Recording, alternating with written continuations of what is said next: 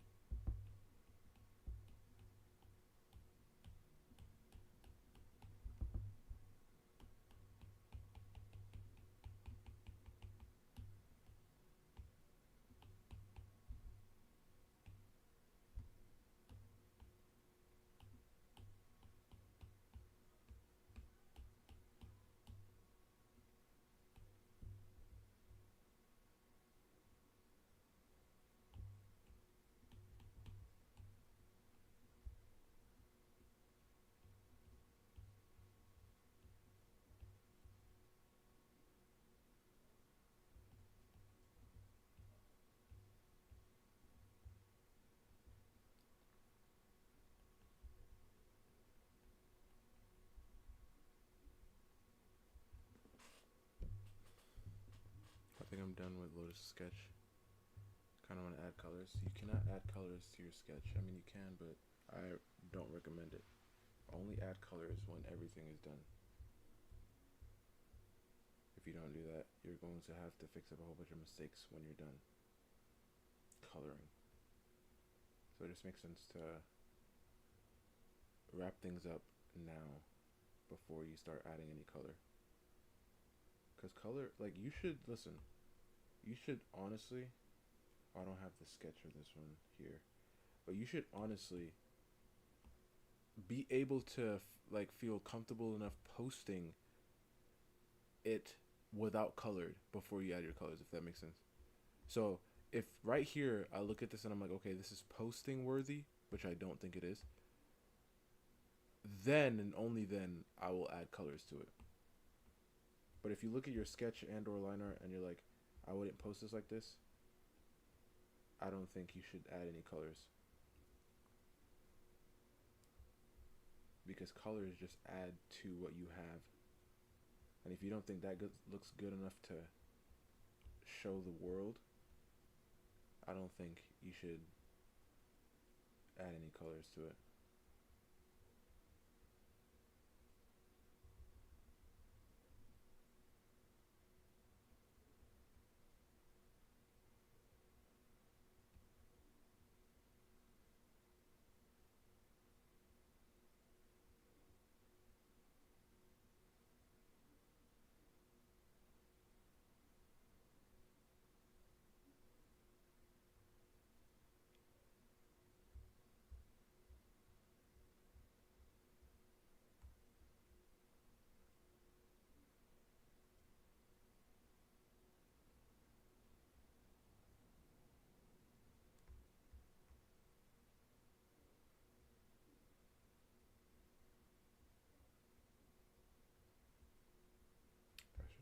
best way about it. I think I should block in the shapes first.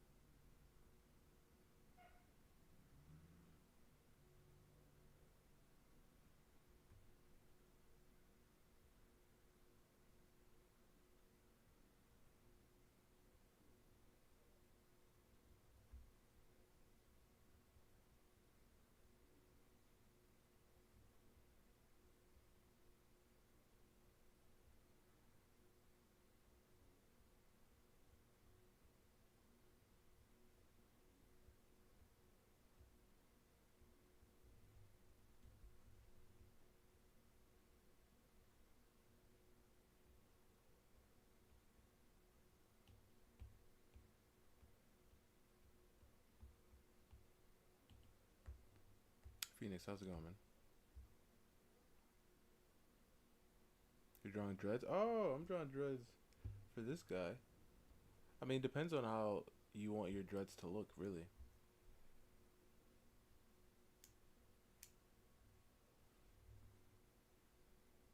It really just depends on how you want your dreads to look.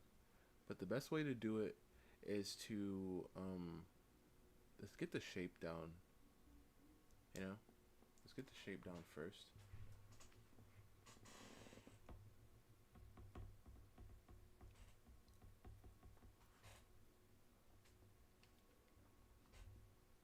Oh.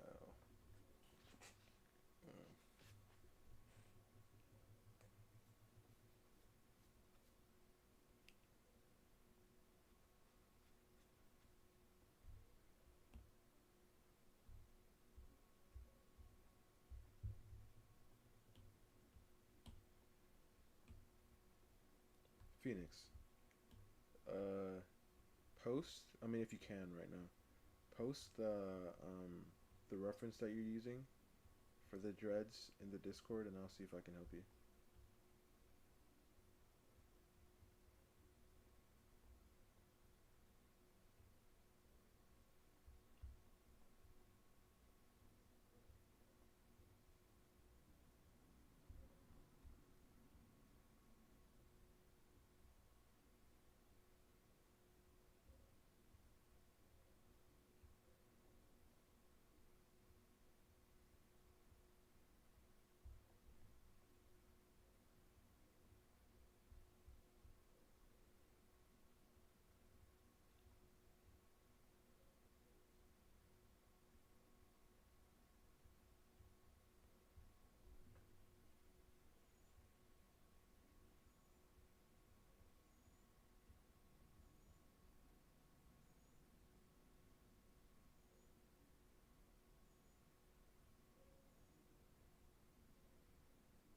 What do you mean you don't know if you should clean up the sketch?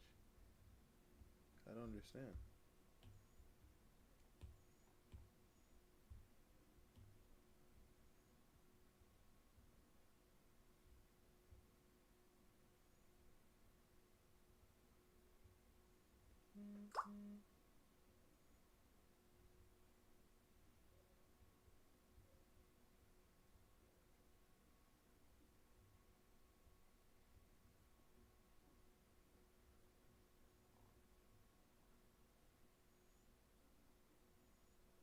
Not really using a reference, kind of. What? Freestyling?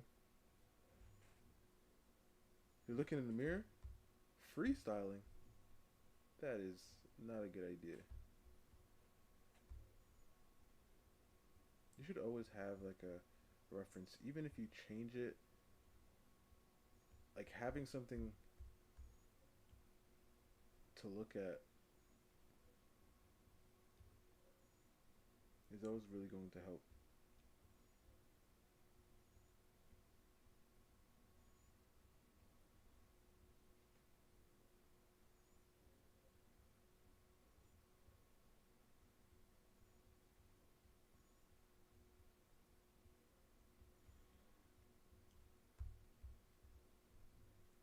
What's up, bro? How's it going, man?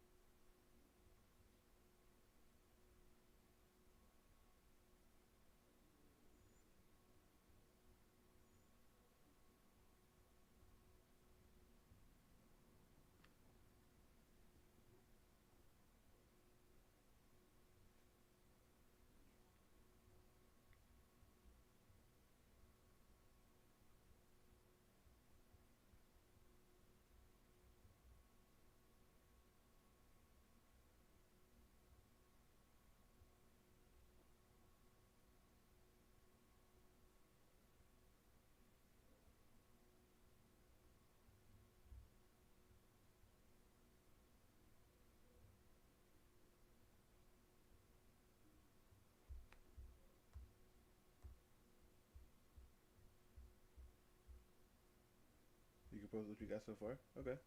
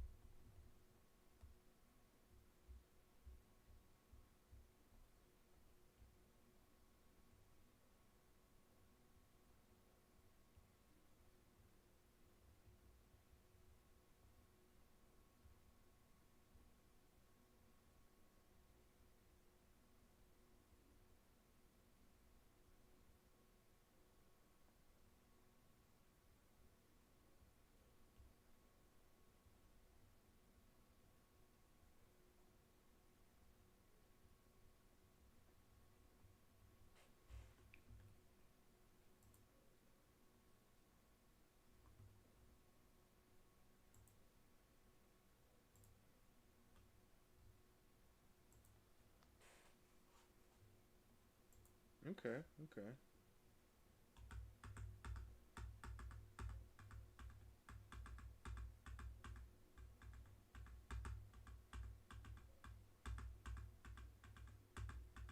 That's the thing about dreads, though, because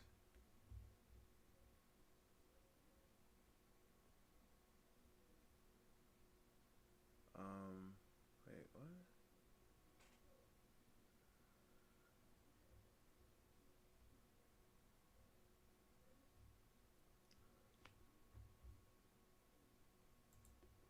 My fault. Okay, that's the thing about dreads, though, because dreads tend to be um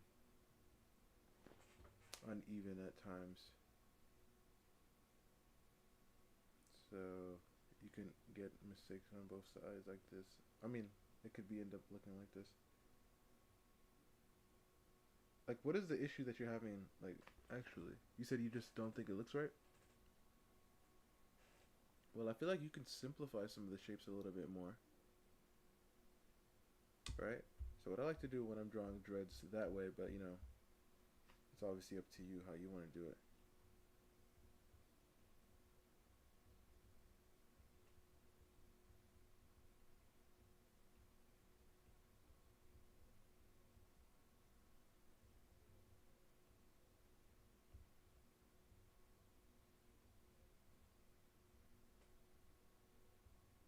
All right, is like obviously we know we have to find where the hairline is, eyebrow, nose,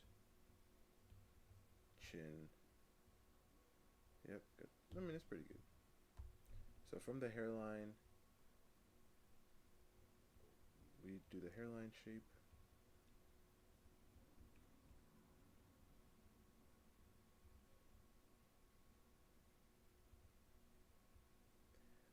and then from the, because the hair tends, I mean, you having it center part with the dreads, so we're going to start up here, and we're going to draw a nice shape to indicate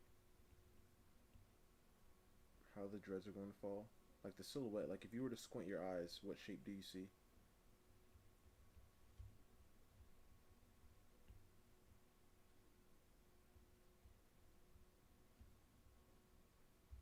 And then starting from this, like right here, and bringing down the dreads.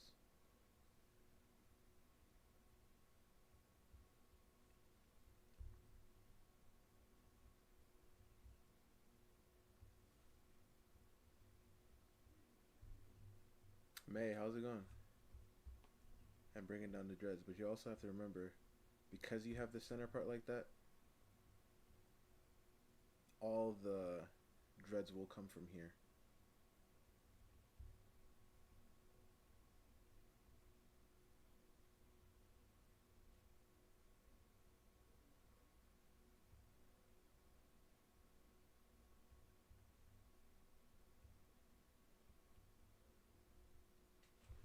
You know, obviously these are pretty thick dreads.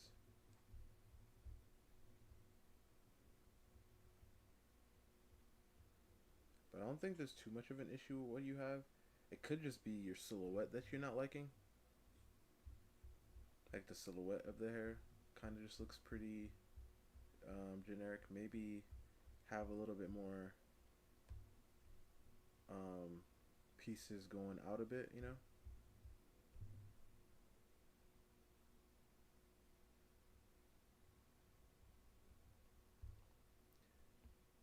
Because that's what I did with his hair. Because his hair, I was planning on just having it down, but then I thought about him having it tied up because a certain person has his hair tied up. But I also thought about what it looked like when it's not tied up, and it's pretty um,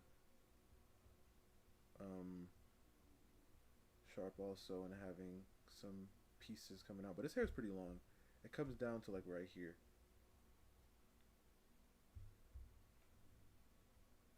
I can even put like some bits and pieces sticking out. Yeah. Not trying to do too crazy. Like maybe even some like poking out in certain areas.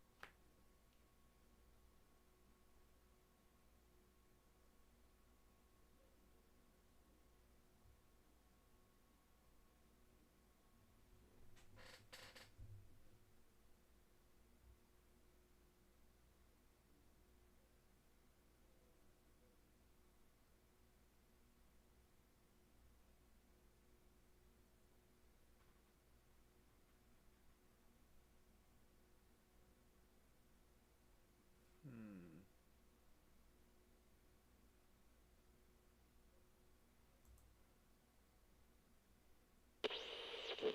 Bada bing, bada boom. This is a really creepy story. And Never mind.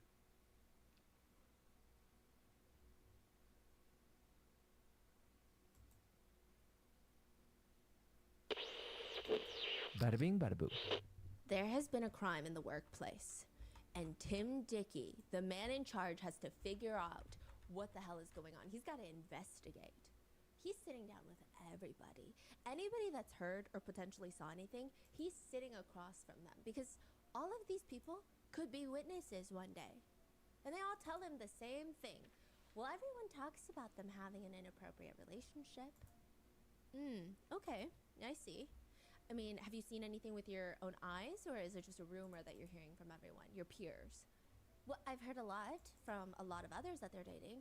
It's pretty clear, though, that she has the power and she favors him. He barely puts in any work and he gets all the rewards. Honestly, it's a pretty gross, massive power imbalance, to say the least. Another person tells Tim Dickey along the lines of, I've heard that they met up after hours, that they have these secret meetings in the night in her car. It's all very hush-hush. But the worst part is, I've heard the rumor that she's actually pregnant. Whoa. Others say that's not even the worst part. It actually does indeed get worse. They say that they've heard rumors that sometimes he would stand behind her desk and she would pretend to go under her desk to look for something. Oops, I dropped my pencil. Oh my Crawl down gosh, there, what the heck is and in front this? of everybody else in the room, she would, quote, touch his stuff. Not to mention some of the notes found in her desk Wait. that he allegedly wrote. One just reads, "You're sexy." Another reads, "I want you. Let's smash." 6 feet long. Whatever that means. What The witnesses' statements are pretty consistent. What is But this? Tim Dickey thinks, well, what if Teacher made. they're too Oh! Wait, what? consistent? It's a little too convenient, right? Look out. Where he thinks all the His friend. stories kind of sound similar. Oh! Oh, no, I ain't watching this. I ain't watching this now. Wait, what? Wait, I kind of want to see, like, they're all just rumors where this that is people going. have been circulating from desk to desk. But has anybody actually seen anything? It's time to bring in the suspect. They bring in 27-year-old Brittany Zamora. She walks into Tim Dickey's office. She's sitting at the other end of his desk, and there's already tears just streaming down her face. It does not appear that she's having a good time. Listen, Tim, please. There are really only 2 things in this world that I care about, and it's my husband and my career. That's it. that's Tim her Dickey husband? was smiling because that makes sense. And she was like one of the first people he hired since he got the job running this place. And she did win the 2016 County Teacher of the Year Award. Welcome to practice. This is where all you news become yellow turds. Yeah. There's no way she's essaying and her 13-year-old student Oh, in a yeah. class full of kids. Okay, yeah. Right? Oh, yeah, let me There's get up no out of here. way she has an 11-year-old boy standing lookout while Oh, she yeah, let me get up out of here. Okay, yeah, okay, okay. I just wanted to. Okay, yeah, let me get up out of here. Yeah, let me get up out of here. Let me get up out of here. Yeah, let me get up out of here. Yeah, let me get up out of here.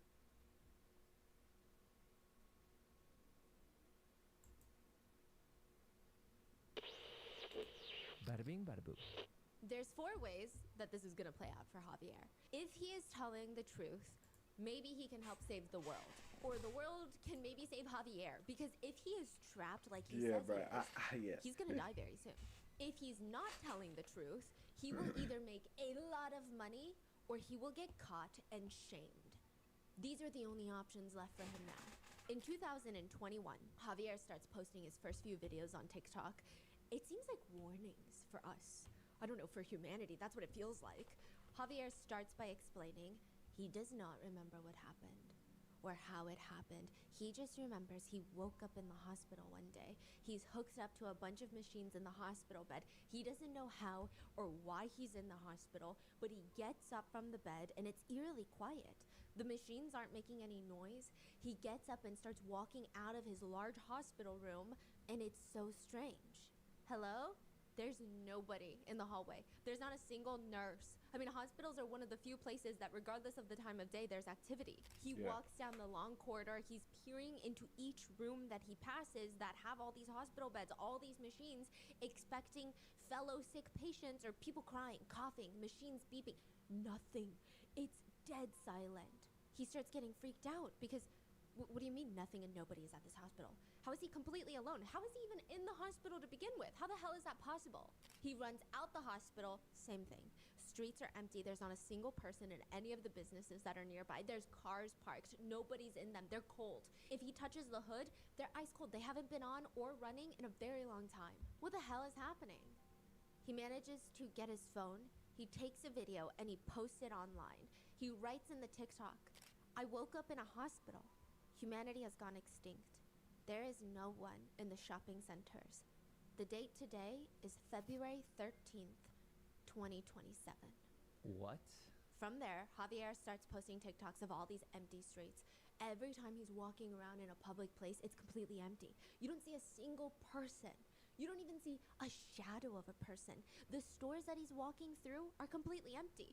He posts empty hospitals, airports. He even goes to a police station that's completely empty, finds the keys to one of the squad cars, gets inside. I mean, of course, netizens are going crazy with these viral TikToks. They're very skeptical, honestly. Some are enjoying it for what it is, which is entertainment, but others think that he's playing tricks, right?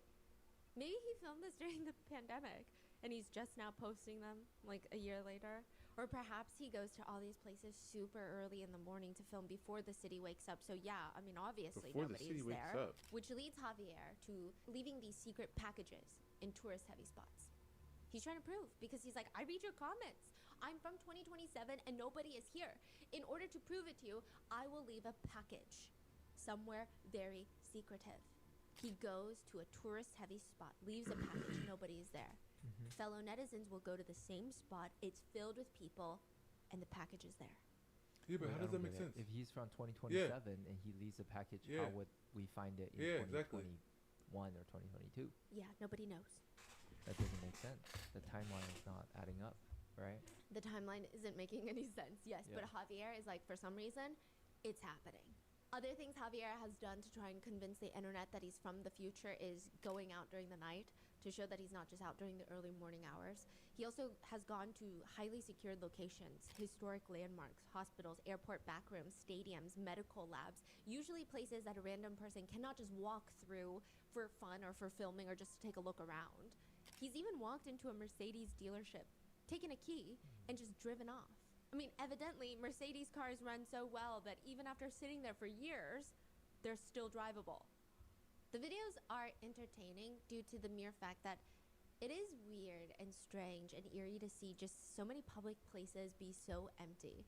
However, there's probably an easy explanation to how Javier is filming these TikToks.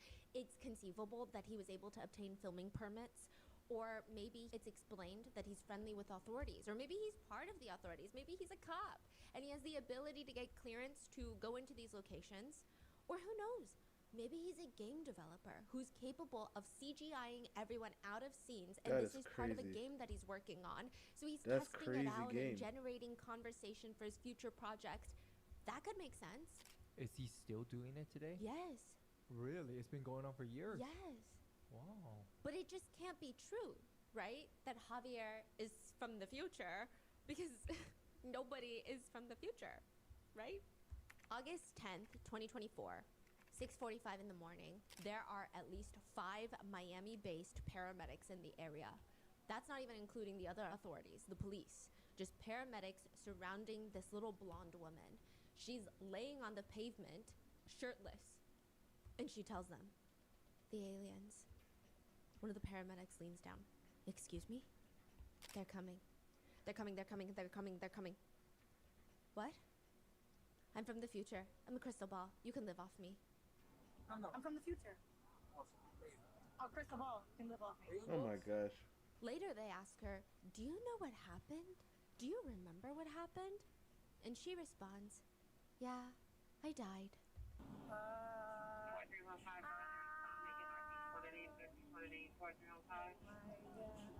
The authorities are very interested in what she has to say, because obviously there's no way she's from the future, right? I mean, how does one die and come back to life like that? But more importantly, just a block away from where she was claiming that the aliens are coming, there are 2 people who have been killed, and they're not coming back.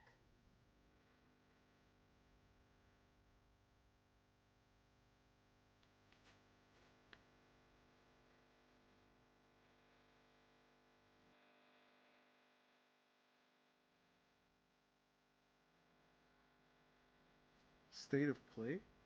What is that? Oh crap, We I would forgot. like to thank Copyright. our sponsors who have made it possible for Rotten Mango to support the JED Foundation. The JED Foundation is a nonprofit that exists to protect emotional health and prevent substance misuse in our nation's teens and young adults. This episode's partnerships have also made it possible to support Rotten Mango's growing team, and we would also like to thank you guys for your continued support as we work on our mission to be worthy advocates. As always, full show notes are available at rottenmangopodcast.com. With that being said, Let's get into it. I have a question for you. If you are walking on the sidewalk, it's morning, so it's bright outside. There's people everywhere. You're walking north. When suddenly all the morning joggers, all the fellow pedestrians start running in the opposite direction as you. What do? Do you keep going north Nope. where they're running from? Or do you U-turn and start running with them and nobody's really telling you what's U-turn, going of course. on? They're just running. U-turn, of course. Like they're panic, screaming, running. Yeah. Like they look like they're on a mission. Something has happened. They're running either away from something or to something. Oh yeah, I'm. Oh, U-turn. game You're showcase. U-turning? Yeah. That's exactly what Macy Lathers does. She's wearing blue jeans, a red hoodie, the hood is pulled over her head, and she's briskly walking in one direction. There's CCTV footage of her. She's like 24, right? Now, clearly, she is not out for a morning jog. She's wearing jeans. But she does seem like she's sort of in a rush for something. She's walking north when a bunch of people start running in the opposite direction, and she has this moment where she hesitates. But maybe someone says something to her because she immediately U-turns it around, 180, joins the crowd, and starts running from where she was coming from. She's not Makes running. a full U-turn, which takes her straight to the street where there are 3 cars that look like they have been chewed up and spit out on a random Miami road. There are firefighters descending. There's one car they're having to pry open this crumbled piece of metal. A piece of the car has to come off so that they can get the victim out. There's 3 cars, a white Mercedes, a black Range Rover, and a silver Suzuki. It appears that the white Mercedes Suzuki. ran the red lights going 80 on a 30 road, slammed into the black Range Rover. The black Range Rover and the white Mercedes then both slammed into the silver Suzuki. It caused all 3 cars to be completely smashed. Ultimately, the driver of the black Range Rover is rushed to the hospital, injured but alive.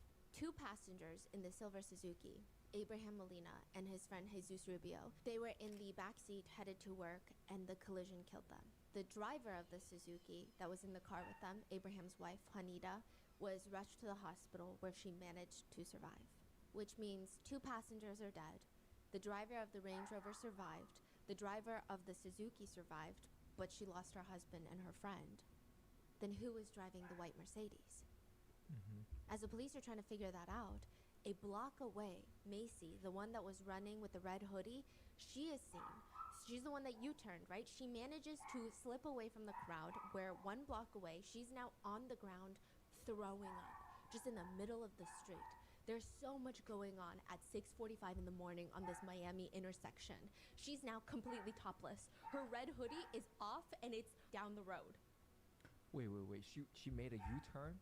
Ran back from where she was coming from. There's 3 cars piled up, and then she takes a turn and starts running down a block. But somehow her top is off. Her shirt comes off. She's completely topless in the middle of a street. There are 2 officers standing there guarding the scene and guarding Macy in a sense.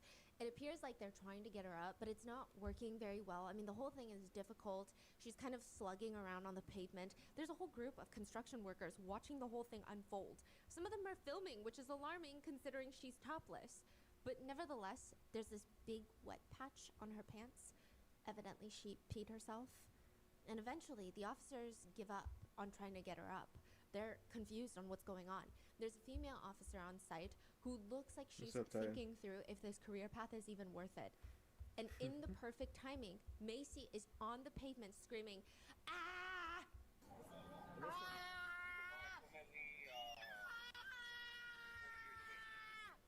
They ask her, "Ma'am, what car were you driving?" "My name is Mercedes. My name is Mercedes." My name is Mercedes. Mercedes. Calm down. Is her name Mercedes or Macy? It's Macy. Oh, okay. It's not Mercedes. No. But she was driving Mercedes. Yes. Okay. The male cop has to tell her, calm down. "I'm from the future." "Awesome. Amazing. I have a crystal ball." I'm from the future. Oh, crystal ball can live off me. "Ma'am, what did you take?" "Tusi. Pink. Oh, fuck." Tusi, pink. See drugs, fuck. He's along the corner.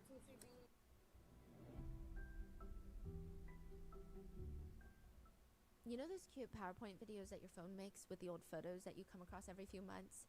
I get the cutest little videos of my nieces when they were like 1 year I was old, like, Zoe, and they not gonna started lie. crying. When have and I ever set off I of the started feature? crying. It's beautiful. I love going through those, and I'm sure all parents can relate. Or like they do the pet friends, you know, they always have those. And I realized that I don't go back enough and look at them enough, and that's why I realized that this is the perfect gift to get anybody in your life, especially parents. My sister takes hundreds of photos of my little nieces, and I don't know if they ever go back and look at them. And then I got them aura frames. They now appreciate all of those moments just randomly throughout the day, every day. AURAFrames.com, promo code ROTTEN. This deal is exclusive to listeners, so get yours now in time for the holidays. Terms and conditions I mean, apply. what do you mean? Do I actually react to the videos? In Colombia, there is a woman, not many people know her real name. They just call her the Queen of Tusi. She is the head of this organization called La Empresa, which translates to the enterprise. They run the Tusi trafficking ring in that region, and it's a fully fledged corporation, if you will, with manufacturing, drop, and shipment safe houses that are connected by underground tunnels in that region. Each and I can't really safe look at the house screen is the whole guarded time, 24/7 by be men drawing at with all. giant machine guns, and typically nobody is allowed in or out unless they're part of the enterprise. Until a Vice journalist decides, I'm gonna go in there and film a YouTube video. Full body pat down. That's what it starts with. Only then is the Vice team allowed into one of the safe houses to see the supplies, and it's just these giant bags of pink powdery substance. Wait, they let the Vice team come in to Yes. film? Yes. Oh, okay. So it's not a secret filming. It's agreed upon. Yes. Okay. And there's just these pink powdery substances in bags called Tusi. It looks like sugar dyed pink. It looks like something my nieces would bake with. As for what the pink powder is, that depends on who and when you buy it. And even then, each time you could get something else entirely. Mostly it'll be some sort of variation or mixture of caffeine, which technically can be used to treat medical conditions. Some patients will be prescribed it to treat pain management as well as mental health treatment, mixed with MA, aka ecstasy, or mixed with meth sometimes, Oh my and gosh. potentially even fentanyl. Oh Believe my it or not, gosh. some drug traffickers will even add caffeine to it to bulk it up. Some say it enhances the experience because caffeine is a stimulant, but most traffickers who care about profit margins will say caffeine is legal, it's relatively cheap, it bulks up the mixture. You're adding powder and it's sold by weight, and it reduces production costs while still providing the stimulating effects. These days, the pink powder is known as pink or 2C. Yeah. It contains relatively no caffeine nowadays, nor does it contain 2CB. 2CB is what it's named after. 2CB was actually first synthesized by Dr. Alexander Shulgin. He's an American pharmacologist who is known for creating over 150 drugs throughout his career. He's actually quite a fascinating character. He was well known for willingly testing his creations on himself for documentation purposes, he said. In his book, he writes that 2CB was by far one of his fondest creations. I mean, his whole career, he said he was focused heavily on creating psychedelic compounds that could be used for therapeutic treatments. Therapists who have tried 2CB with their patients said, you know, it actually was pretty helpful. It just created an open space to talk to the patients where they could access their emotions that they would never normally open up about. It would be normally guarded off. It feels mild, not too harsh of a drug that shocks the patients into some sort of reaction. It doesn't leave them confused afterwards. It's actually quite gentle, at least the way that we've trialed it, that is. A lot of therapists liked what they were seeing, but everything kind of falls apart when 2CB starts getting marketed as a way to increase stamina in intimate settings. People start using it recreationally so that they can see each other naked. The DEA freaks out because when used recreationally, the effects are unpredictable. If you take too much 2CB, and some people have reported when they took too much, they become irrationally violent. They don't identify as violent or angry people, but they'll take it and they just want to choke someone. They classify 2CB as a Schedule 1 controlled substance, crazy how anybody right up can there have with these things. and I mean, obviously not meaning anybody, the literally, DEA but has still. deemed the drug, 1, of having a high potential for abuse, and 2, having no accepted medical use in the United States. So 2CB is completely illegal.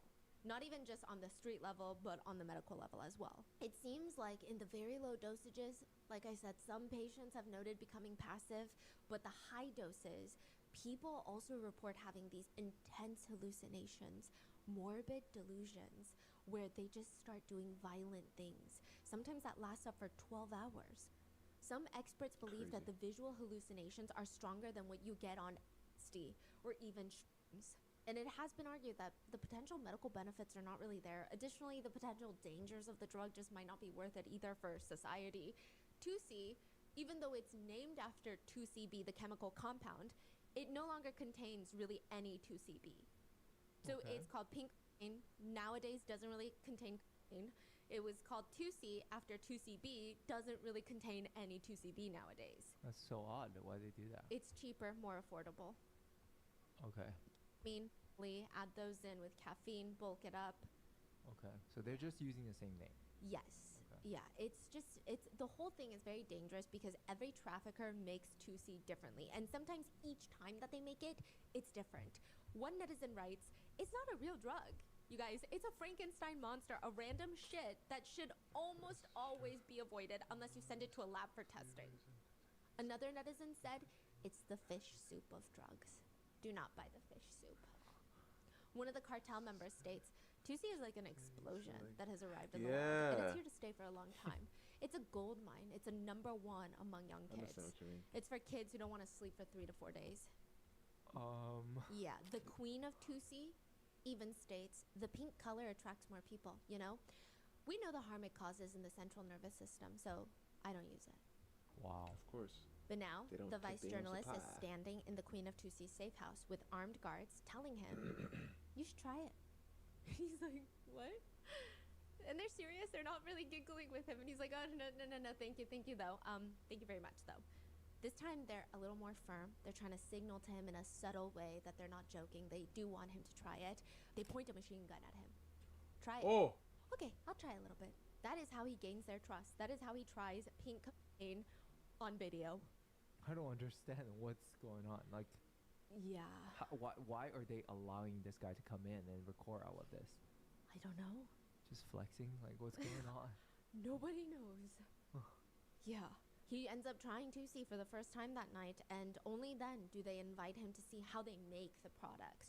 I'm not entirely sure what I was expecting, but I definitely wasn't expecting a cartel member to be in front of a stove with a normal pan, adding random dashes of liquid mean, sprinkling in ecstasy, food coloring, and then he would take his gun and mash up pills using his gun like a pestle. Oh And at my one point, the gosh. vice journalist asks him, have you ever thought about buying a professional grinder?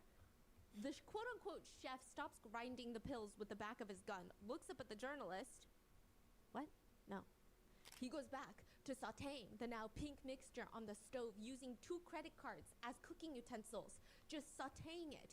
In his downtime, as he's letting it simmer, he takes hits from his pipe. It's crazy. Their operations, just this one enterprise alone, cooking on this stove, brings in $20 million a year from the pink powder. So you're saying the visual looks just like those movies? Yes. Like guns and credit cards, and they're taking the hits at the same time. It's just like the movies. Just like the movies. Oh.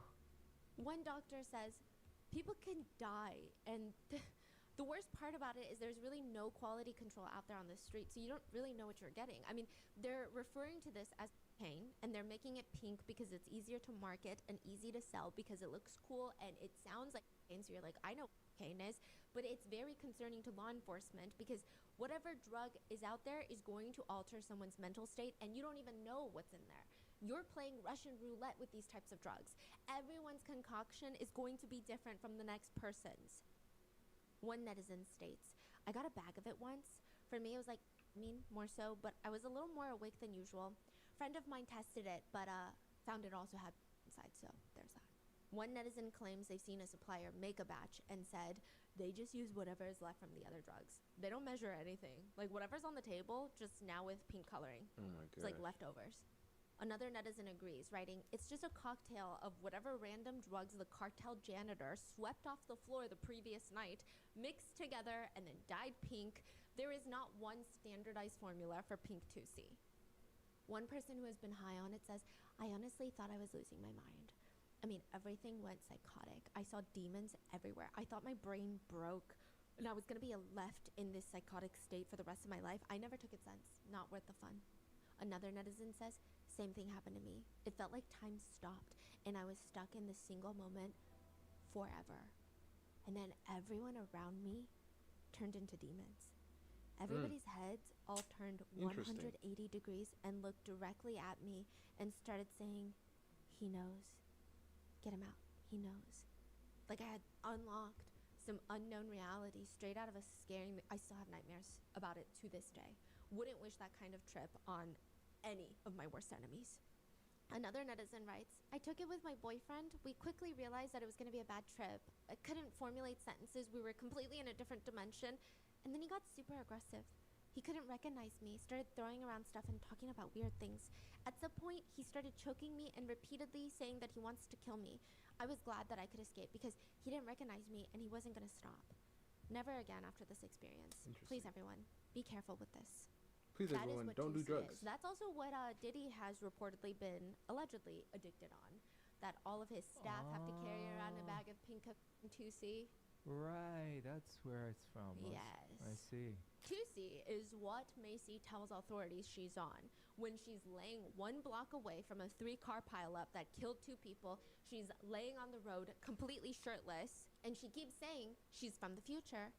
She has a crystal ball. It's crazy and the because aliens are coming. we're in a They're world coming. of They're coming. people They're coming. who are Coming. just I know the answer to taking heaven. these things. I know it's in the crystal.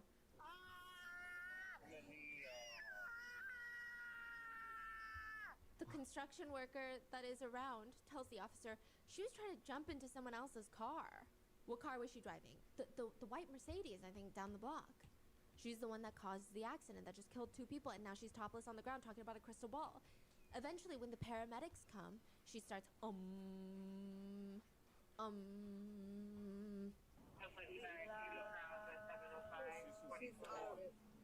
She's just staring up at the sky. I mean, it's clear that she has urinated on herself. She's out of it. The water. Wait, we live in a dome. This is the Hollywood City. Art. We need to create art. We need to create. My mole. I died under the crash. The officers ask her, ma'am, what car were you driving? The white car. What kind of car was it? Mercedes. My name is Mercedes. My name is Mercedes. I'm from the future. I'm a crystal ball. You can live off me. Later in the ambulance, paramedics ask her for her name. What's your name? Put me in a coffin. Gold. What's your name? Macy. Love. You love me. You guys love me. Please. The answer is numerology. Go look at numerology. What's your name? Put me in a coffin, gold. What's your name? Macy. Macy? Mercedes. Macy Leathers. Macy? Hold on. What's your last name, Macy? All right, Macy, do you know where you are? Titan. Yeah, I do. I mean, I'm just saying. I don't think I'm gonna watch it. I mean, I'm gonna look at what it said, but I don't think I'm gonna watch some crazy, horror stuff. But she's crazy. Obviously, she did the drugs, and now she doesn't know what's going on. She's going to jail for life now, right? I mean, obviously, she just killed 2 people. Wow. Earth. You're where? Earth. Yeah, we're all on Earth. Do you know where you are? What city? Oh, Miami. Do you know what happened? Do you remember what happened? Yeah, I died.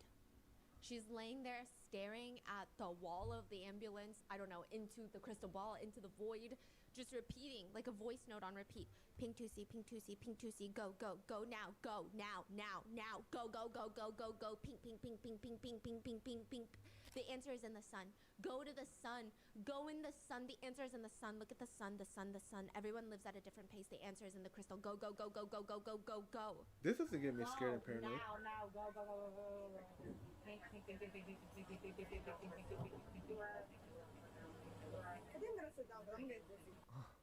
In reality, Macy is clearly not from the future, nor can she predict when the aliens are coming to our planet with greater accuracy than your conspiracy theorist neighbor.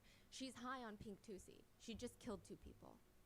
The most notable thing that she's done, at least from what I can find online prior to this incident, which makes me so angry to even say this, because how is this the most notable thing that she's done? She is a self-proclaimed Instagram model, but her most notable online appearance is on a Red Pill podcast, which, don't even get me started on the brain dead things that come out of these gremlin podcast host mouths. The host of the controversial yet not so successful podcast loves to say things like, a key that opens many locks is a master key. A lock that opens with many keys is a shitty lock. Men and women are not the same. We are not equal whatsoever. Wait. What a key that opens every lock is a master key. And then what about the lock? But a lock that opens through many keys is a shitty lock. Okay. Okay, that sentence makes sense, but what is he referring to? You see, hey. A key. No. You see, hey. Look at Lisa, how she looked at him. She said, "Are you a?" And he's like, "Wait." Listen, I don't like the whole thing of the key that opens many locks, but a lock that is opened by many keys. That part right there, yeah. The key. But I know it is about sex. I know. I'm just saying. I don't like the whole thing of like when guys are like, oh, we just should go out and just be with everybody. That's stupid anyway. Right? But I understand what they're trying to say. But hey, look at she was like, what did you say? He said that makes sense. And she was like, what? Huh? Did you just say? And he said, oh, wait. Keys is a shitty lock. Okay, that sentence makes sense, but what is he referring to? Private parts? You see, like she was like, you better not be saying what I say. So funny. so funny. He's wrong on the Christiology. She isn't about sex. It makes sense. No, I know. Of course, it makes sense. Period. Are keys and locks. He's basically saying, I see. if a woman has slept with many people, right, she is a shitty person. Versus, but a man who has slept with many a woman is a master key. Yeah. Wow. I don't see how is that related at all, but okay.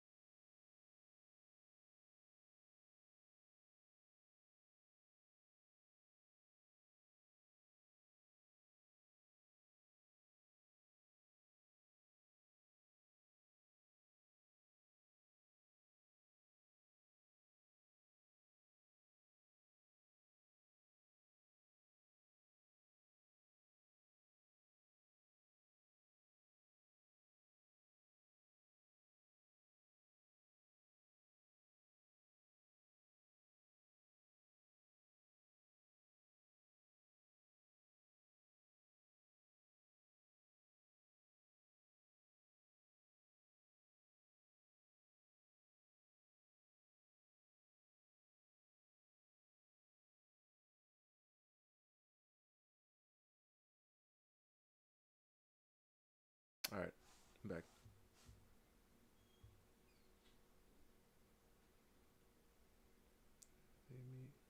Exactly. I hate that. I don't understand why that is a thing too. Okay. Yeah.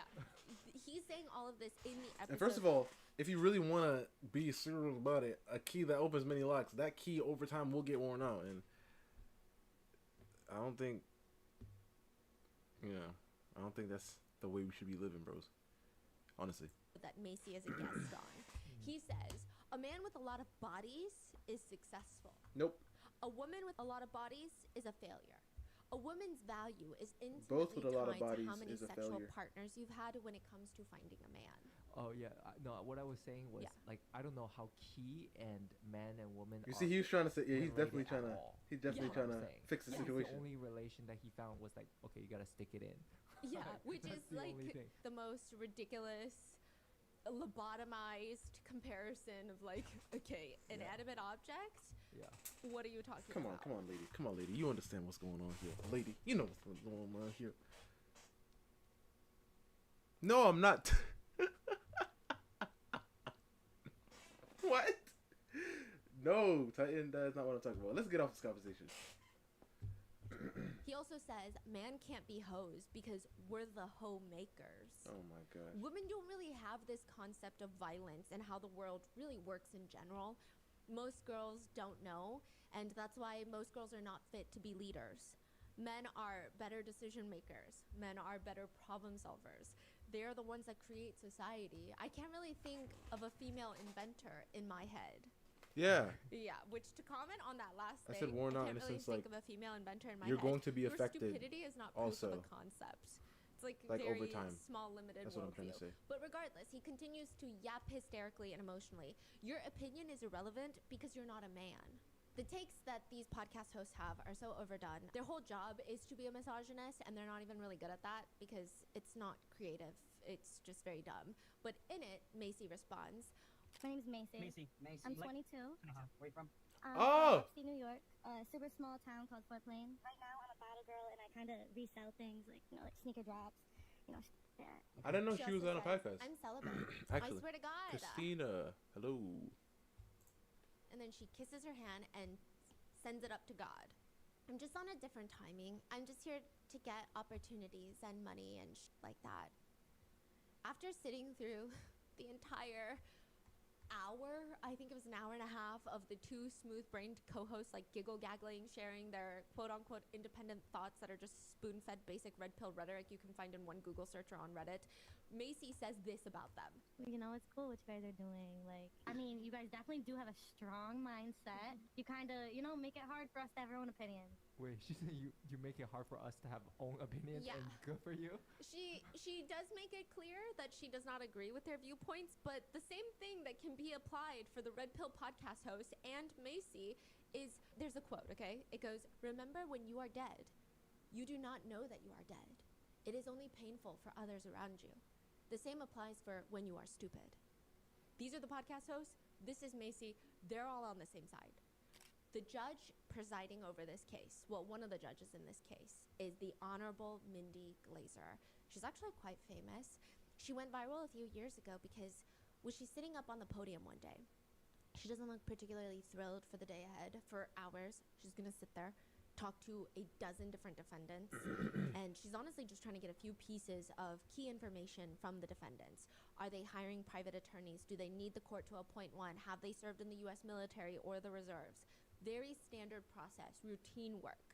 Defendant comes up to the stand in their orange jumpsuit. They get sworn in. Judge Glazer asks Oh, I them remember two this lady. questions on to the next. It's like a factory line of people. It was the student up, or her kid, Judge reads the through guy his that paperwork. was in her class. Arthur Booth, charges include burglary, grand theft, fleeing, resisting arrest.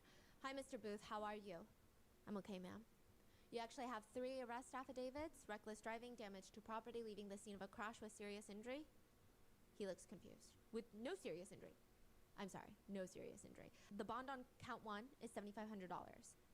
And she's about to read off the rest of the bonds, but she looks down at the paperwork, looks up at the defendant, Arthur No. Booth, and starts writing things down. Okay, Mr. Booth, I have a question for you. Yes, ma'am? Did you go to Nautilus for middle school? Oh my god, I was just looking at this case. F15-13303. Okay, Mr. Booth, I have a question for you. Yes, ma'am. Did you go to Nautilus for middle school? Oh my goodness. Oh my goodness. I'm sorry to see you here. I always wondered what happened to you, sir. Oh my goodness. This is the nicest kid in middle school. He was the best kid in middle school. I used to play football with him, all the kids, and look what has happened. I am so sorry. Oh my goodness. He keeps sobbing. Oh my goodness. He used to be a promising student, but he fell into drugs, gambling addiction, which really set his life off course. Good luck to you, sir. I hope you're able to come out of this okay and just lead a lawful life. One netizen comments, he wasn't crying because she recognized him. He was crying because right at that moment, he realized what he had become. Another comment reads, I think the realization that at some point, more or less, they were equal in some regard, going to the same school. I mean, obviously, we don't know their personal environments, but then they took opposite paths. I'm sure with different circumstances, he could have been the judge. And that must hit you really hard. That's what Judge Mindy Glazer has gone viral for. My husband has been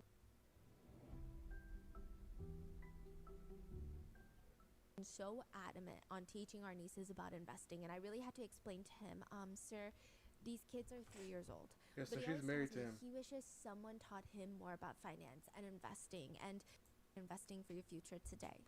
Paid client endorsement. Compensation provides incentive to positively promote Acorns. Investing involves risks.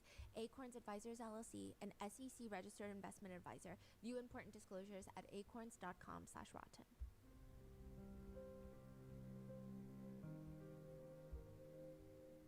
One of my favorite things is shopping for other people, but shopping for myself is an internal struggle.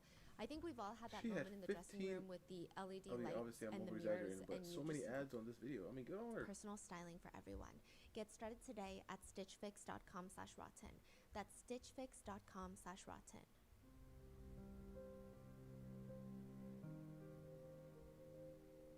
For Macy's case, however, the judges are not nearly as empathetic. In court, the judge is reviewing her case and realizes that Macy wasn't even supposed to be in the car that day because she doesn't have a freaking driver's license. Furthermore, even if she wanted one, she couldn't get one because she's banned from getting a license. Her license has been suspended indefinitely. We don't know why, but we can imagine it's not a good reason.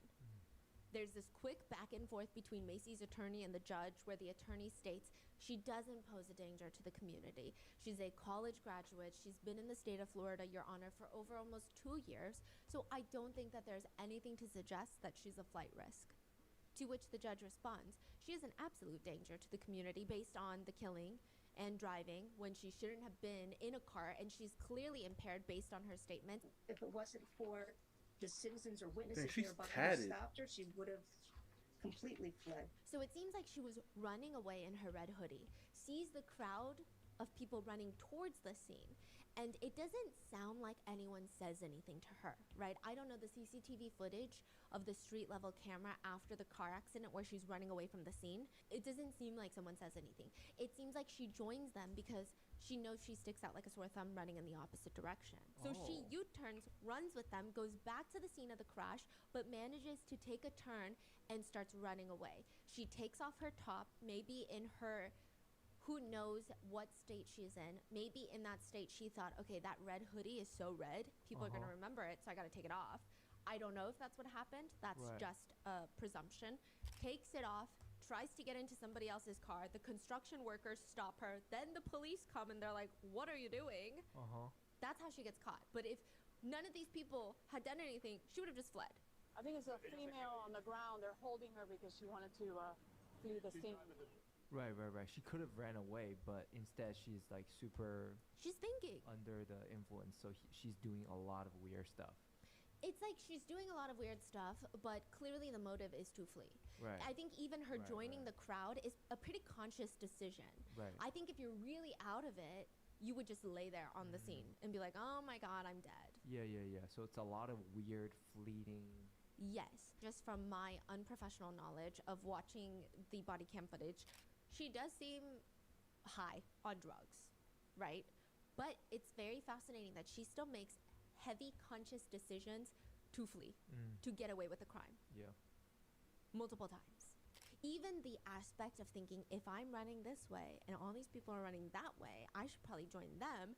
That is very, Yeah. that's meticulously planned. Yeah. The chain reaction crash that she caused killed Abraham and his friend, Jesus, while they were both on their way to work.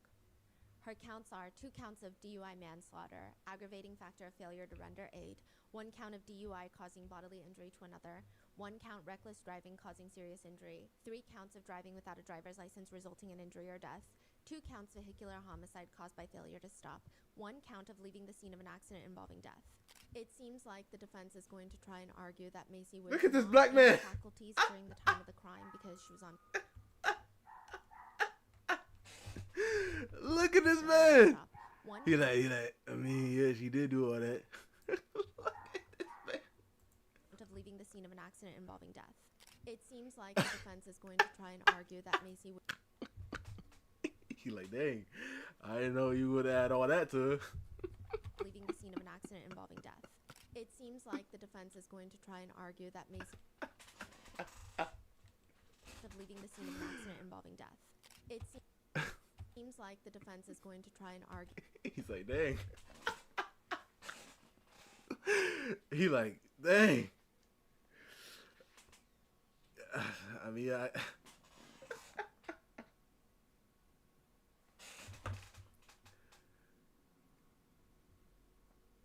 wait a second, guys. Give me a second. Give me a second. Give me a second.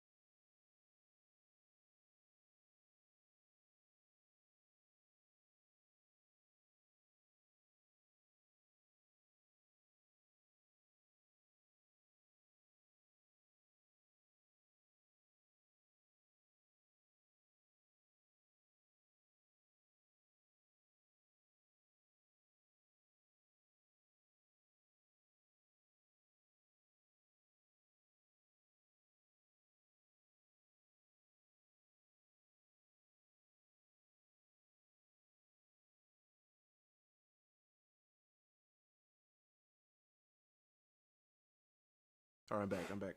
I'm back. You fell in love, Zero? Zero, that happens every day, man. You gotta chill out, lock in, man. He like, dang, man.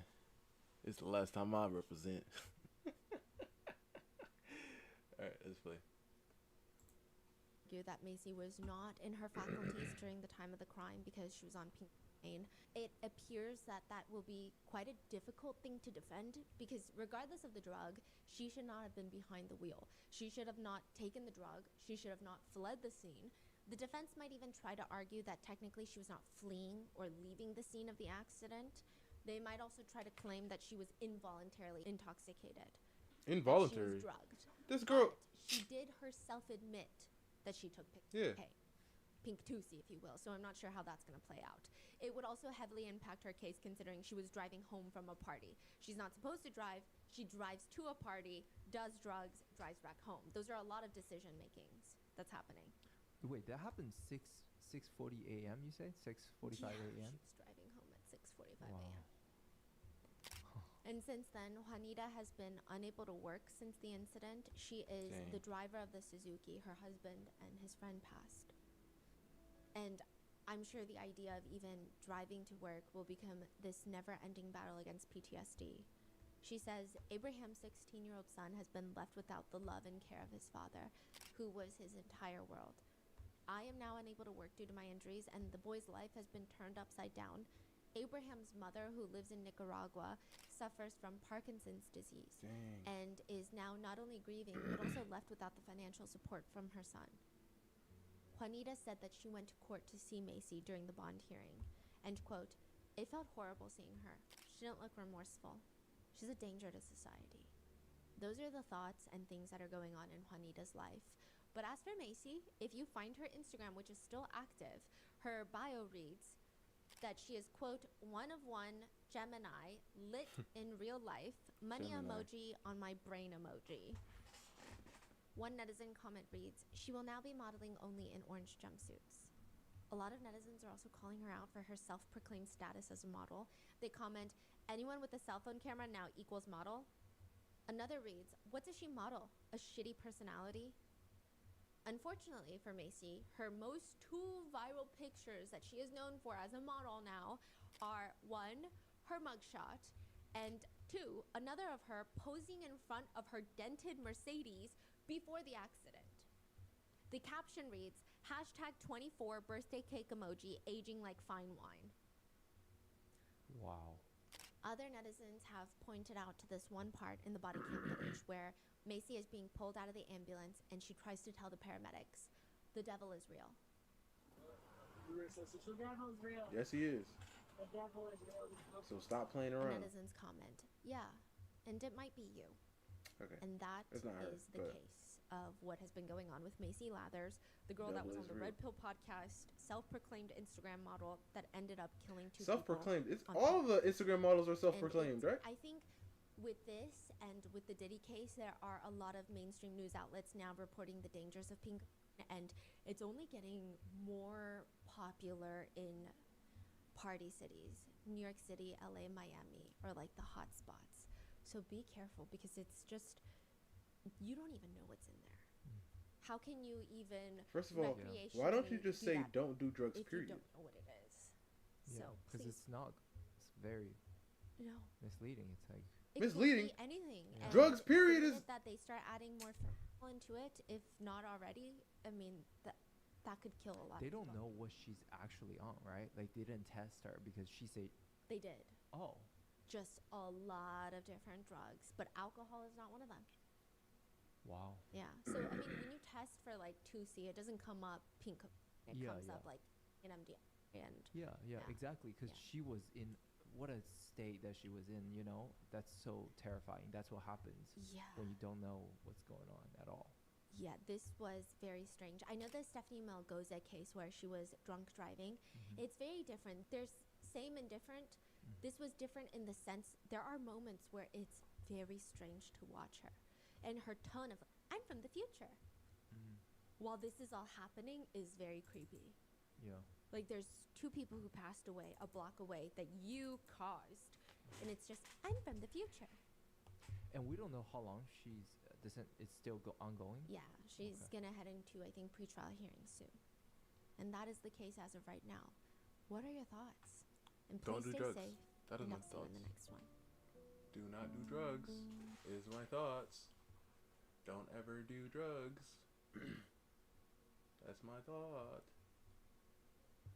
Ty's gonna be like, what about the drugs that help you in the medical grade ones? I'm obviously talking about legal drugs, but not. But what about the miracle drugs? The medical drugs.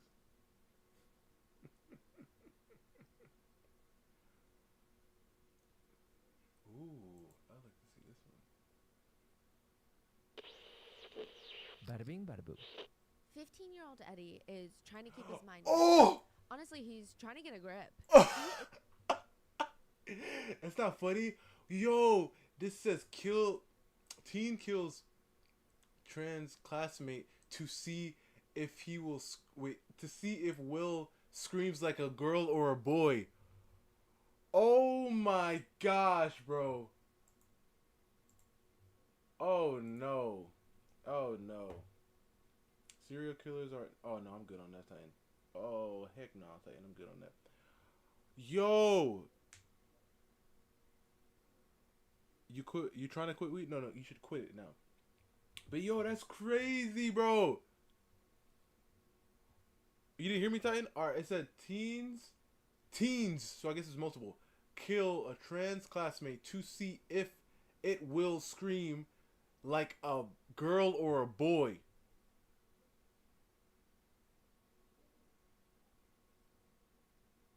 Oh my gosh. is a world kickboxing champion for his age group when he was just 11 years old, for crying out loud. I mean, he's thinking to himself, come on, get it together. So to keep himself busy, I mean, honestly, to keep his mind from falling apart, Eddie goes on a jog. It was more like a sprint at the local park called Linear Park.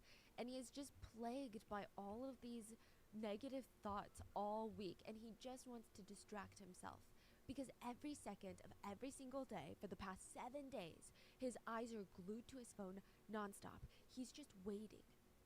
Essentially, Stop it's being almost scaredy cat. Valentine's Day. He's 15, and the girl that he likes still has not texted him, and it's driving him mad. I mean, what does it mean? Eddie comes home from his jog, he changes out of his soiled clothes, and he starts Googling on his computer how to combat anxiety. All the while, he's checking his phone nonstop. He's tapping on the screen just to see if he missed a notification. He's checking the button on the side to make sure it's not on silent mode. Ding! Eddie rushes to click open his messages. It's not her. It's an old classmate of his named Scarlett. She texts, my brother just told me not to go anywhere near Linear Park because a woman got stabbed there. Eddie's fingers hover over the keyboard. Jesus, really? Yeah, they say it's murder. Holy crap. Eddie puts his phone down and he lets the news sink in. Somebody was murdered at the very park that he had just been to. When the realization of that hit, Eddie would do two things. One, he would hide the 5-inch knife in his room that was covered in blood. And two, he would never speak again. Copyright.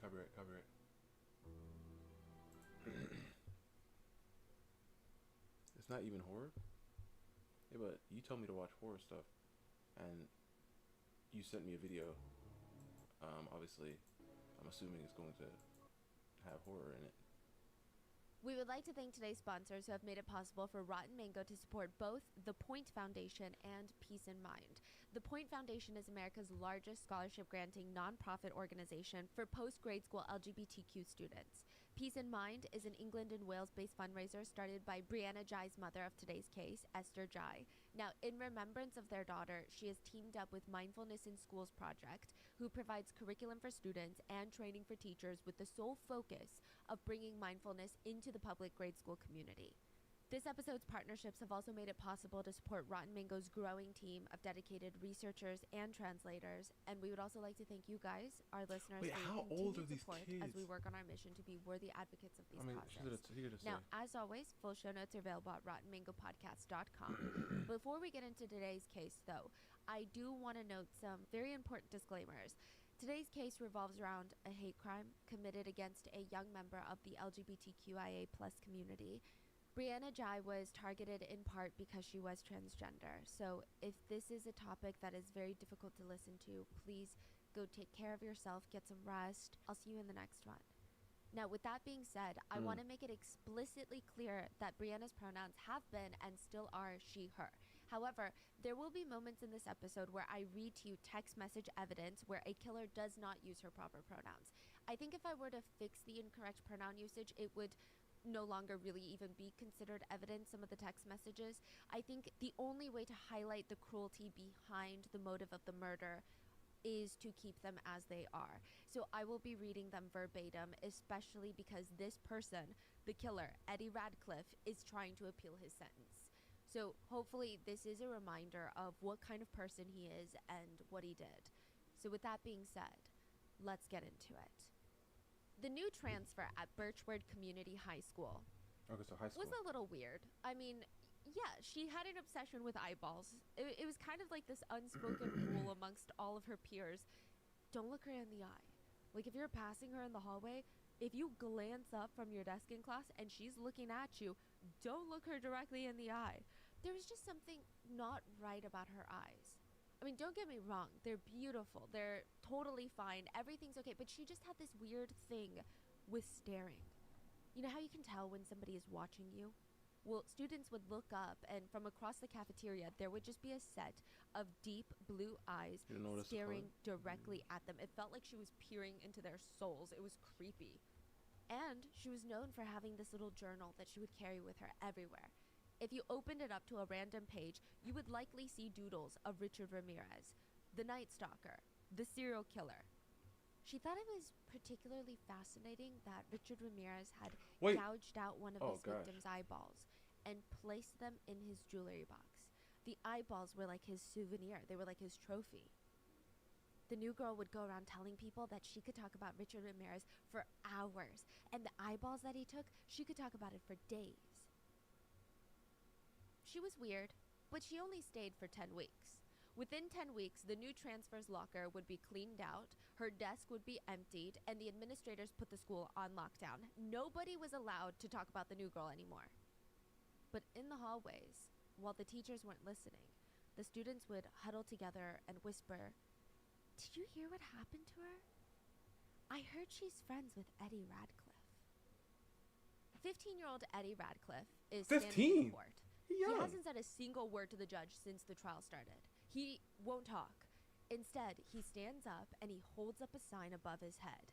It reads, "Not guilty." Okay. Eddie Radcliffe was pleading not guilty to the murder of 16-year-old Brianna Jai, a transgender high school student that he had at a local park stabbed her and left her for dead.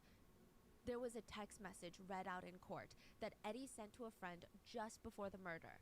The text read, "I wanted to see if it would scream like a boy or girl." That's not funny. And It's another just, text would read, oh my "I gosh. wanted to know what size body part it had." Oh my And he's gosh. holding sign saying not guilty. Exactly. I mean, So, I mean, it was We're gonna pretty have to- we're rare gonna have to for see. Brianna to leave the house, but when she did, she Most likely always let her guilty, though. mom know. So, Brianna's doorbell camera catches her leaving the house on February 11th, 2023, around 12:45 p.m. And just from looking at Brianna, I mean, she seems to kind of give the gray, gloomy weather some color. Her red hair, it's pinned straight down to her waist, and it's like radiant, it's popping. And she's wearing this fluffy white coat that matches her white knee-high socks. She's got this pink and white Oh my checkered gosh. bag, and even her phone case is pink. Now, as let me she get, walks let me get off and this opens video, the gate, bro.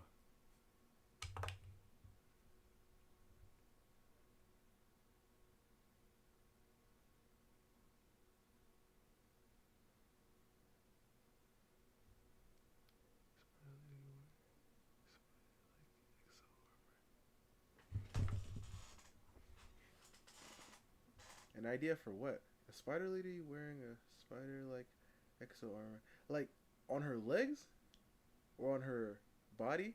When you said spider lady, is this like a half lady, half spider? I mean, I'm guessing.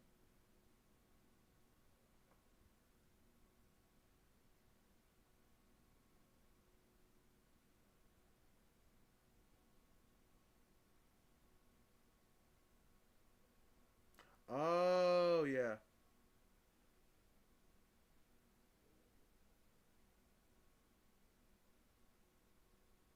Interesting. Interesting.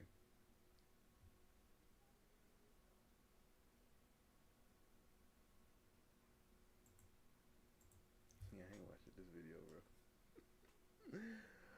Oh my.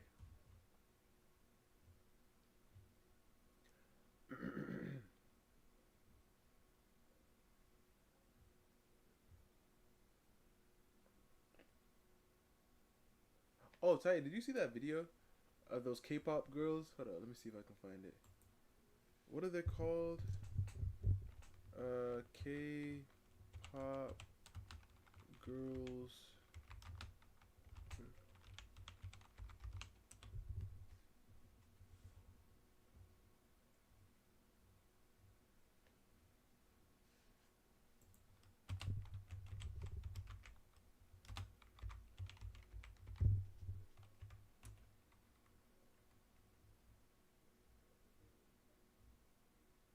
Hold up, give me a second.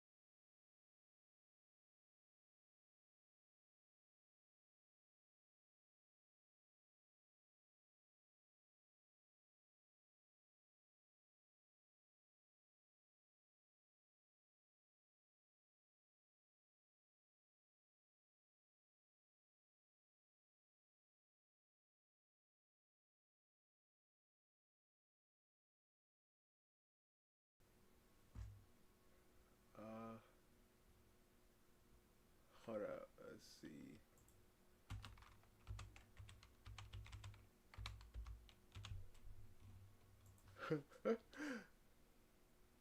Okay. Hold up. Can I see the full thing?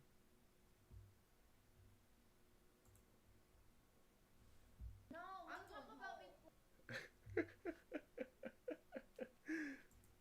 Okay. Come on. flirting with my man, and that's not a bestie. I didn't. I didn't flirt with my man. It's just me. Oppa, oppa. It's just me. Wait, who that? Who's that? Come out. It's my bestie. No, no. All right. So Titan, people were talking about how this is is almost as bad as blackface. What do you think? What do you think, Titan? Let's talk about another what for you guys. Oh my. Are you sure we'll talk about? I'm not sure though. I was kind of drunk. No, no. Let's talk about another. Oh, wild. No, I didn't. Oh, wild. What? The person. The. Who that? Mami Andro. Who that? Who that? The trans. Oh no! I'm talking about this right here. This this is a K-pop group. I think it's K-pop. They're called Kiss of Life, and a lot of the, I mean not a lot, but I saw some offended people like talking about how they did wrong and they shouldn't have. Oh, I'm talking about me flirting with my man, and that's not a bestie. I didn't. She's my favorite one. Like I never seen the group before, but just her how she acting is funny. Me. Oppa, oppa. Just me. Her. Wait, who that? Who's that? Come out. It's my bestie. No, no. Let's talk about another what for you guys. Oh my. Are you sure we'll talk about? I'm not sure though. I was kind of drunk. No, no. Let's talk about.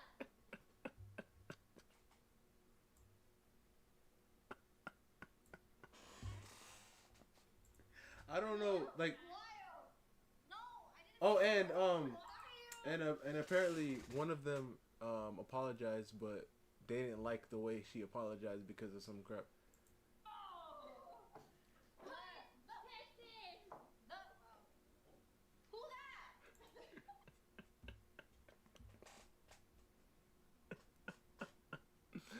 All right, how do I turn this? Mami Andro. Who that?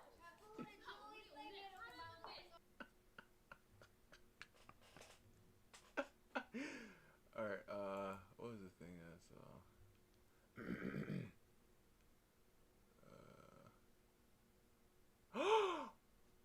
Oh nah, oh nah, oh my gosh, bro, that is too much. That is too much. Why did they apologize? Well, because people were crying. That's why. And especially since they're like a group, they were like, "Oh, you have to." Da, da, da. It's so crazy, man. It's truly crazy. I know it throws me off because it's like the people who were up in arms about it are the same people who are like, "Oh, I'm disassociating myself with those people because because they're saying that she was racist." So they were like, "Oh, I'm disassociating myself with those type of black people. We're not them. That's not us." But as soon as people are, and I don't even think honestly. I mean, obviously it was like they were pretending and everything, but everybody thought, this was such a, and I'm like, oh my gosh, bro, this right here, I cannot watch this video, especially with how innocent the person's face looks. Oh my. Racist for what? Titan, everything is racist now. Everything's racist now, Titan. You didn't see what? Oh, I mean, I talked about it before. With that one kid, those guys who tried to break into that house, and then that boy shot at them.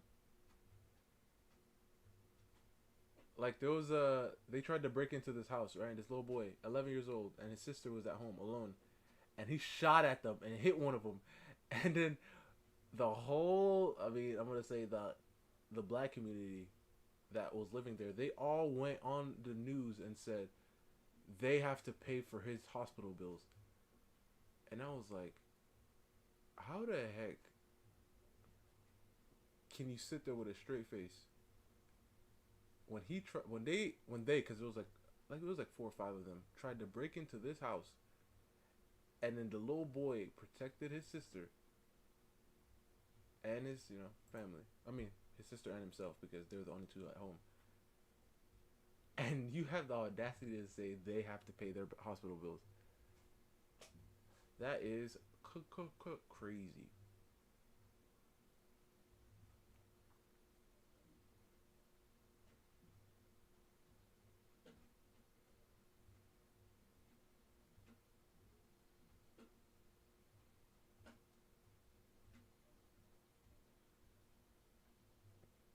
Excuse me.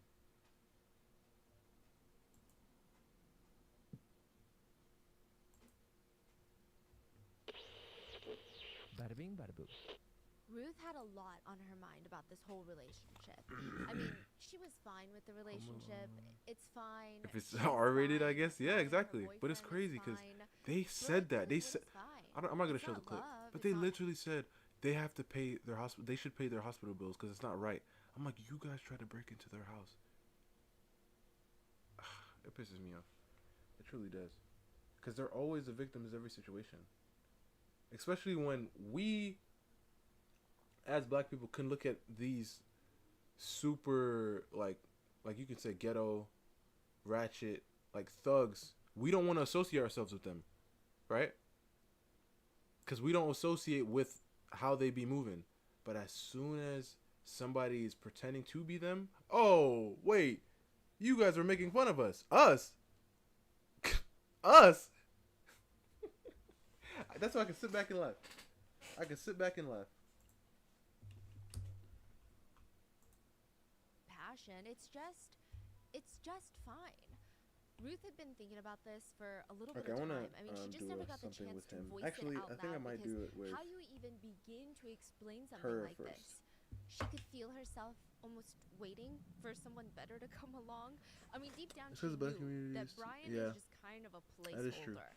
He's not who she wants to be with in the long Like run. we are the She feels victims like she could every easily time. find someone that's better than Even if we Brian. started the She's just situation. used to Brian because it's fine. Ruth is sitting in front of Brian, just looking at him, and he looks anxious. His leg is bouncing up and down. It's like the nervous shakes, but he's quiet. He's not talking. He won't even look her in the eye. He's just waiting for Ruth to say something. I mean, isn't that Oh yeah, why you're we're all Dominican. here anyway? You're Dominican Didn't and you wanna what? tell him something? Ruth starts, and she admits, she doesn't find him necessarily that smart. Okay, well, that's harsh, but she feels like he lacks ambition, and he's just, quote, he's just a taxi driver. The truth comes spilling You never out of told Ruth. it I to mean, her it's a was a painful problem? ordeal. If you were to see this unfold and witness this whole conversation, you would Sucks 'cause cringe I'm from the trying stress. It's just to so see my uncomfy. own. If this is happening inside of a local coffee shop, I wouldn't even stay to listen. I would get up and leave because it's such a vulnerable tired of seeing your own kind act like conversation thugs? that's so Listen, much to take This in. is how we can. I feel like it's going to take some time, but this is a great way for us to fix this. Because I feel like we can still differentiate, like country, trailer, like the truckers. Like the old country. We can differentiate that with a ordinary white person you see on the street, right? And I feel like one of the main reasons why we can do that is because every time these country, like, you know what I mean, like a typical country redneck, every time they do something crazy, you don't see a whole bunch of white people getting in the uproar talking about, oh, well, you guys shouldn't. No, they just sit there and be quiet. But every single time some like ratchet and or black person does something, we all have to be like, we're together. No, we're not together. I am not sitting there and watching these people kill these people or rob these people. Like, I was literally watching the clip and they're talking about in Japan, because in Japan they have stores, because you know Japan is one of the safest places in the world, right? But it's most like it could change. But like in Japan, they have stores, bro, where you don't need money. I mean, you need money, but you don't need, like, there's no cashiers, there's no nothing. You grab your stuff and leave, and it's going to, like, and they pay it, right? It's going to charge you. That's all they do. And they trust their people so much that happens. And then they were showing clips. They were showing clips of this changing now because people are stealing. Guess who they showed up there? A whole bunch of black people. A whole bunch of black people. And you think I went in the comments and I was like, hey, what are you guys talking about? We're not all... No, I just sat there and be quiet. I just sat there and said nothing. Because I know there's people in my community who do that. And as soon as we always get up in arms and saying, wait, no, we have to... No. I ain't say none of that. When Jolly Somali was up there doing all this stuff, obviously he's darker skinned, and his friend was doing all that stuff, I didn't say nothing. When they were beating him up, I didn't say, hey, you should have beat on her. No. I don't associate with him. Just because we have the same similar skin color, I don't associate with them. You're mixed with white? Okay. But yeah, it really pisses me off because I'm just like, we need to stop, like, getting on board with this. Regardless, we need to stop going to these concerts. Who's performing? Cardi B in them? All right. Sure. She can go out there, say whatever she wants. Now she's getting a divorce. She's getting a divorce, or not divorce. She's already not with him no more. But now she's asking for something. And I'm sitting there just watching this play out. And she's screaming, talking about, oh, he did that. Hey, I'm just like, is this? Like, who? Like, I'm just sitting there laughing. Like, wow. This is who, like, the younger girls are listening to? This is who they're listening to? Why do you say it like that? No, I just saw it. I was like, oh, okay. You barely trust your own kind? Man, listen, I'm telling you this right now. If I'm walking somewhere, right? If I just left the bank and I got some change on me, right? And I see some thugs walking down the street, I'm gonna tighten up. You know what I mean? I might not just walk on the other side because that's gonna make me look more suspicious, you know? Like he might got something on him. I'm just gonna walk by, but I'm gonna tighten up. I'm about to get ready just in case something pop off. Cause I know how these people be moving. But is it any black person? Oh no. Oh no. But you could see, obviously there's differences here. Just like, well, like a redneck with a trucker hat. You might know, you know, some of his family might be a little racist, you know? So you might not be super overly friendly. Cause you never know. But if I see a white person walking down the street, like, hey, how's it going, brother? You like, hey, sir, how's it going? I'm like, hey, good day, isn't it? Simple. So we gotta understand not to associate ourselves with these hood rats. God. I'm telling you, bro. This DES, man. Yeah, and it's like they it's kind of like, I'm mad because I'm just like, like, it's like they're kind of, like, I always remember that clip. There was a clip when these people were asking, do you think the new laws that Trump made is making it harder for black people to function? And then they said, yeah, because, you know, they don't have valid IDs and stuff. And I was like, what? And the thing is, like, when we start perpetuating this whole simple fact that we're always a victim and we always need help, everybody's going to look at us like they can't do anything for themselves. I'm literally sitting there watching. I'm like, oh my God. I'm like, did they say that for real? And I was like, yeah, they said that. And they look at us like that. Because every single time a situation pops up, even if it's our fault, we crying.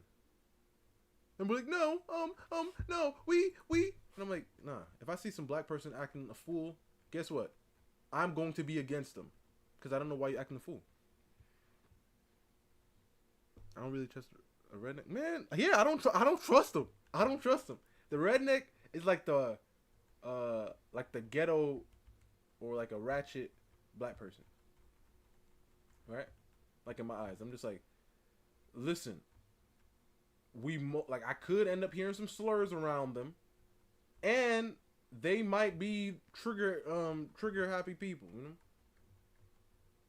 So I gotta chill out when I'm around these people. Bro's probably his dad's cousin.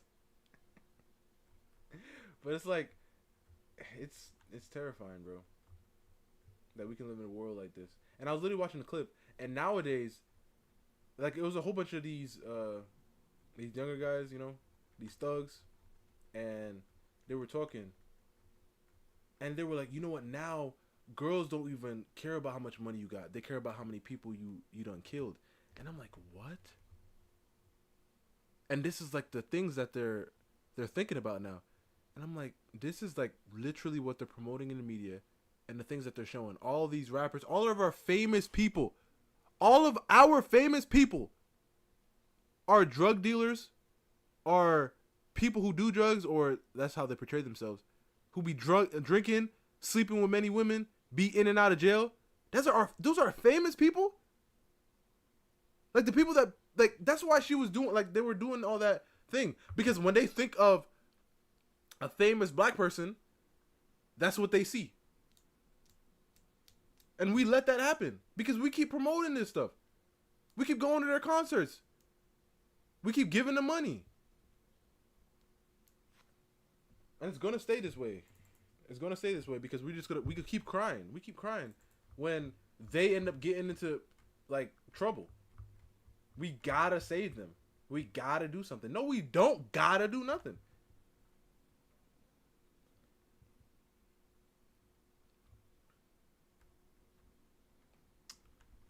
Truly crazy, man.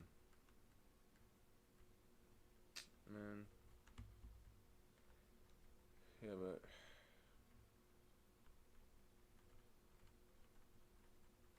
pissing me off every day.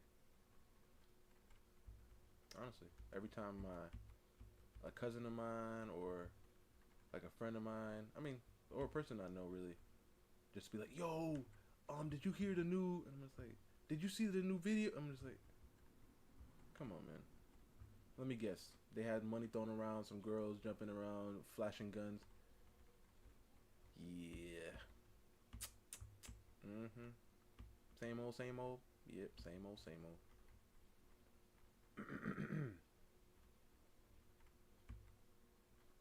I want something a little bit more, because like we have like the Greek inspired stuff, but like she won't be dressed in that, so I'm thinking of something more medieval. But like tunic, should I put her in like a tunic? I mean, we could put her in like a tunic. Let me go find some tunic references. African Americans, yes, but black people. Yeah, no. Not black people as a whole, but I'm talking about like African Americans. Another kid, I was told rap was a form of poetry. Man, I know, but the thing is, back in the day, rap was different though. You know? Because I remember I was watching some old school rap. Not like super old, but like, I would say like maybe 80s, early 90s, right? And like they were like talking, and it just felt, it was just like they were telling stories and everything, and I was just like, yo, and I'm just listening, and it's really making you think about like what he's going through in life and how, like, what he's talking about, his situations. But now it's just like drugs, pills, yeah, girls, money, guns, money. I'm like, and even if it's not about that, really, they got guns, girls, and money in the videos anyways, to showing you like, I mean, this is what you really want. So it's either you want to be an athlete as a black person or a rapper.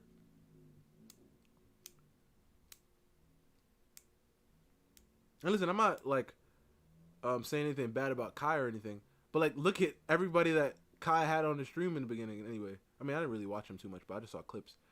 Most of them were just black rappers and stuff. And what's his name? In his girl like break his wall or something. Like, this is the black community, guys. But yeah, you know, it's crazy. like in in America, our famous people are people like this. Like if you were to think about it, who's the most famous white person that you can think of all time? I mean, not of all time, but as of now, like the famous white person, probably an actor, a movie star. They probably do drugs and stuff like that, but they're more like most likely under the table type stuff, you know? Like we don't see it. It's not prevalent in the world. But if you think of famous, like American, man, Zendaya's overrated. Zendaya's 100% overrated. I like Zendaya, man, especially like Zendaya look good, but like everybody's like, yo, if Zendaya were to, like people were like talking like they'd lick the bottom of her shoe or something. I'm like, all right, calm down now, calm down, pump the brakes, pump the brakes. She look good, but she ain't looked the bottom. Like nobody's looked the bottom of the shoe good looking. I was gonna say Zura, but Zura, don't say overrated. You see, I knew Zura was like Zura would for anybody though. I don't like calling people overrated, but I mean, yeah, cause yeah, people overrated is, but I feel like people just are obsessed.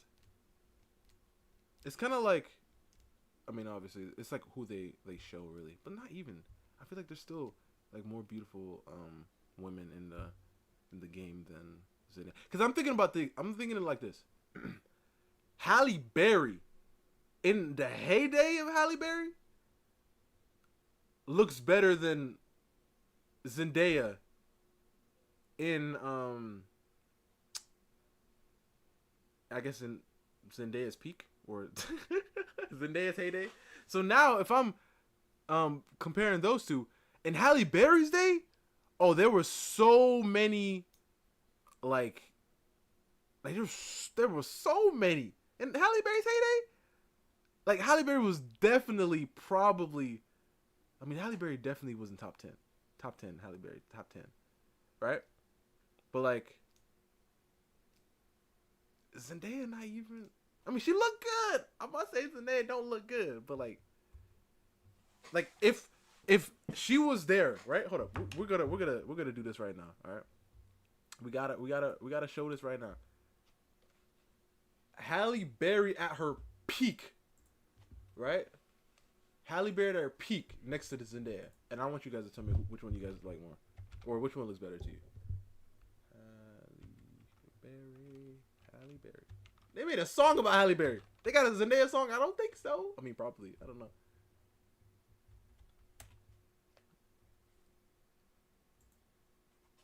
Dang, Halle Berry. You saw her on that picture that she did on the whatever that thing was? Like Halle Berry. What was that thing? This girl, this lady, this grandmother. Can't believe it. Hold up, I always like this picture of when she was. I always like this picture when she was courtside. She was looking at Kobe, and she was like, "Hey," and Kobe was like, "Hey, chill out, my wife is over here."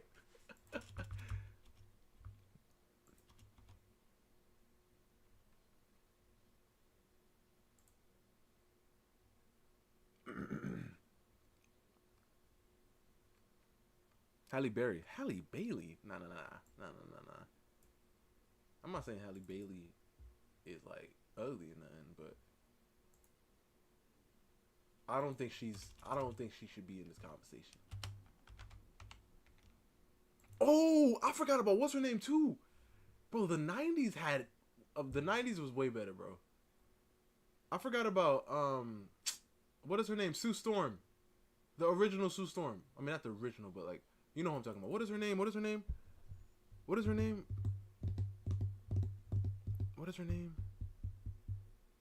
How many kids y'all want? Man, give me a football team, bro. What is her name? Bro? What is her name? Come on, Bri. I know you know this. 100? Okay. 100.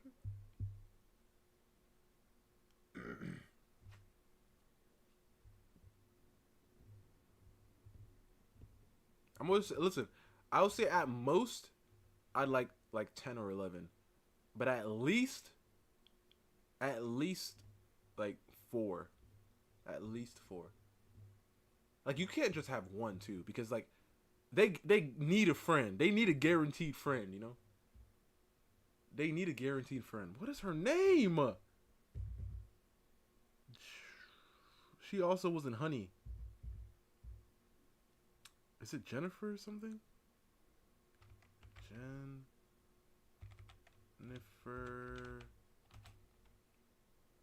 Jennifer Lopez, no. Jennifer Lopez. Jennifer Gart, no. Jennifer Lawrence, no. What is her name? Like you want the person who played Sue Storm. What is her name? I don't remember.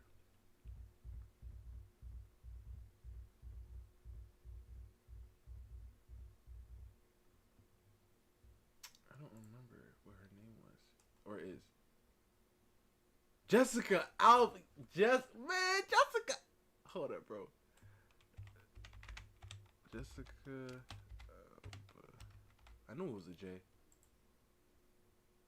Oh my goodness. Jessica Alba. Yo, like nowadays. And I feel like, because back then, they were more natural. Now it just feels like everything is just plastic and like a whole bunch of makeup. Jennifer Lopez is hot. Jennifer Lawrence too. You think Jessica Alba is overrated? You think? What about Kat Dennings? All right, Brian. I mean, she looked nice. How did we even get here? Oh yeah, Zendaya overrated.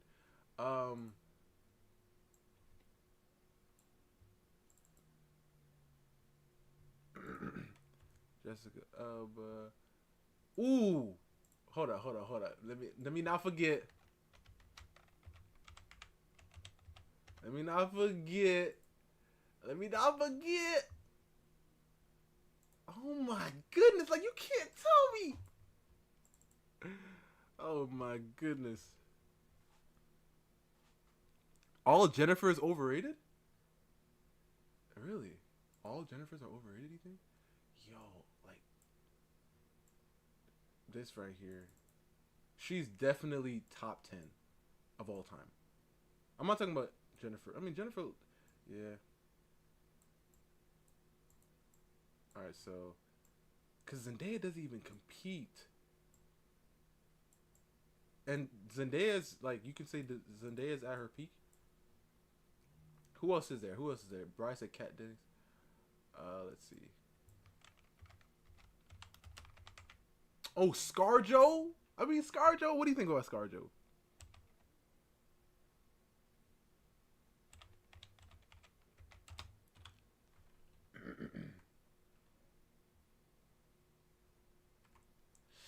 But we're talking about of all time, bro. She look nice, but of all time?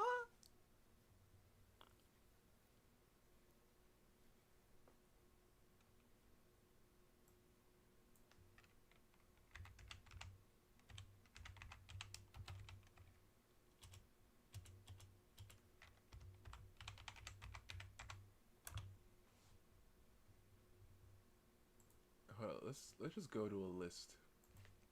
This says the top 30. This is the top 30 of the 90s. Top 30s, hottest babes of the 90s. Okay, this is of the 90s. Let's see who they got up there. Of the 90s. This girl.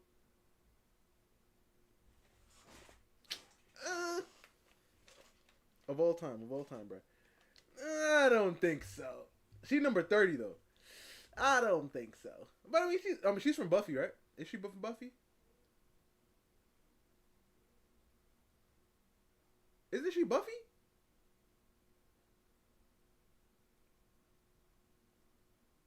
I don't know, but I'm pretty sure. Heather Locklear. I don't know who you are, miss. But nah. I don't think so. Oh, The jaw. Who is this though? I don't know you. Buffy sucks. Okay. I never said it was good. I just see it. Do you know? Nah. Rachel. Oh, I know her, but really? Top 30? Okay, this is of the 90s. I don't know. I don't know who would, like, honestly, a lot of these, I mean, it could be the pictures, but like, I don't know, man. I haven't seen one that I will actually. Cameron Diaz. Oh, hold up. Cameron Diaz. I will add Cameron Diaz, because Cameron Diaz from The Mask. Oh, I don't even want to hear what you gotta say.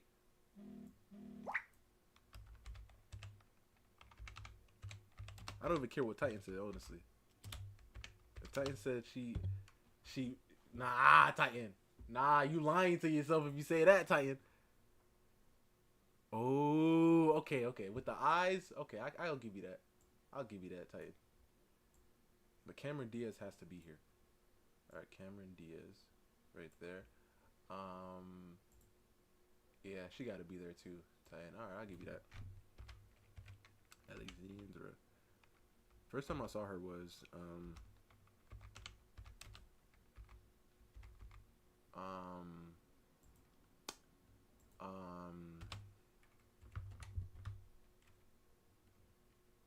Percy Jackson. She has a nice smile too.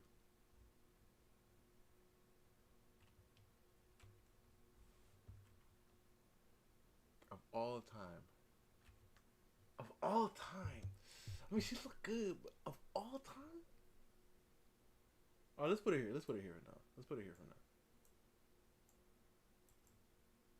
Alright. Right there. Alright. And now let's continue with the list. Because I had to put Cameron Diaz on there. Who's this? Jennifer Simpson. Oh, I mean, Jessica Simpson. I don't know about that, Jessica. I don't think so. Who's this? I don't know you, miss. I might have seen you somewhere, but I don't know you, miss. Oh, Michelle Pfeiffer! Catwoman! I don't know, but she was something. Especially in the Catwoman. But, let's keep going. Faith Hill. Sounds familiar. Was she a country singer? Faith Hill. Let's keep going. Ooh, Aunt May? The new Aunt May? I don't know. Who is this? I don't know who that is. She's number 19. This is top 30. I haven't seen a lot of names that I feel like should be. I don't know who that is. Kim Basinger. Oh, hold up now. I mean, she did a whole lot of. You see, now she looks so plastic.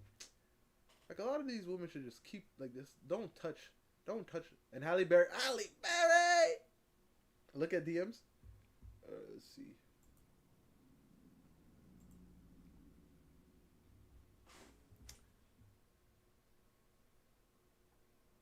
Oh my goodness, you said don't look at it. But alright. I mean, she look good. Alright, she look good. You said don't look at don't look at the necklace. I honestly wasn't gonna look at it until you said it. But okay. Heidi Klum? I never saw Heidi. I mean, she's just a model. I never thought of Heidi Klum, the lady who was married to Seal. She looks familiar. She was an actress or something. She's number 13. All right, we're almost at top 10. Carmen Electra.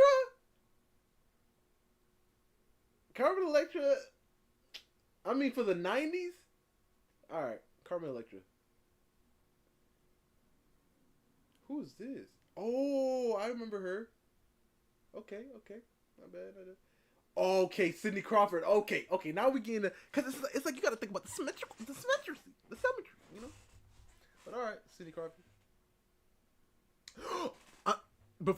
no, I'm not even. But I can't believe I forgot. I can't believe I forgot. I can't even believe I forgot. I'm ashamed of myself for forgetting. Like honestly, maybe top 5. Hold up. I can't believe it. I can't believe it, bro. I can't believe it. I can't believe it. Like, what was I on?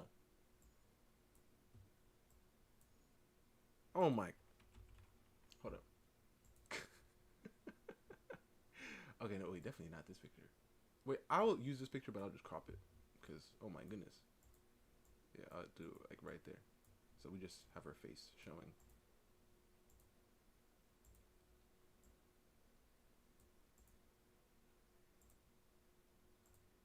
Alright, and then we got Halle Berry right here.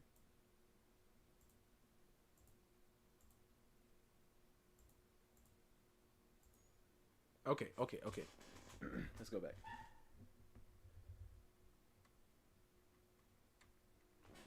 Tiffany Haddish. I think that's on Zera's list. She ain't ugly, but oh, we could put Nia Long on there if you want. Nia Long? Hold up.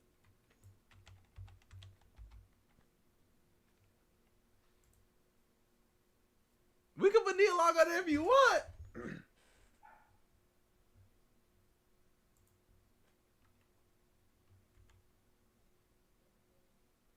Oh, this picture right here? Hold on, I'm gonna take this one instead. We could put Nia Long on there.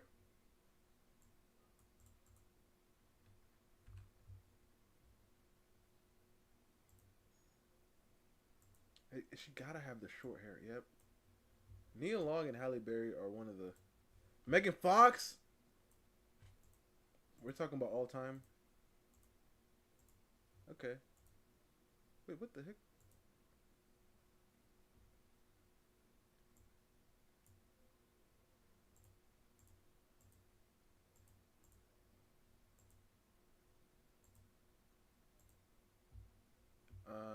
Megan Fox. Yo, how long is this list gonna be?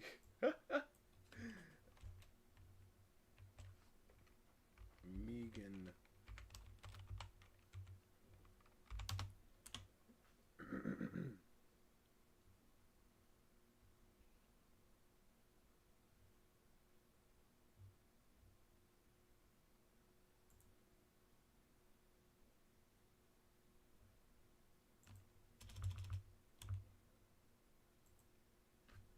She is pretty crazy now.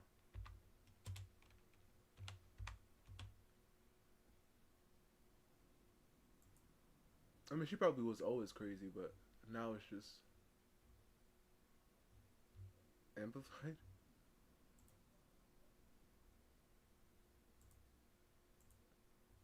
I don't know if it's because, like, because Megan Fox, obviously, but I feel like, I don't know, like, Megan Fox, I don't know.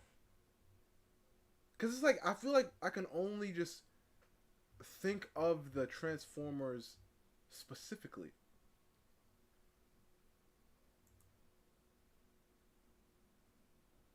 So I guess if we want to be fair, I have to put that specific part. How many do we have here? 1, 2, 3, 4, 5, 6, 7, 8. Okay, we'll wait until we get to 10, I guess.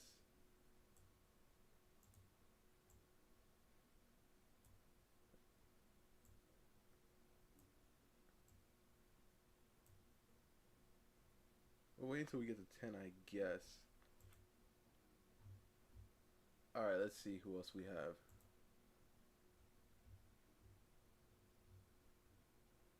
Ooh, Jennifer Love Hewitt. Alright. JLH. I don't think they call her that, but hey. Who? Oh, the screen fell off. I mean, it closed.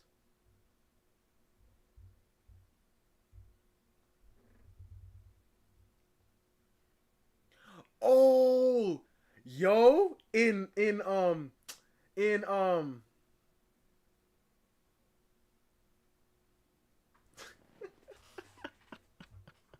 Yo, in Zorro? Oh my gosh, bro. Ooh, okay, Penelope Cruz. Okay, okay, Penelope.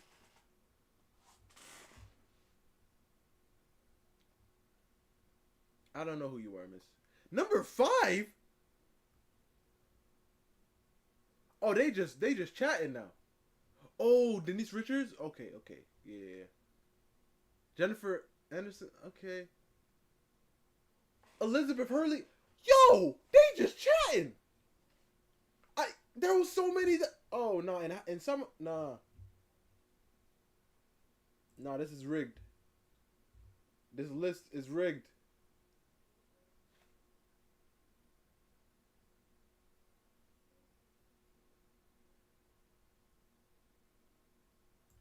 Wait, this is interesting. Oh, this is interesting. Hold up. This is stars with their kids. So, 10 photos of stars with their children at the same age that they look, yeah. So, this is Madonna and her daughter. Okay. Can you guys see? Hold on, let me zoom it in. Zoom in, zoom in, zoom in, zoom in, zoom in, zoom in, zoom in, zoom in. Was it you, Titan, who was talking about plastic surgery the other day?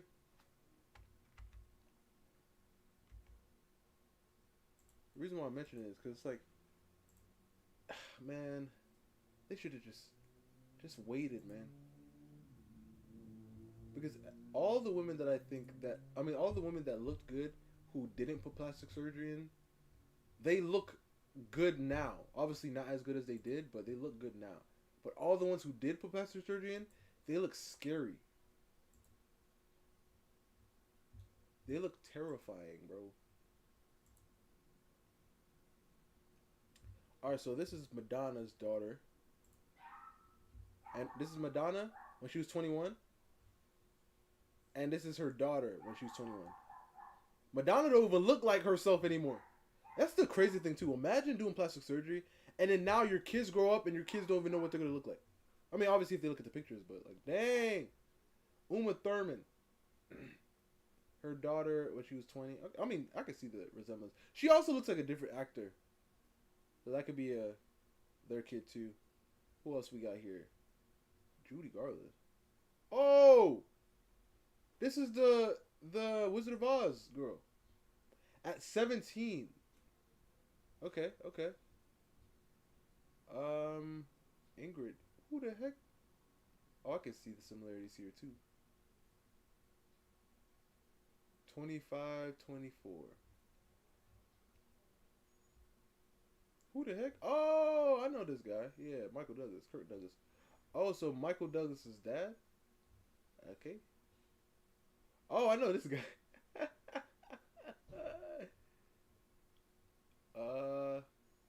Oh, what the heck? She looked nothing like her mama.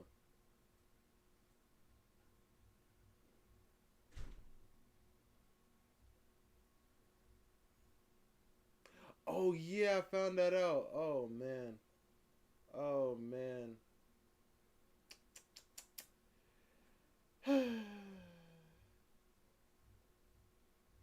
You know what's so crazy?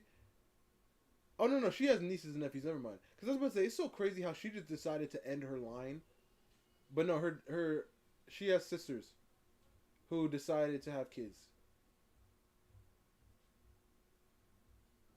That's so wild, though, right? To just make this decision. You know what? I'm just gonna end my line here. Like, dang. Okay. But Titan, are you serious? You want to have 100 kids? Or are you just playing?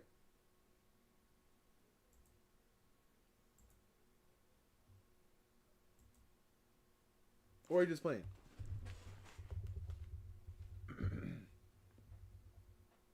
What the heck did I do? Oh no.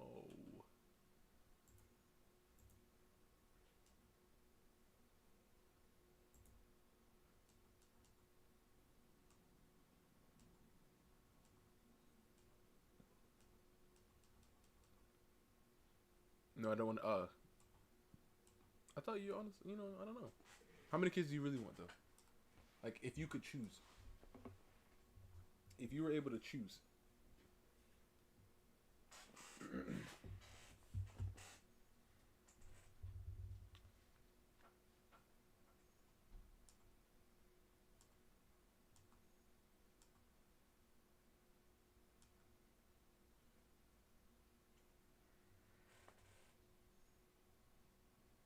Mother can only have one kid 9 months. But a father can have 100 kids in 9 months. Okay. It says the second one is horrible, so no, I don't want 100 kids. I mean, listen. Listen. You might not be able to get 100, but if you play your cards right. And it's like, you get triplets every time. She'll own, like, so she'll be like, obviously it's rare, but like, she'll be like, pregnant for 9 months with triplets, right? And then, you know, you can give them time. And then you go again. Pregnant again. Guess what? Triplets again. Right? So that's 6. And it's only been 18 months. I mean, obviously, there's time of breaks in between. But, like, you got 6 kids now with only 18 months to, you know what I mean? So, like, if you were able to choose, you want to adopt 2? Yeah, I thought about adopting. But like I said, I mentioned this before. I will only adopt a kid if the kid's parents are either in jail for life and or dead. I've seen too many cases where the parent gets out and they're like, oh, I changed my ways. And then they can just take the kid. Oh, heck to the nah. What? So now I have this bond with this kid, and then you just come in, thank you, my kid now? No. I'll probably just do 2. Okay.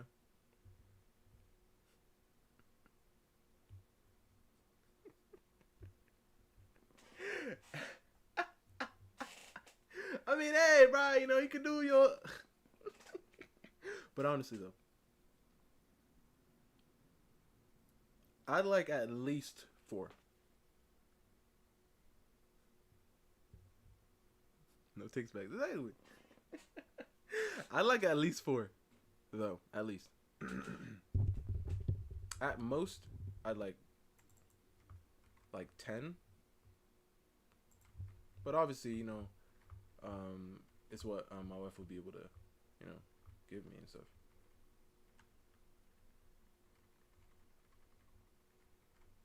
But like I said, I'd like to adopt 2, but I'd like 10 of my own, if I can. If you know, if you're willing, of course. But all right, so this is the list that we made up. We don't have 10 of them, but we got. Wait, hold up, I'm missing one. There you go, Cameron Diaz. We got some here. Hold up.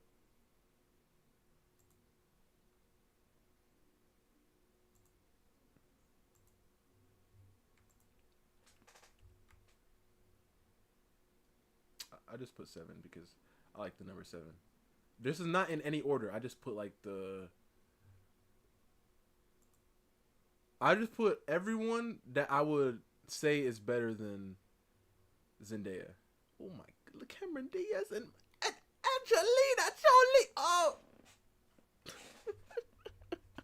Angelina Jolie is top 5.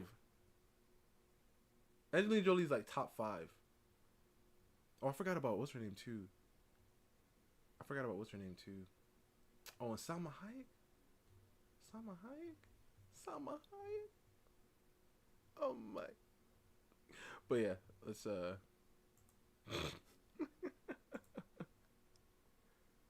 go back.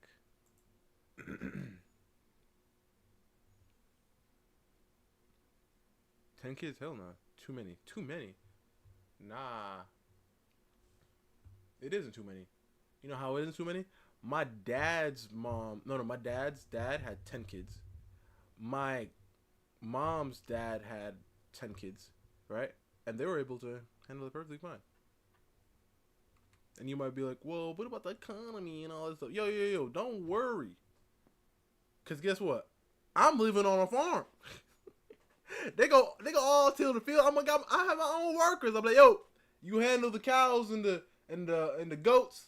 You handle the chickens and the eggs. You handle the horses. Make sure they brushed every day. You know what I mean? They get their little exercise done. All right, what else? What else? Hey, yo. You help your moms inside with the food and stuff. Everybody doing their thing. All right. We about to make an empire. What? What? All my kids, they gonna know how to use swords. Why? Just because they need to know how to protect themselves. They're gonna be walking around the street. They're gonna have permits for wooden sword usage. Just walking down the street, right? I'm playing on that. I'm playing. But I think it'd honestly really be good for them to learn the martial art. And that is what they're going to learn. And I'm going to raise my kids. I'm not going to let the world raise them. So, yeah.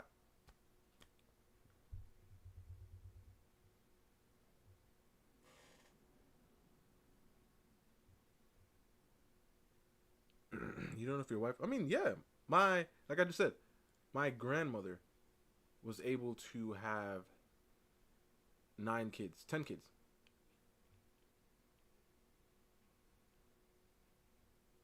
It is possible. But obviously, you know, with all the poison and stuff that they be feeding us, a lot of that is due to the birth rate losing also. So we're going to have to find a way to get things, you know, working.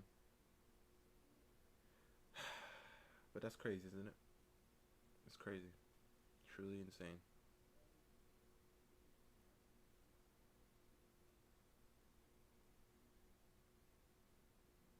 Your grandma was able to as well? You see, back then they were just popping out kids, bro.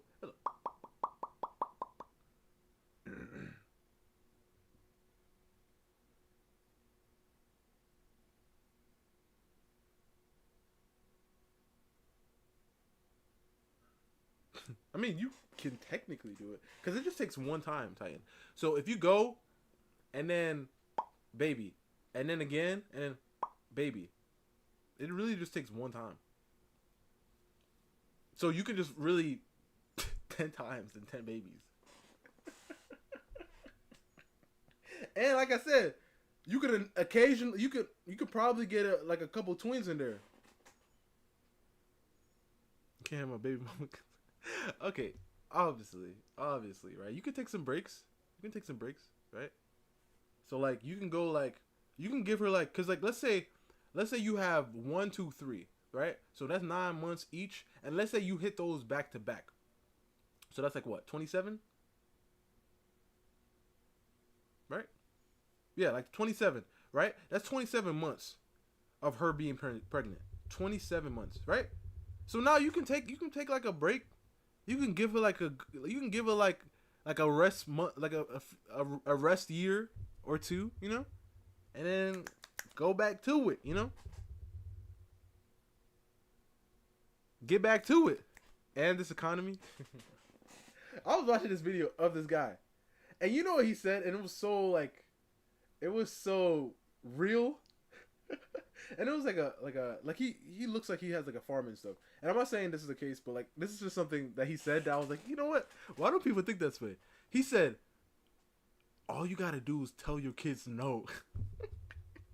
Because they were talking like he's like an older guy. He has like 11 or some kids or something like that, right? And this guy was like, how do you handle this like with all these kids? And he said, all you have to do is tell your kids no. No, you not getting that. No. And then like, I mean, yeah. Like, just get your kids what they need. Don't give them what they want. And you straight. And usually, typically, right? And you'll realize this. A lot of your kids, especially the kids that are in public schooling, right? A lot of those kids, and if my wife is like pregnant all the time, she's definitely homeschooling my kids in the time, right? Because she's not working. She's pregnant every few months, right? So like these kids who are like, oh, I really need to get a new phone, or I need to get these new shoes, I need to get these new things, I need to get this new thing, are usually seeing their peers, their classmates, and everybody have them. So if my kids are homeschooled, they'll never have that thought of, oh, I need all these things. Obviously, unless, you know, in social media and everything, they're getting flooded with all this stuff. But yeah, what? I just need to get everybody like their meal. Everybody able to do this, and obviously I've been looking into nutrition and stuff. My kids are gonna have their calorie intake a day. Everybody, obviously depending on height and weight, because I mean on their height and and their average weight, just so I can regulate all that. And yeah. All right, so you are supposed to take an intake of 2,000 calories. All right, you 3,000. You 1,675. All right, and I'm just gonna have everything situated. My kids are not go like I don't need to. We don't need to ball out. Your kids don't need the newest book bag and newest shoe and newest all this stuff. That's why the economy is an issue. All right, let's finally draw something because yeah. Well, it's not gonna be a big issue. Zero's like, man, how am I gonna get my son the new Jordan 56s? Don't get it for him, Zero. How am I gonna get my son the newest motorbike? Don't get it for him, Zero. How am I gonna get my son the newest? Just don't do it, Zero. Does your son really need it? Or do you want him to have it? Because you wanted to have it when you were a kid, so you live it vicarious through your son. Just like that one lady. She spent like $18,000 on her daughter's prom. Because she said, well, I wasn't able to go to mine, so who cares? This girl, it was crazy. The daughter didn't even want to go to the prom. The mom said, you should go.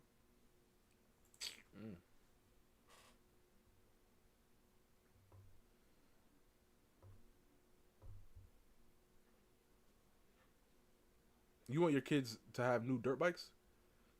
Yes, but there are no twins. How do you know, Titan? You might pop out a few twins if you keep trying. You might get a few twins. I mean, not pop out a little bit. Like you might get a few twins if you keep trying, Titan. How do you know, man? Stick to it, man. Stick to it. How's it going, Vinny? How's it going?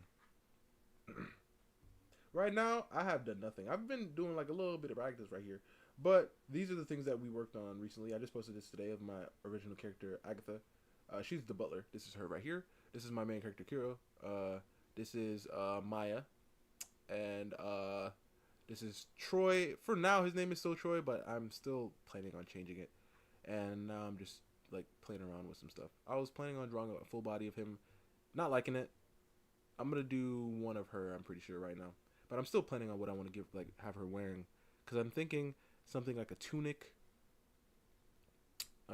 something black, or because she is like her apprentice, so she could have like a suit on similar, but not really, because she's more of a fighter. I mean, she's also knows how to get down when she needs to, but like I don't know. So that's what we're working on right now. I don't want to be a part of it, but Brian, he can't just get up and walk away. Ruth is staring at him. But also, so are Ruth's version? parents. Oh my gosh. They're sitting right next to him. I mean, if they're listening to sons. all of this. They're watching this whole raw conversation go down. So Ruth, boyfriend, and the parents are all sitting together. And Brian looks up, and it feels like everyone is staring at him, just waiting for him to react. He can see the first row of people clearly. No one's moving. They're holding their breath, but somehow he can feel that they feel pity for him. Wait, he can what? almost see it I'm in their confused. body I don't know language. what's happening. The lights are too bright. Rewind. Bada bing, bada boom. Ruth had a lot on her mind about this whole relationship. I mean, she was fine with the relationship. It's fine. She's fine. Brian, her boyfriend, is fine. But like, really, what is fine? It's not love. It's not passion. It's just fine. Ruth had been thinking about this for a little bit of time. I mean, she just never got the chance to voice it out loud, because how do you even begin to explain something like this? She could feel herself almost waiting for someone better to come along. I mean, deep down she knew that Brian is just kind of a placeholder. He's not who she wants to be with in the long run. She feels like she could easily find someone that's better than Brian, but she's just used to Brian because it's fine. Ruth is sitting in front of That's Brian. the world. Just The looking world at is telling him, her and that. he looks anxious. His leg is bouncing up and down. It's like the nervous shakes. But he's quiet. He's not talking. He won't even look her in the eye. He's just waiting for Ruth to say something. I mean, isn't that why we're all here anyway? Didn't you want to tell him something? Ruth starts, and she admits, she doesn't find him necessarily that smart. Okay, well, that's harsh, but she feels like he lacks ambition, and he's just... Ain't no way she said he's this on live just a TV. taxi driver. The truth comes spilling out of Ruth. I mean, it's a painful ordeal. If you were to see this unfold and witness this whole conversation, you would cringe from the 20th stress. Century Fox logo. It's just so uncomfortable. Is 20th Century Fox even a thing inside anymore? of a local coffee shop, I wouldn't even stay to listen. I would get up and leave because it's such a vulnerable conversation that's so much to take in. I don't want to be a part of it. But Brian, he can't just get up and walk away. Ruth is staring at him. But also, so are Ruth's parents. They're sitting right next to him, listening to all of this. They're watching this whole raw conversation go down. So Ruth, boyfriend, and the parents are all sitting together. And Brian looks up, and it feels like everyone is staring at him, just waiting for him to react. He can see the first row of people clearly. No one's moving. They're holding their breath, but somehow he can feel that they feel pity for him. He can almost see it in their body language. The lights are too bright, so he can't see all of their faces, but he can feel it. The second row of people, their faces are less clear, but from the body language, he can also feel that they feel pity It's for him. 21st century. He's got a whole Be quiet audience. there. He glances around at all of them, just sitting in their seats, staring at him, and no one wants to meet his eye. Like, they physically look away if he tries to look at them. The only thing staring back at him are the film cameras. He feels the studio lights, and his neck is getting all sweaty. He can feel his cheeks go red. 100-something people just witnessed the most embarrassing, painful, pitiful moment of Brian's life in real time. His girlfriend telling him that she thinks she can do better than him. In front of everybody is crazy. And soon, the cameramen are going to import the footage, edit it with some dramatic sound effects, and they're going to linger longer on his pain, emphasizing his hurt, his betrayal. And then soon, millions across the nation are going to watch this very moment. This is the moment of truth. Cue the theme music for the truth-telling reality TV show that Brian is on, where contestants win money for sharing their deepest, darkest secrets, and oftentimes illegal secrets even. The catch is that the contestant must bring their loved ones on and answer the questions truthfully in front of them. Yeah, Oh, so they have was, questions for them. This was the show, right? Yeah. Is this still going on? No, I don't think so, at least not in the US or in Peru, yeah. Now, Brian had found himself on stage with his 18-year-old girlfriend, Ruth, and her parents. All of them were forced to listen to Ruth's deepest, darkest confessions being exposed on national television. But some things are better left unsaid, because one of her confessions would lead to Ruth's murder. Because there are people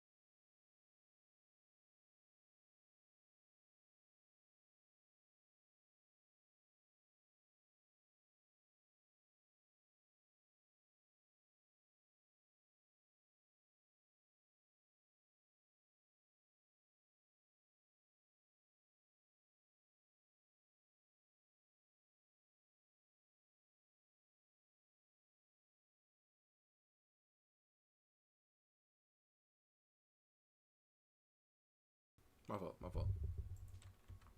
because one of her confessions, I'll never buy a new car. some things are better Good left on ya. unsaid. Because one of her confessions would lead to Ruth's murder. Because there are people out there that cannot handle the truth. It's not even about handle the truth, because it's like, depending on what you said, in front of everybody, that's when it becomes worse. Okay, I'm telling you, people don't like that. Because if she would have came up to him, told him this in secret, he could have got mad, But when the world knows that everybody looking at you like you some punk, oh, that's when it gets serious. And people start going crazy. Today's sponsors who have made it possible for Rotten Mango to support the National Network to End Domestic Violence. NNEDV is a nonprofit dedicated to serving survivors of relational abuse and ending all relational violence around the world. This episode's partnerships have also made it possible to support Rotten Mango's growing team of dedicated researchers and translators. And we'd also like to thank you guys for your continued support as we work on our mission to be worthy advocates of these causes. As always, full show notes are available at RottenMangoPodcast.com. Now, a super brief disclaimer, we did have our professional Spanish translator on this case. However, they aren't as familiar with the Peruvian dialect, so as with any case, but especially the international ones, please let us know in the comments if anything was accidentally mistranslated or miscommunicated. Last thing to note, the media in this case refers to sex work as prostitution in a few direct quotes that will be said verbatim. So there's a reason for it, you'll soon find out. The terminology is not a reflection of the language used personally by me or the RM team and will only be stated as in direct quotes. So with that being said, let's get started. Do you know what a green hat slave is? Green hat slave. Yes, so there is a word for it in English. It's CUCKOLD. It's typically a man who enjoys watching his partner have intimacy with another individual. In China, it's called a green hat slave because when a partner is cheating on someone, that person is wearing a green hat. So for example, if a man's wife is cheating on him, it's said that the man is wearing a green hat. But if you're a green hat slave, that means you know that your wife is cheating, you know that your husband is cheating, and you like it. You want more of it. You want them to cheat on you. The more traditional sentiment around relationships like this is the man, typically it's a man, I think there's different words for different genders, but typically the man in the relationship enjoys being humiliated. By being forced to watch his wife or his partner be satisfied by somebody else, it's a very demeaning experience. One person said, it is so complicated. Multiple emotions just layered over one another and it's pulling you in all these different directions. I felt sick to my stomach with anxiety, but also so excited to know all about the details of what my wife did with that partner later on. I would alternate between almost having a panic attack and then to being insanely excited. Oh my goodness. Which, you know, all of it sounds a bit interesting, like a bit out there, right? But statistics show that up to 20% of men in the U.S. fantasize about cheating wives. What? It's a very popular search term. What? Yeah. 20% of men thinking about their wife 20% cheating of on men. them? Yeah, That's And they fantasize. get like excited That's a about lot. Yes, Still I'm though. sure that a good majority of that group do not ever act on it.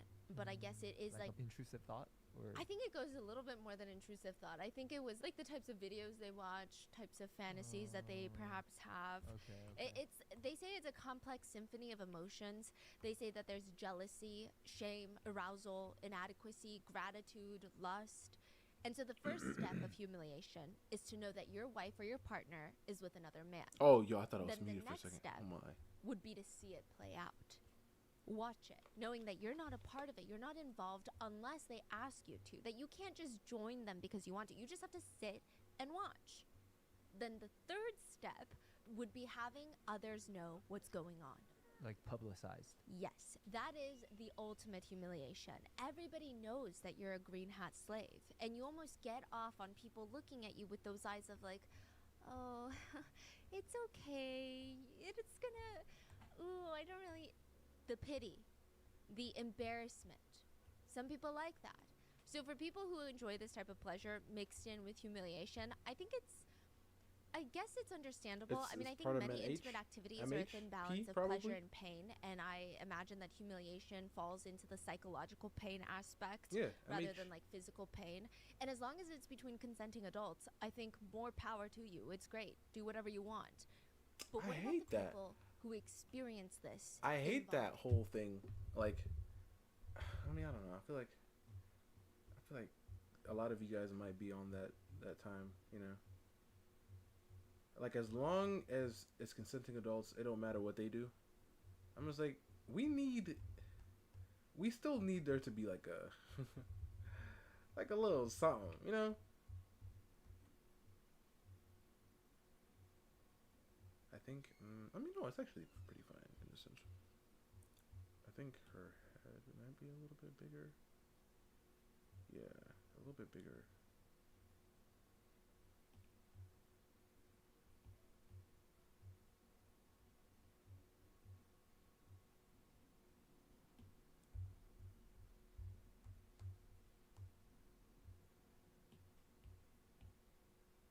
Actually, bring her rib cage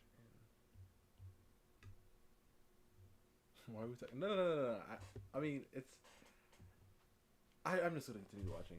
I don't know exactly, but she said she's talking about it. I don't know if the guy is one, but she's just mentioning it. Apparently. Like being cheated on? So publicly. And being called a which is a very demeaning term for most heterosexual men. They get green hat slaved without wanting to be. It happens to them, and they're just left with all that humiliation and none of the pleasure. Then what happens? There's a truth-telling reality show called Moment of Truth. There's actually a lot of versions of Moment of Truth. There's even Moment of Truth Korea, and I believe most of them, they're no longer in production, but it was remade by a ton of different countries, and each version of this reality show has a slightly different rules. But I'm just gonna go over the main ones that are pretty consistent across the board. This is how the game show works. There are 21 questions in total that you, the contestant, will be asked. Okay. The questions are going to be divided into 6 different levels. Each level, 1 through 6, has a grand monetary prize at the end. So you get to level 2, for example, and you win $10,000. Then you finish level 3 and you win $50,000, like that. And technically, as long as you don't lie, as long as you don't break any rules, you can decide to stop Yeah, but how do you know if they're any lying? of the levels. So for example, if you get to level 4 and you haven't broken any of the rules, there is no rule that forces you to keep going. You can walk away with whatever money that you've already accrued, and it's not like an all or nothing type of show. The money goes up per level, and so do the intensity of the questions, but you don't have to go to level 6. But if you go to level 6 and then you lied, do you lose it all? You lose it all. At any point if you lie, you lose it all. But how do they know if you lie? Point. In fact, it's actually unheard of to get to level 6. There's only one person in the entire history of the show in America that made it to level 6. And that whole season could not be aired because of what she exposed. Her last question for $500,000 was, do you believe that your father had intimate relations with a minor? Oh! And she answered yes. And the answer was proven to be correct. Oh! Whoa. Yeah. So this girl. that was level 6. The money. This does girl go tried to up per ruin level, it all for some money. The intensity of the questions naturally also go up. So the first level, it actually consists mainly of social dilemma questions. Would you rather give food to a man without a home or a stray dog? Yeah, but how do you know if it's true or wrong? It reveals a lot about your character, but it can almost be like dinner table conversations with a group of drunk friends. It doesn't reveal too many personal details of the contestants' lives. And this is done intentionally. It almost tricks the contestant to feeling at ease. Like, oh, this isn't that bad. I mean, I got this. Like, if it keeps going like this, we're going to have a good time. I'm going to walk away with a ton of money. And it just sucks them in deeper. But that's how they the whole get you point in of like the show. casinos. They're not supposed to have a good time.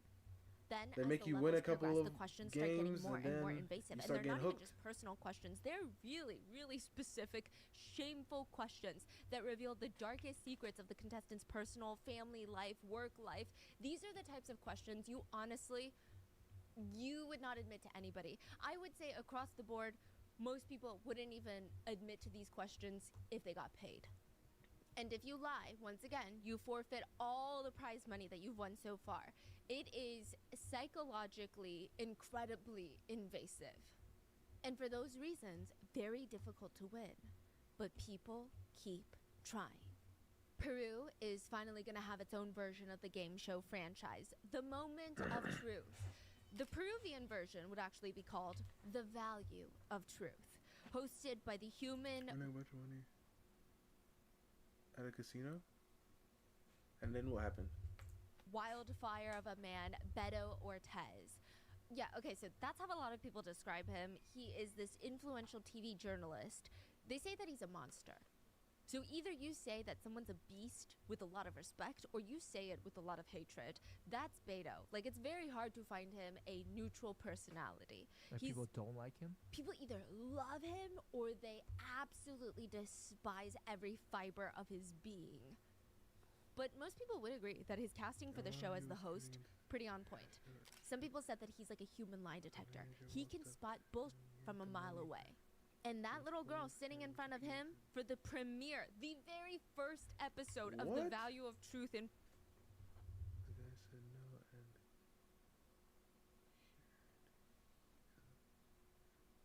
Wait. They gave him the money.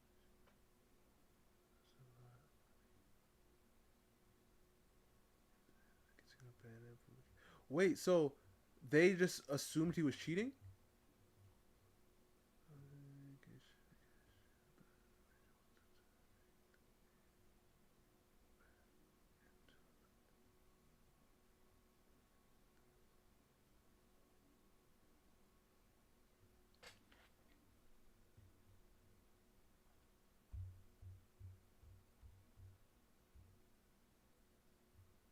So why did they do it?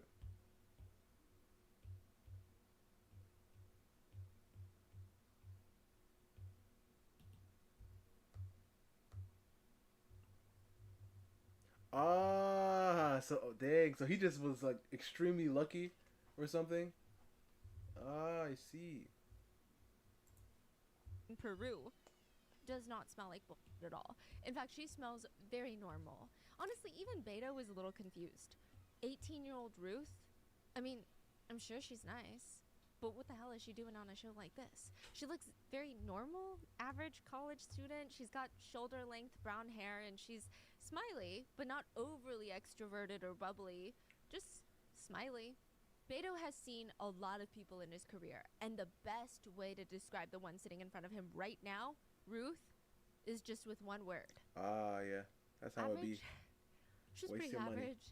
I mean, the way that he describes it is average. I mean, pretty, but nothing special. She's also a college student that works at one of those customer service call centers. I mean, what could she possibly have to hide?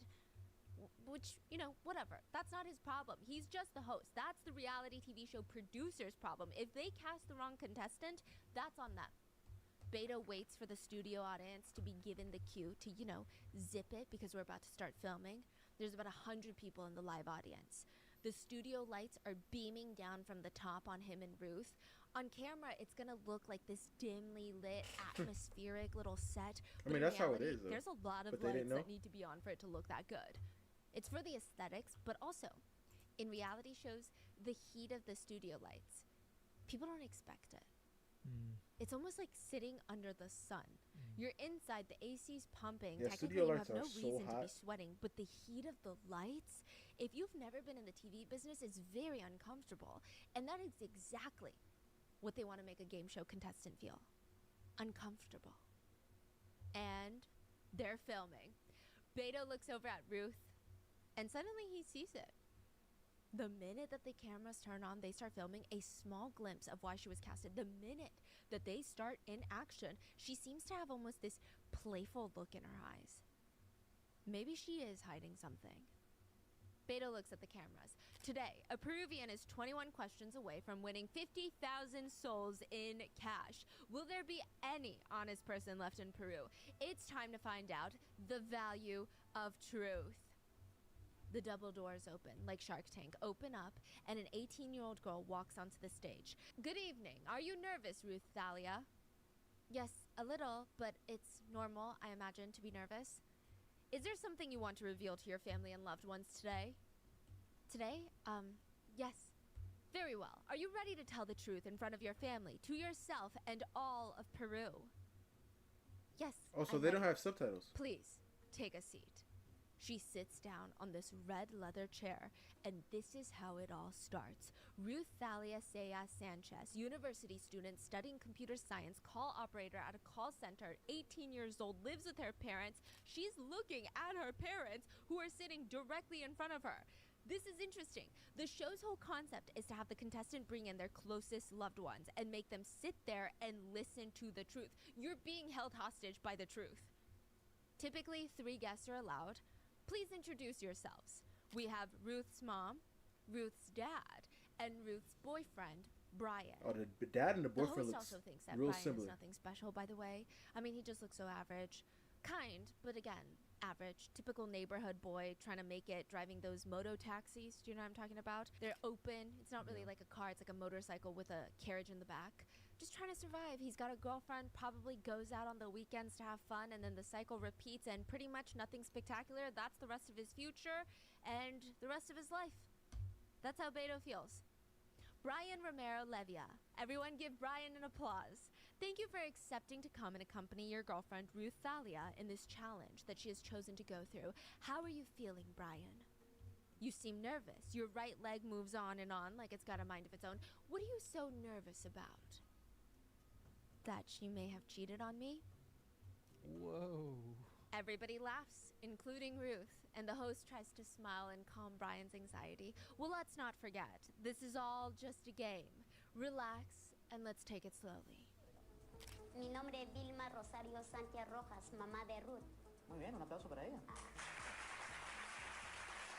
Leoncio Sayas Antesana. Leoncio, bienvenido.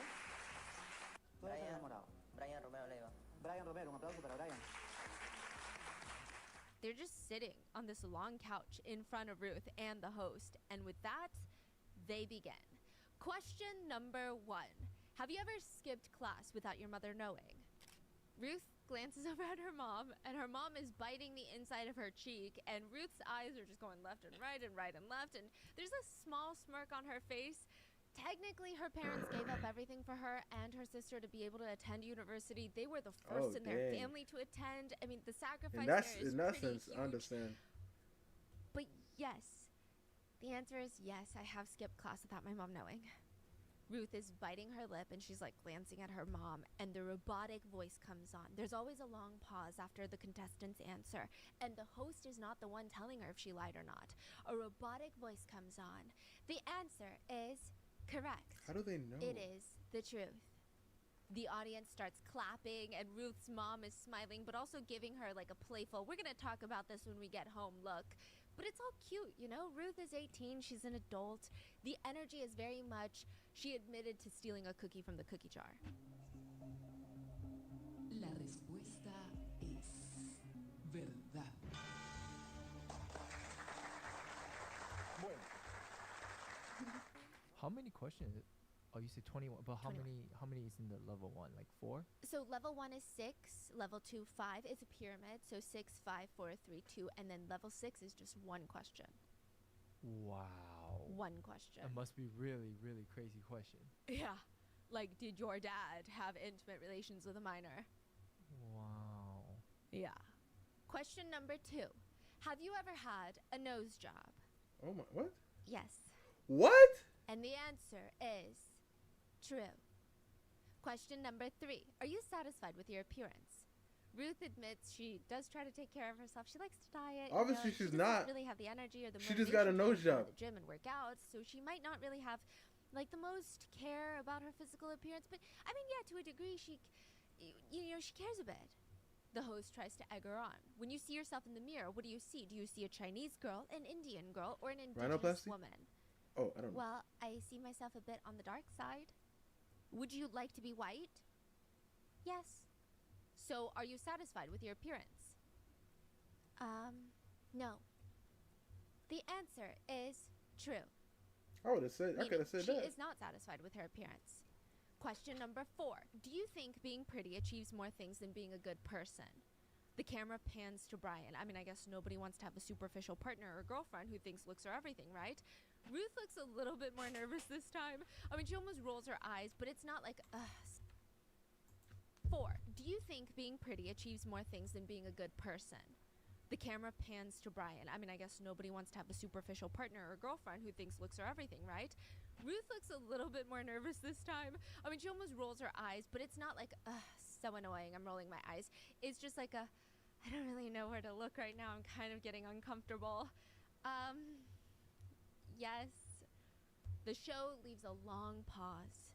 You say the question was, do you think looking pretty can get you further than being a good person, Yes. right? Okay, I see. And the answer is True.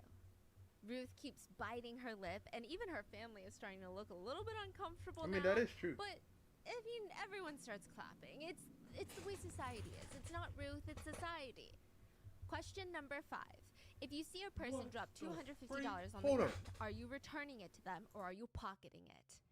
So the question is, do you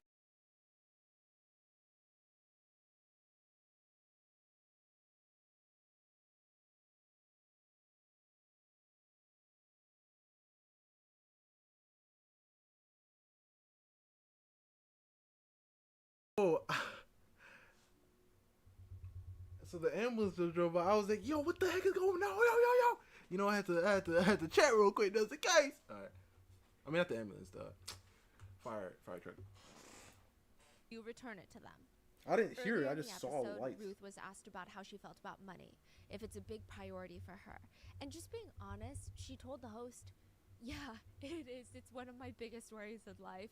I mean, she has to think about money a lot, not because she's obsessed with money or that she's materialistic, but when you don't have something that you need to survive, you're gonna fixate on it.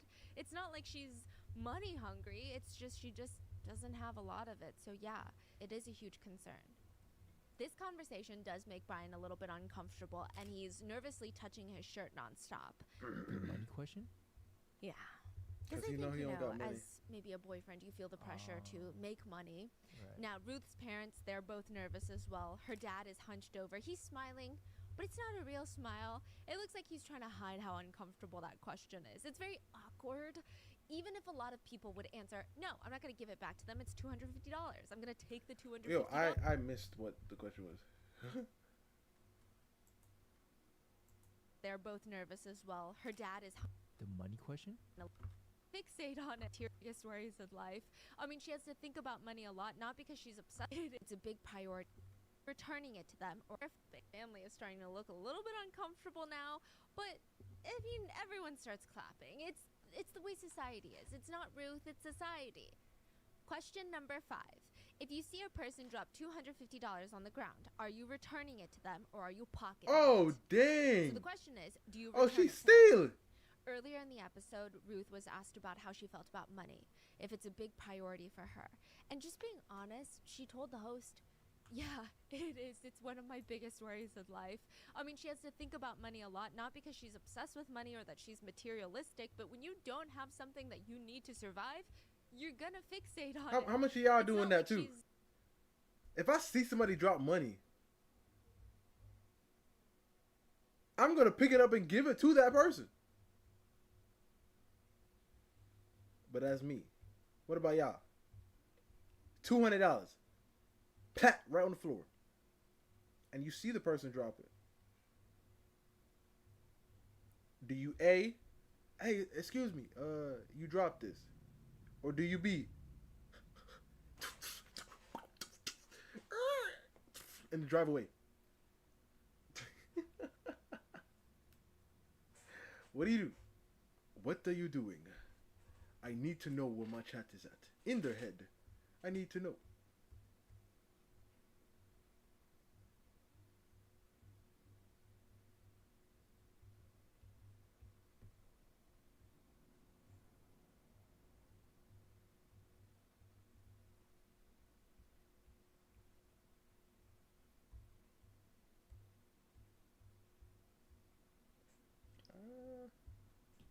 Push this back.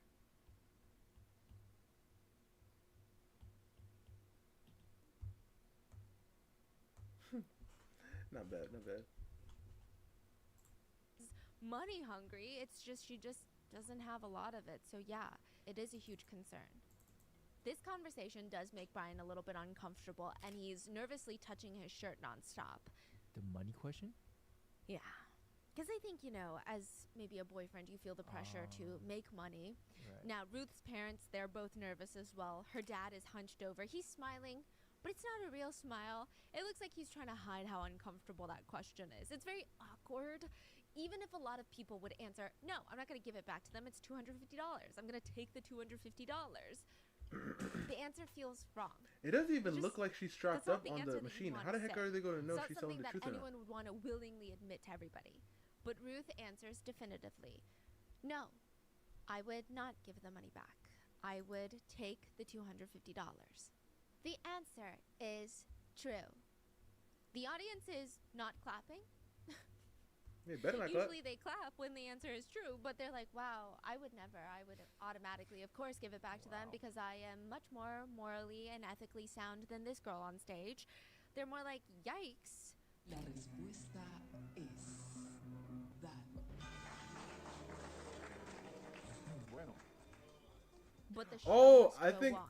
I think what they do is that she does like a questionnaire and she writes in all the questions and answers all the questions, and then she when she comes on, they ask her the questions knowing the answers, so if she changes it at all, then she's lying. I think that's how they go about it. This is just level 1. And question number 6, Ruth. This is the last one for level 1. Once this is complete, you have the choice on whether or not you want to advance to level 2. Have you ever gone 20 days or longer without showering? Oh! Wait, what kind of question is this? Ruth glances down. Yes. 20 days? 20?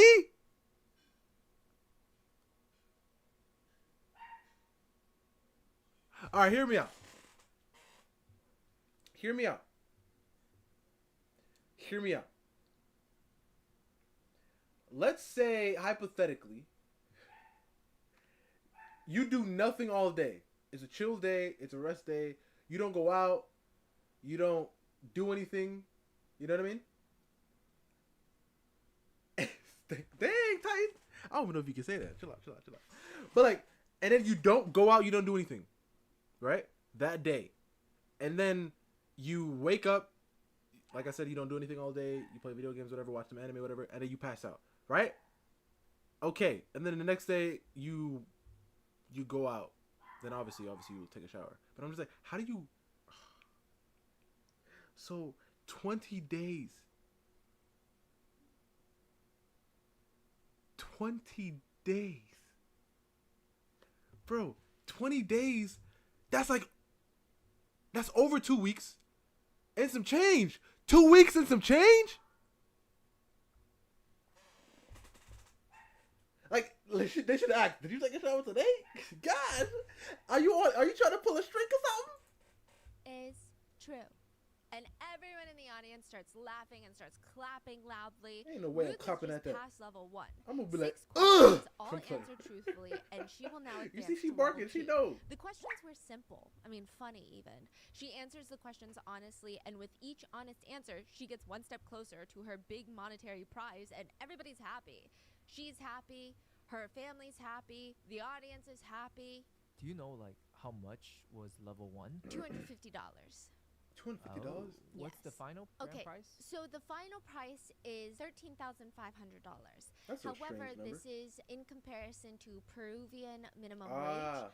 That would be a few years worth of work. Oh, dang. So I guess the equivalent in the United States would be, okay, so the cash prize for America was $500,000 Oh, Wow. for Okay. winning the whole show.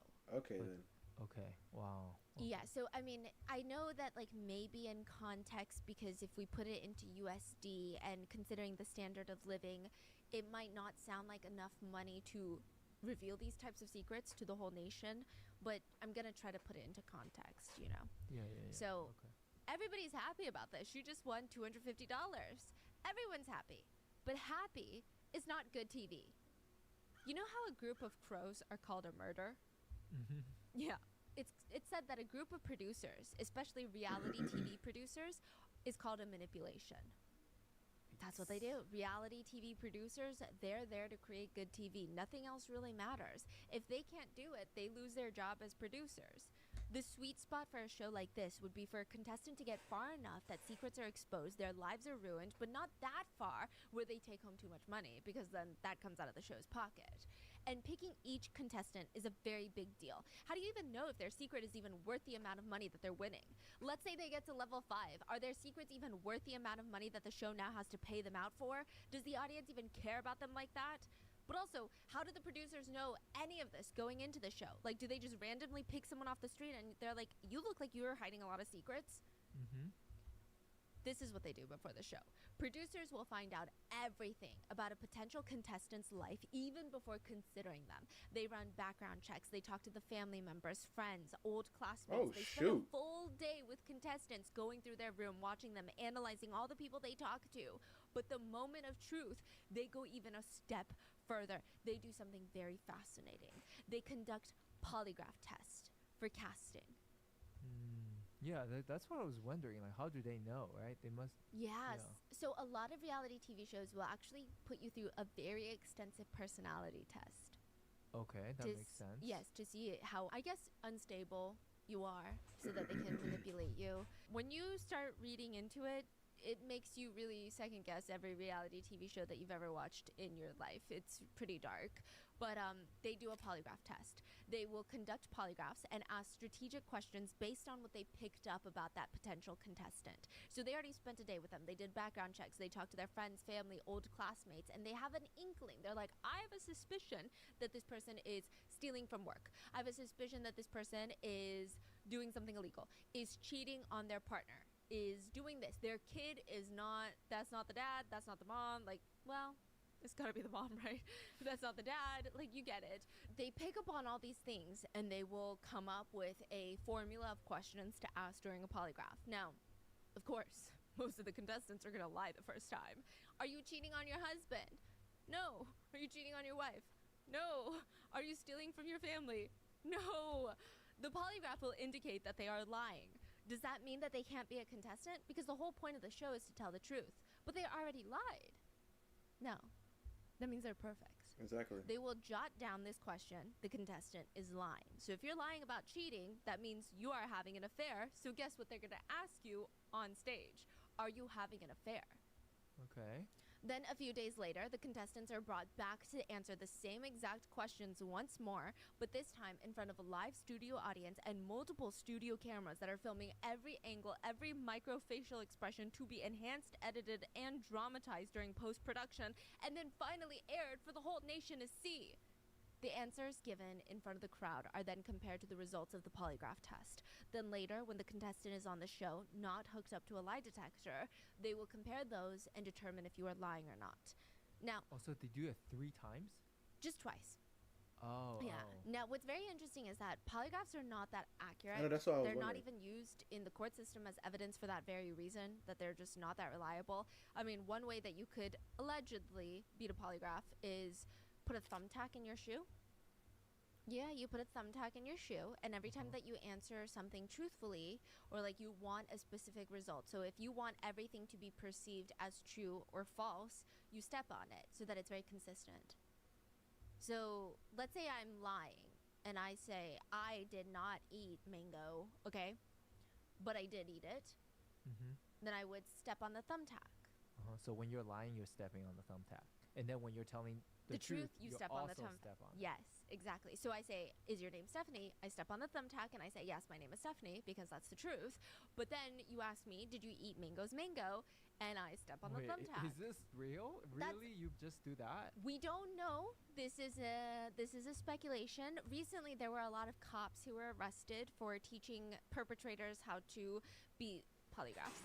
Wait, but you just shared that. I don't know if I think that there's better ways. I think this is just like a very colloquial, what's on Reddit type of way. But I'm sure that there's maybe much more enhanced ways to beat it, like in a foolproof plan. I don't think that this is foolproof. I think this is maybe better than not stepping on a thumbtack.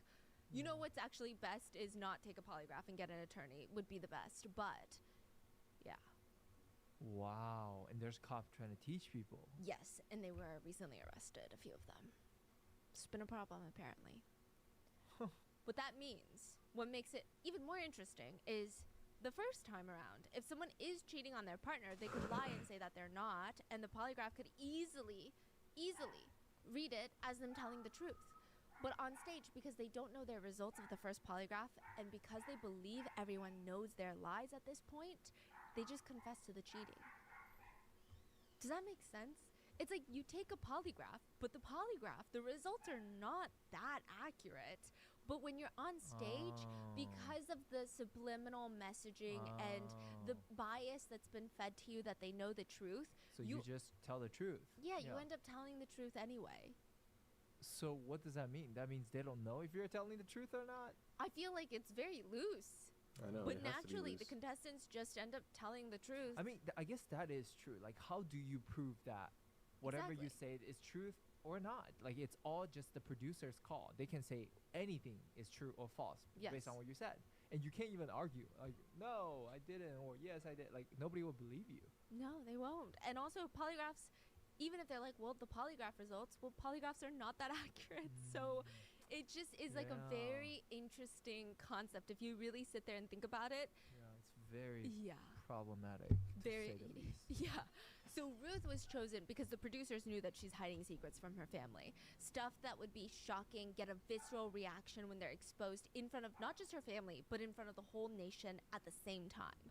The producers said, the reality is, we knew what she was lying about. Deep down, we knew that she was lying, and we knew that she was hiding stuff. So she was the perfect contestant for the show. It's our job to make sure those secrets get out. All the unpleasant, uncomfortable details aired for the world to see. That's our job.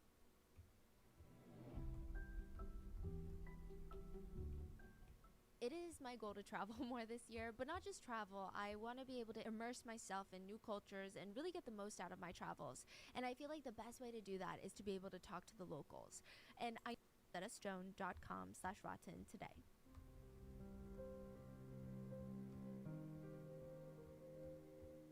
We head into level 2. Question 7. Are you embarrassed by your family's manners? Oh. It's not a great question to ask someone, but I get it. That's the whole point. Ruth did admit earlier in the show that she wished that she had grown up in better conditions. Her family definitely was part of the disadvantaged part of Peru, and while her parents felt really proud of where they came from and how they worked so hard in spite of their circumstances, her mom is a singer, her dad plays the harp in a band. It sounds like prestigious careers, but they spend most of their time trying to perform in the so-called dustier parts of town. I mean, I guess Ruth felt like, yeah, I mean, it would be nicer if things were easier. This is just what it is, right? But the question is, are you embarrassed by your family's manners? This seems to be one of the harder questions for Ruth. She starts rubbing her forehead. She starts sighing, hesitating, until she finally says, yes. After that, the camera turns to her parents, who look devastated. Their smiles disappear and the audience starts booing Ruth. What? Did she really just say, after everything that her parents did for her, that she's ashamed of them, really, for overcoming their struggles and trying to give her everything that they never had? Talk about entitled. Ruth tries to explain to them that she's not embarrassed of them or where they came from, just certain situations made her feel a little bit embarrassed sometimes, like how sometimes they would go to a restaurant and her parents don't know how to behave, or they would be too loud, or that's just in those specific moments. I mean, has nobody ever been embarrassed of their own parents before? It's not like she was embarrassed by their background or how they didn't have money. That's not what she was trying to say. The only thing I would give her is the fact that she's young, right? Like, when I was younger, I can say, well, you can quote-unquote be embarrassed of your parents. But, like, if your parents aren't overly being weird, like, I don't know if you guys saw that clip, but it was at, like, a Disney resort. This lady, she couldn't stay on because she didn't have a band, right? She couldn't stay on the cruise thing. They were kicking her off because she didn't have, like, a bracelet thing. And they told her she had to get off, and she said no. And she literally sat down on the thing, and then she had to wait until one of the people came and carried her off of the thing.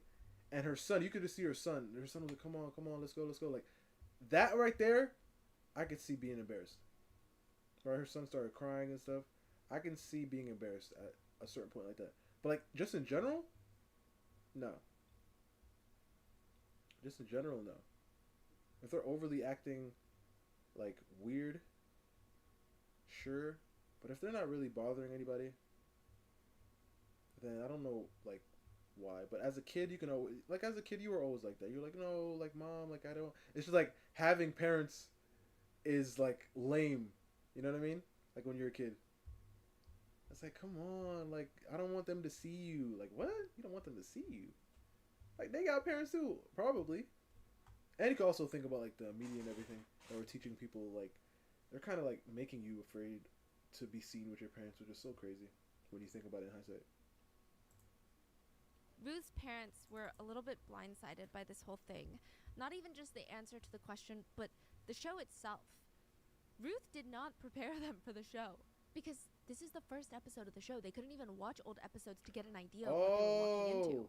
Ruth's mom, she genuinely thought that the premise of this show was to bring on everyday average Peruvians and have them talk about their truth, aka their life story. So she is definitely blindsided. You talk about your struggles in life that you face, the challenges that you've overcome, and it's almost a heartwarming story about the human experience and what binds us together. Ruth's mom was actually really excited and proud that her daughter was given a platform to talk about how they struggled and how they would sell pineapples at the night market and they would sell watermelons on the street to make money. Ruth did not warn her about what was going to happen, and now she's being publicly told in front of the nation that her daughter is embarrassed of her at restaurants. It was a lot to take in.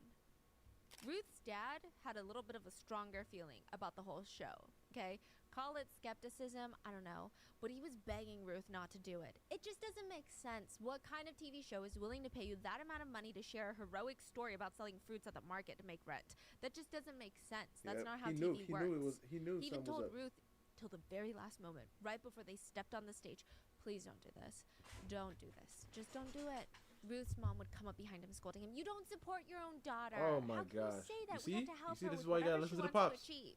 You see? Both of Ruth's parents showed You up. see, Bright? If they would have listened to the pops, they would have been fine. And apparently this girl ends up getting killed after. So, you see?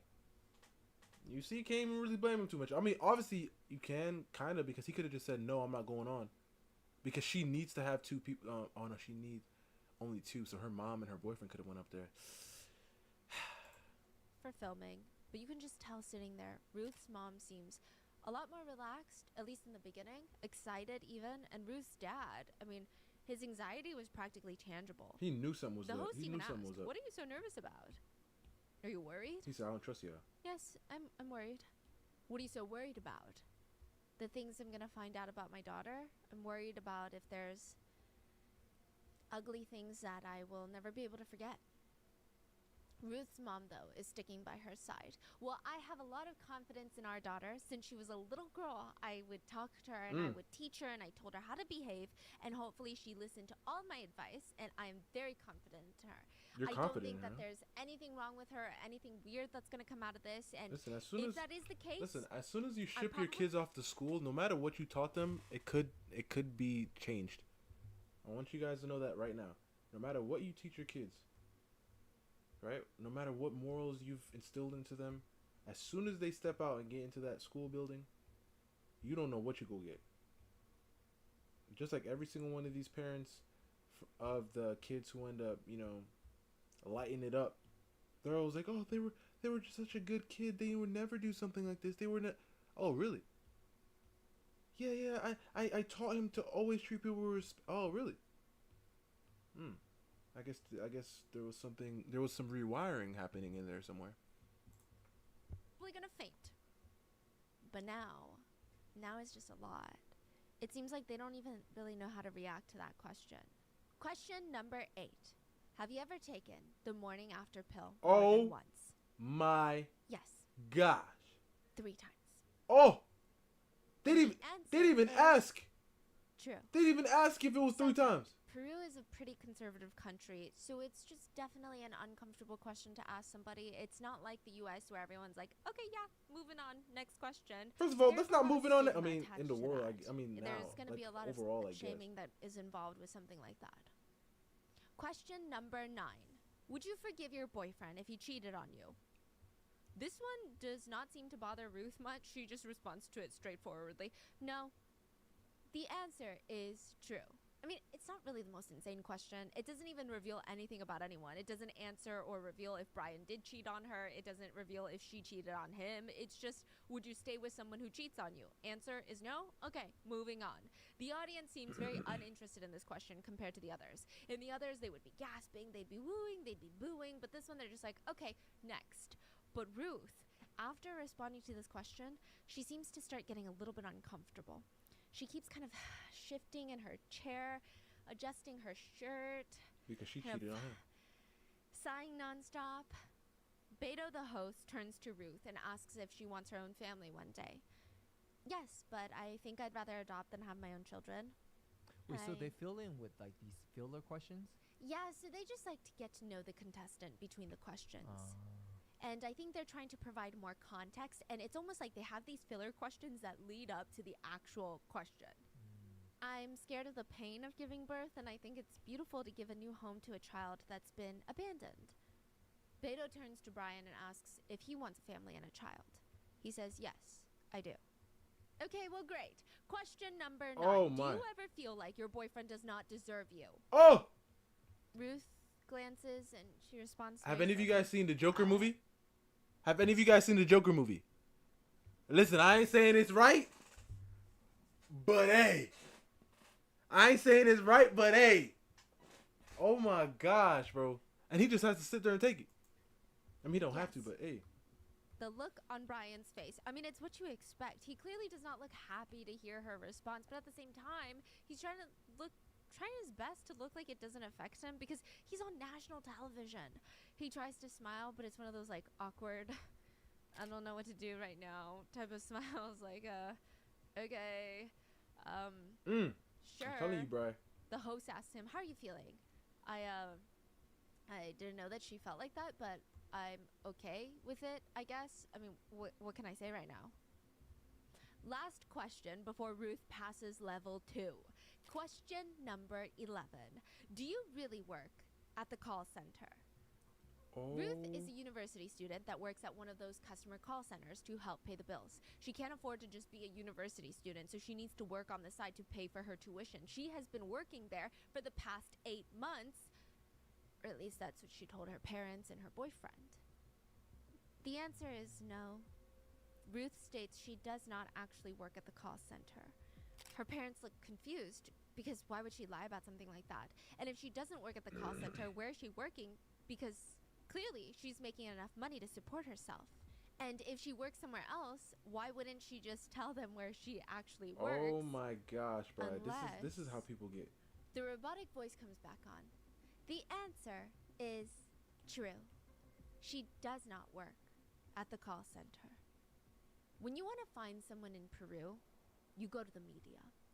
About 11,000 women in Peru are reported missing every single year. The police do not have time for 11,000 women. I mean, not that I think it's even an issue of time, but more so, they honestly just don't care that much anymore. It's said that if you're not wealthy, influential, or famous in Peru, if you go missing, you will be missed because they're not going to find you. The only way to try and find someone or some sort of help is through the media. Get someone to talk about your case. Spread the word. That's the only hope. That's why in front of the TV studios, it's always a very weird mix of people standing outside. So on one side, you have these really young people who are typically just fans of whoever is going to be on set today. They're waiting, camping out there in hopes of just getting a glimpse. She's a stripper. a I mean, I don't glimpse know. of their favorite idol, Maybe. their favorite celebrity. And then on the other side, you have a typically older group of people. They don't care about what celebrity is walking in and out unless they're going to take one of their missing person posters. It's an incredibly unique, niche energy. I mean, there are typically parents with missing persons flyers of their children on one side. Their eyes are bloodshot. They haven't eaten in days. They've been roaming around like zombies, just desperately trying to get someone to tell them where their child is. They're in front of these TV studios trying to shove posters into fans' hands. The ones that came here to just catch a glimpse of their celebrity, and now there's a crying mom handing them a flyer of a missing girl. The parents are canvassing the TV studio looking for any glass window into the building. They try to smack the poster up so some executive inside can see and take pity on them and want to share their story and help them. Over there, the security guard. Please, you have to help me. You know someone who works here, right? Please, my daughter, she would never leave. She would never run away like this. Like, I know something happened. Please, you have to help me. But the security guards, they don't, because that's what all the parents say. Our daughter's missing. We're poor. We have no money. We need help. Our daughter would never run away. I'm sure it's all true, but that doesn't change the fact that the news stations, they cannot run 11,000 of the same stories every single year. In this story, the parents had gone to bed after watching the World Cup qualifying match between Peru and Argentina. It was a big night. When they woke up the next morning, they realized that their daughter had not made it back home, which was weird. She never really liked to sleep on a bed that's not hers to begin with. And also, she is the type that always tells her parents if she's sleeping outside. Like, this is very strange. They tried calling her. She's not picking up. They call her friends. Maybe they all threw a big, huge soccer watch party, and then she fell asleep on a friend's couch after drinking a beer. One friend told the parents, "Oh yeah, I was with her last night. We were walking through the university campus together, and she got a call on her phone about a guy who wanted to meet up with her. So she left. And I haven't seen her since." Nobody has seen her since. And the parents are left to repeat the same story that the news stations hear dozens of times every single hour. Our daughter is missing. We're poor. We have no money. We need help. Our daughter would never run away. Finally, one security guard snaps at the mom. "Lady, what do you want? Just submit your form and leave." The guard practically spits in her face, and she's had enough, and without thinking, she fires back the only thing that they have. "Please, sir, my daughter, she was the girl from the Moment of Truth. The show, she went viral. She's missing." Oh my. The guard pauses. "What? The girl from the Moment of Truth? She's missing?" Before the mom could even make another plea or take it all back, the security guard leaves his post and runs to grab a cameraman. September 14th, 3 days after Ruth disappeared, 2 months after the viral premiere of The Moment of Truth in Peru, Ruth's disappearance made the front pages all over again. Could her disappearance have anything to do with what happened on the show? That was the question all the news networks were asking. Level 3. Truth is a very no, tricky it's the same thing. video. It's like a suitcase. You know when you go on vacation, you pack up your suitcase, you roll up all your shirts, and you're like, this is the optimal way to pack a suitcase. And then you fold it all neatly, and you get it just right. Like, there's barely enough space for an extra shirt, and you zip it up, and it's all good. But then when you're at the hotel, you gotta fly back home in a few hours, nothing fits. You can't shove it back in. It's the same amount of stuff. You didn't even buy anything new. Why won't it close now? All of a sudden, there's no way for it to neatly tuck back in because it's too late. What is out, and there is no going back. That's a really good analogy. Thank you. Wow. Question 12. Would you lend your parents all the money in the bank if they asked you to? Ruth was always known to be a very frugal girl. I mean, she would save every last penny of every dollar that she made. She would not spend any money on anything or anyone. She was very protective over her funds. Ruth looks at her parents, and she already told them that she was embarrassed of their manners. And now this. She responds, yes, I would give them all the money I have if they asked. The answer is true. This is the win that the audience needed. I mean, this whole thing was slowly starting to get a little depressing, but now, oh, thank God, the audience starts clapping, cheering. Even Ruth looks a little relieved. But there's still more questions to go. Then the host, I mean, it's kind of clear what questions are coming up next. Beto starts asking Ruth about what she thinks of her boyfriend, Brian, who's sitting, I don't know, 10 feet away from her. Do you think Brian is a handsome guy? Oh my God. Yeah. That doesn't sound very convincing. Do you think Brian is a smart guy? Kind of. Ruth laughs. More or less. Do you think Brian has a good heart? She doesn't skip a beat on this one. Yes, I do. The audience starts clapping. Man, don't Good. clap for that. Question number 13. Are you with your boyfriend Brian until someone better comes along? What? Ruth looks How is that nervous. even a I mean, question? there's the right answer, and then There's a lie. the right answer is to say no. You know, you're in love with Brian because you love Brian and you would never leave Brian, and also because she literally knows what this will do to Brian. Brian had a stutter that he was hypersensitive about, very insecure about it. When Brian was just 8 years old, his mom's new boyfriend pushed him down a flight of stairs, and ever since then, he had a slight stutter, which likely happened more so from the emotional trauma of being pushed down the stairs rather than the physical injuries that he likely would have sustained. I don't think that he sustained any physical injuries. Which, that is something that can very much happen, by the way. Mental and emotional distress from traumatic events can disrupt the normal functioning of the brain and impact the regions that are responsible for speech production. So And it was just always isn't it? something that Brian felt like people were looking down on him for. Even when they weren't, he felt like people were looking down on him. So the right answer to that question is no. I love Brian because Brian is perfect and Brian is good enough for me. But the true answer, the answer that she needs to say to get to the next level and not have wasted all of this, not have done all of this for nothing, is yes, I'm with Brian until someone better comes along. Pregunta 12. ¿Estás con tu enamorado hasta que llegue alguien mejor? Sí. Dang, her voice is deeper than... Verdad.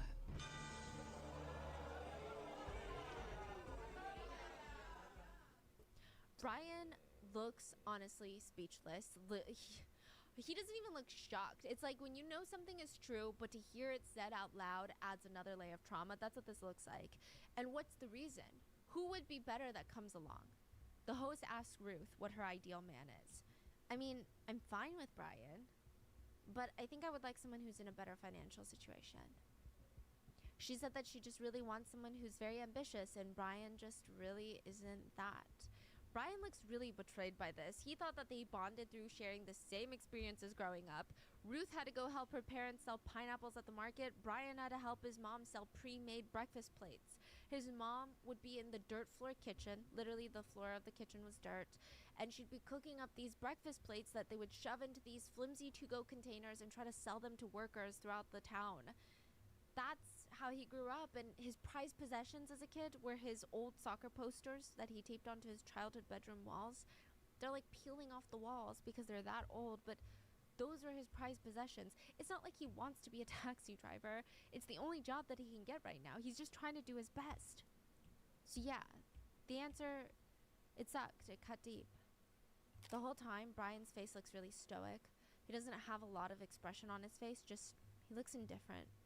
Just, wow. But when the camera zooms out and it pans down on his leg is shaking uncontrollably. Beto turns and his eyes fall on Brian. Brian, are you in love with Ruth? Yes. It shows. Yes, I am in love. How do you feel about such harsh answers today? I don't know what to say. Evidently the answer hurt you, right? Ruth, that was a cruel, cruel answer. Ruth looks uncomfortable. I wasn't trying to make him feel bad. I don't want to excuse myself either, but... The host turns back to Ruth. Is Brian your first ever boyfriend? No, but he is the first man I've ever fallen in love with. Do you think love sees gender? Should a woman only love a man and vice versa?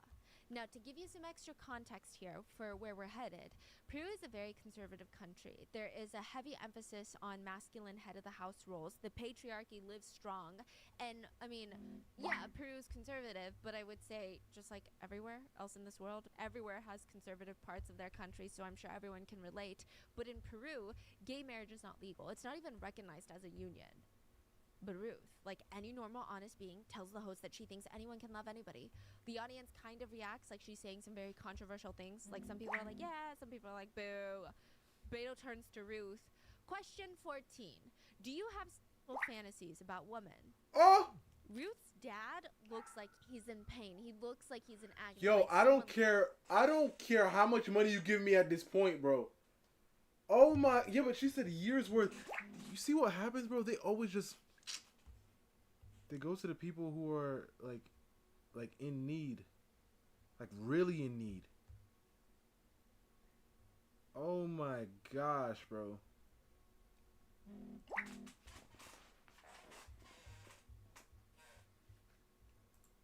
Lit the entire couch on fire, and he's tied to the flaming couch, forced to sit on. He didn't even want to be flames. here. That's what his face looks like right now. He looks like he's just hunched over in pain. Ruth glances at him and responds, yes. She responds that she considers herself bisexual, that she even kissed a girl once when she was younger, and that she's had these attractions since What? she was maybe 14. Well, yo, what's up with these ad libs, bro? They said yes or no. Why is she like yes? I actually did. Why? We don't need to know all that.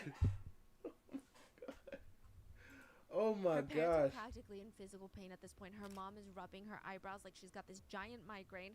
Ruth looks over at her parents, who just look exhausted, destroyed over it.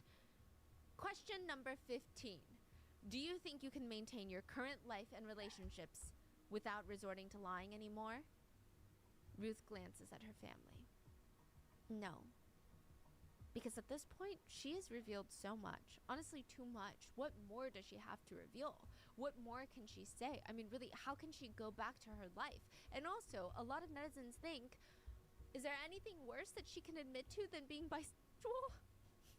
I'm laughing because that's crazy. But that's how a lot of people in the audience felt. What could be worse than that? She admitted to kissing a girl. What could be worse than that? This was the right hotel, right? I mean, no chance anyone would notice a random cab that's just sitting parked outside waiting for her, right? I mean, who would notice, right? Even at the hotel. The taxi pulls up directly in front of the hotel lobby, and this is the moment. She's gonna walk out of the hotel and lives are gonna change just a little bit longer to see her beautiful face again. And a girl with brunette hair exits the lobby, exits the hotel. Her eyes are scanning the parking lot. She's clearly looking for someone. The door of the taxi flies open. This is the moment. Seeing her again. But wait, it's not her. Ruth's father runs out of the taxi and walks over slowly. He's almost embarrassed that he jumped to conclusions so quickly. This is not his missing daughter, Ruth. He glares at the taxi driver standing behind this random girl. This driver told him that he knew where his missing daughter was. All it would take would be the most expensive cab ride to reunite him with Ruth.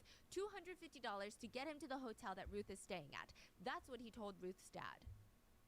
What? And it was all a lie. That's what it was. It was a scam. It was a lie. This was not Ruth.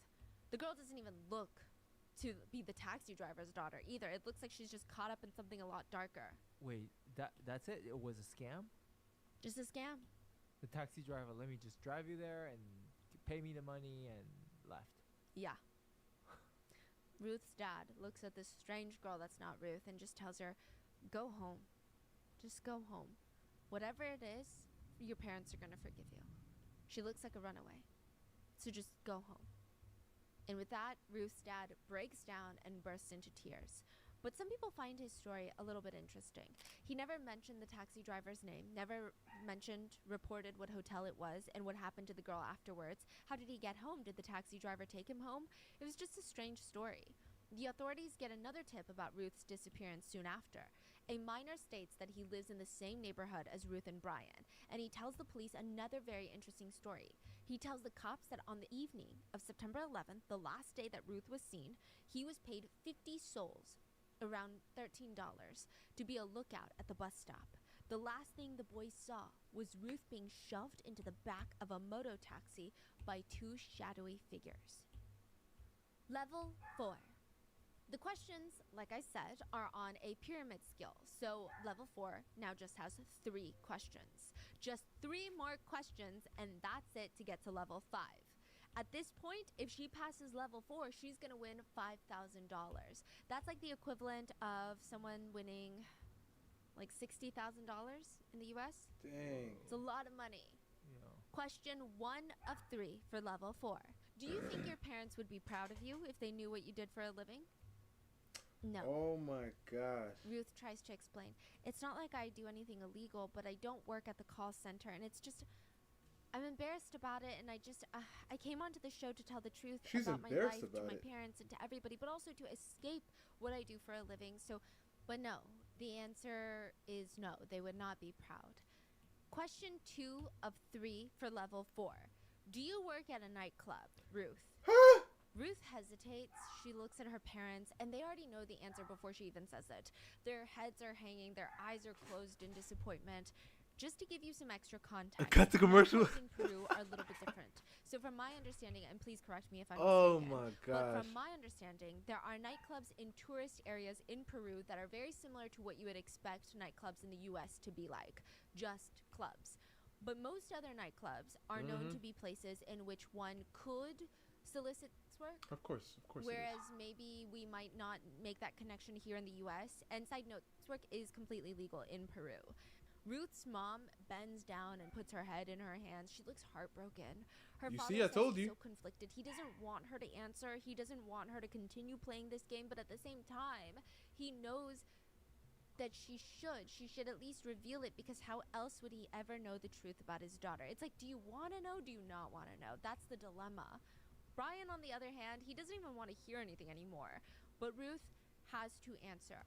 The question was asked, and once the question is asked, you either lie, which means you lose all your money, or you don't answer, which means you lose all your money, or you tell the truth and you walk away with what you've won so far. Yes, I work at a nightclub. ¿Trabajas en un nightclub?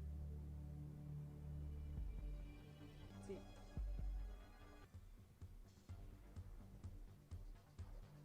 Ruth's mom has You know her what's so head in stupid? her hands. You know what's so stupid? Like, they ask you these questions. They asked you these questions. Why the heck? They asked her these questions before. They asked her these questions before when she was doing like the test run. Why the heck did she?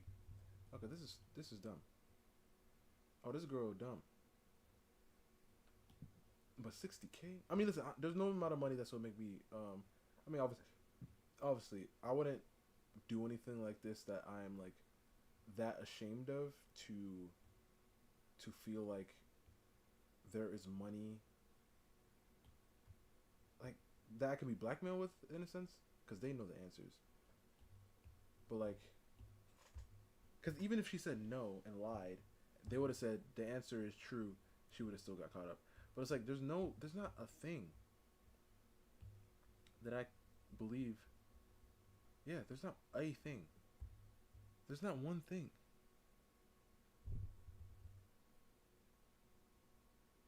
Honestly, thinking about it, like seriously, this is,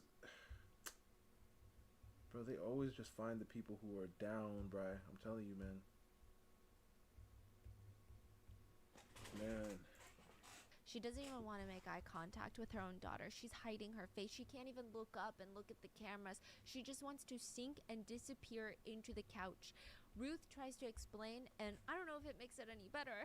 She tries to explain that she's just one of the 30 dancers at the club, and she gets paid around $50 per dance, and she only performs on stage maybe 1 or 3 times a night. That's I don't it. And yeah, care. she's not wearing a ton of clothes at the club, but really nothing is showing. Like none of her private. She's not completely nude while she's dancing. Ruth's family are speechless. They have nothing more to say right now. For the past 8 months, they thought she was working at a call center. It feels like she's living a double life. What can they say? But there's still one more question left. Question number 3 of 3 for level 4. Ruth's mom is practically begging her to stop at this point. Nothing more she can say is going to help the situation. It's only going to get worse from here. Brian, he seems stunned. Like he can't even put together complete sentences, even if he tried. It was a lot. If she answers the next question truthfully, she will walk away with $5,300, which is about 13 months of work for the average Peruvian. Wow. To try and put that into a clear comparison, that would be someone in the US winning around $62,000 if you look at the national average salary. Beto turns to Brian. Brian, what do you say to Ruth? Stop or continue? I don't want to hear anymore. You don't want to hear anymore. Ruth chooses to continue. Of course she One does. last question to secure $5,300. She's already come so far. Question number 3 of 3 for level 4. Once the question comes out of Beto's mouth, everyone goes silent. It's like holding their breath. I mean, they know what the answer is going to be because of course they do. They're not going to ask a question like this unless the answer is very clear. Ruth stares out into the crowd, but also at her parents and her boyfriend. Her mom is bent over as if she has a raging stomach cramp, like a stomach ulcer that came out of nowhere. She is literally hunched over. It is an impossible situation. Clearly, seeing her parents in that amount of pain, why would she keep going? She wants to just not answer. Of course she doesn't. But she's already come this far, and not answering is also an answer. If she doesn't answer, people know what her answer is, so she might as well answer with her own mouth and at least get the money that can be something to prove for this whole nightmare. Yeah, I mean, the moment that they asked this question, everybody already know the story, right? Like, why would they ask this question unless? Yeah. She looks at her parents, then back at Brian, then back at her parents. Just one word. That's all that is standing between Ruth and $5,000. Just one more yes or no, and she will be guaranteed to win the level 4 prize. I mean, of course, she can still continue to play level 5 for more than triple the amount, so she could get over $10,000. The comparison would be like $200,000 in the US if she were to complete level 5. Okay. But it's just about this one question.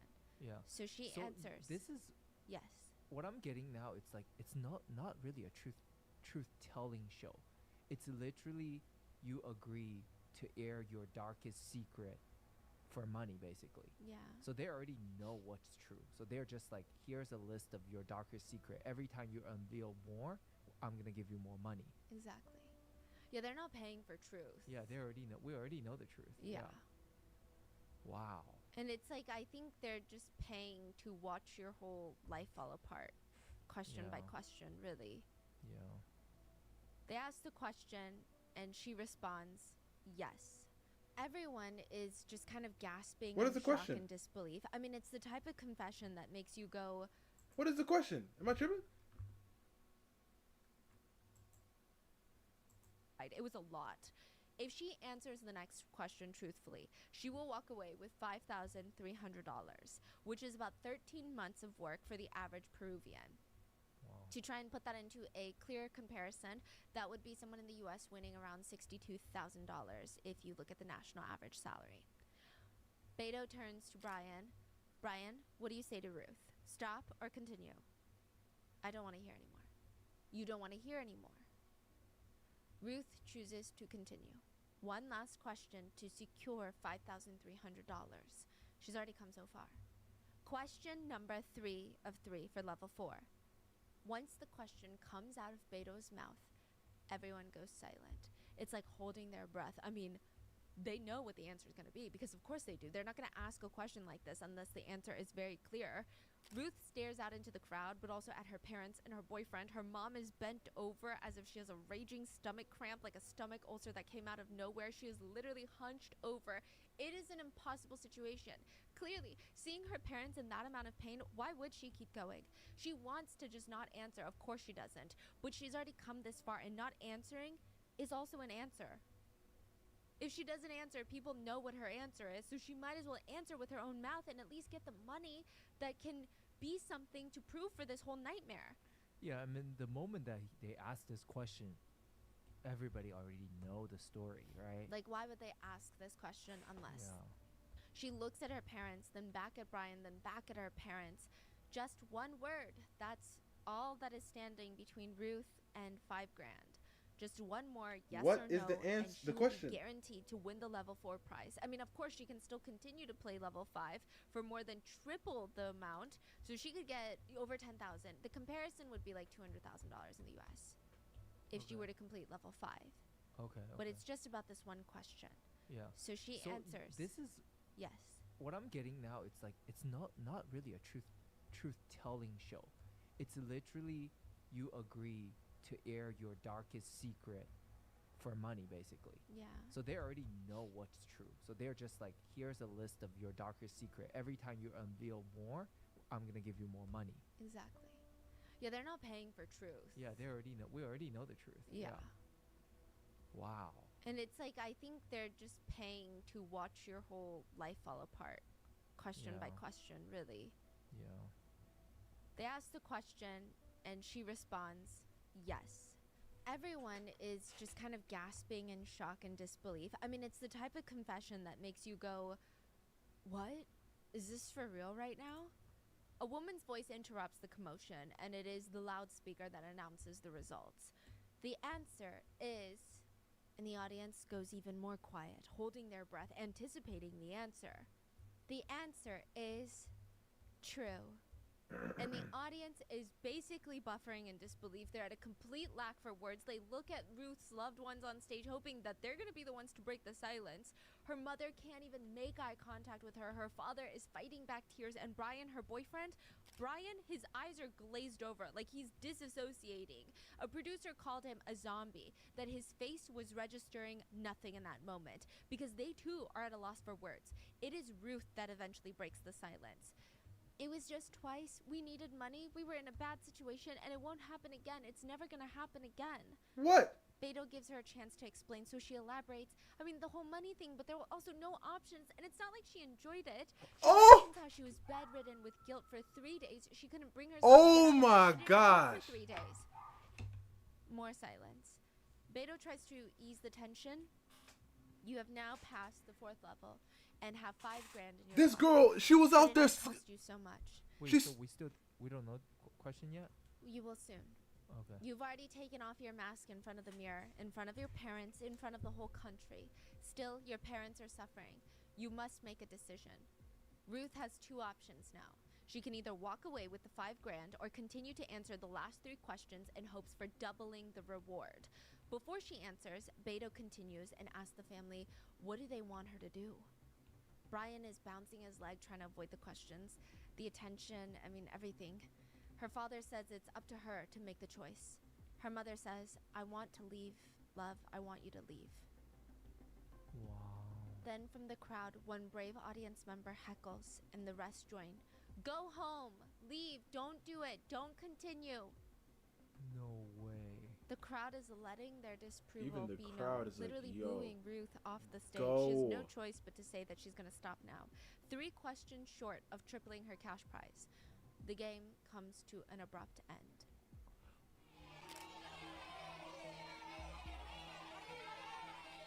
$18, bro.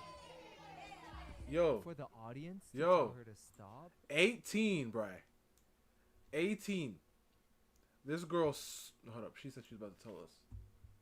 That is, wow. Ruth will be walking away with $5,300. And again, that's about 13 months of work. She earned almost a little over a year of work in just a few hours. It should be a moment to celebrate. Confetti does get released from the ceiling, and technically she should be celebrating because she won, but instead, her parents and her boyfriend, they just stay seated on the couch. They don't even get up. She walks over and gets on her knees, grabs her mother's hands, and says, forgive me. I kneel before you because you're my mother, because you're the person who brought me into this world with much pain, and you've always... Get your hands off me!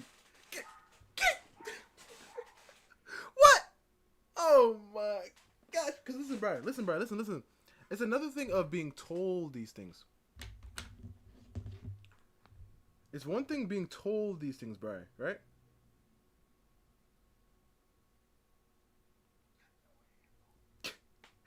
Right. It's one thing being told these things. It's another telling the world. Telling the world. How dare you bring me here when you know I don't know what the show is really about? To embarrass me in front of the world. Now her dad's always going to be known as the dad who let his daughter go out there. And, oh my gosh, bro. Oh my.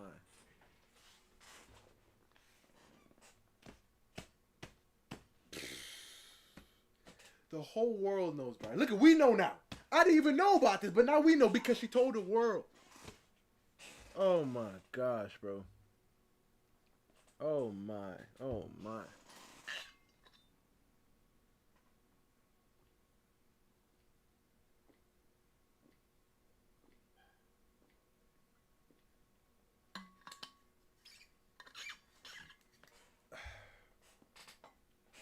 I don't know why I drew her in this. It's funny though. Hold on, I gotta adjust the show a little bit. Yeah, that one. But it's okay so far. Always stood behind me. The same with you. Oh no. Look. The mom finna get the belt when she get off camera. You see, she's like, oh no. Oh, look at the dad. The dad not even looking. Y'all don't see it. Bro, look at the pops. Look at the pops. Because you're the person who brought me into this world with much pain, and forgive me. I kneel before you because you're my mother. Look, he's like, nah, that ain't my daughter. I don't know who that is. The person who brought me into this world with much pain, and you've always stood behind me. Look. Same with you, Dad. I'll that never ain't my find daughter. Someone like you guys. I love you. That ain't my daughter. He like, oh. Please forgive me. Ruth. Oh, like look at her eyes. Her eyes are dead. The mom's eyes are dead. Oh my gosh. She brought her parents on this show to tell her dad and her mom, I'll be out in the streets. Oh my gosh. Is on her knees. Her mom brings her up and hugs her, but her eyes stay open. Yeah, of course. Ruth's episode will air in a month. It will kill. It will surpass all previous ratings. Ruth's picture of her smiling and holding her giant oversized $5,000 check from the show will be on the cover of every single major newspaper and magazine, with everybody wondering, was it worth it? 2 months later, a body would be found at the bottom of a well. Oh! The next time Ruth is on the news, she will be 16 feet down, covered in concrete and rocks. Oh! Murdered. Oh! After the show airs, just 2 months after the taping of the show, I mean, nothing would be the same in the Saez-Sanchez family. I mean, nothing. The family went through so many cycles. They would feel bad for their daughter, Ruth. They felt like she had gone through so much, and then she had to do it all on her own. I did not know. She didn't feel comfortable talking to them. I mean, I'm sure to a degree the parents felt like it was their fault. Had they had more money, maybe she wouldn't even have done that in the first place. Then they would turn to anger. I mean, but like, why? Why couldn't she just get a normal job like everybody else that came from families like theirs? Why would she need to do that? And because then why social go media. on national television and ambush us? You knew what kind of questions they were going to ask. Exactly. And you still asked us to go on this show? Exactly. Why would you completely blindside us? Exactly. The parents were confused. They didn't even know how to process this type of information. Ruth's dad especially had a hard time adjusting. I mean, that's his baby girl. And he just knows way too much about her now. It's not that he doesn't want to treat her the same way. He just didn't know what to say to her. He just needed some time. There were a lot of arguments on why Ruth even did the show to begin with. And Ruth would just tell her parents, for the money.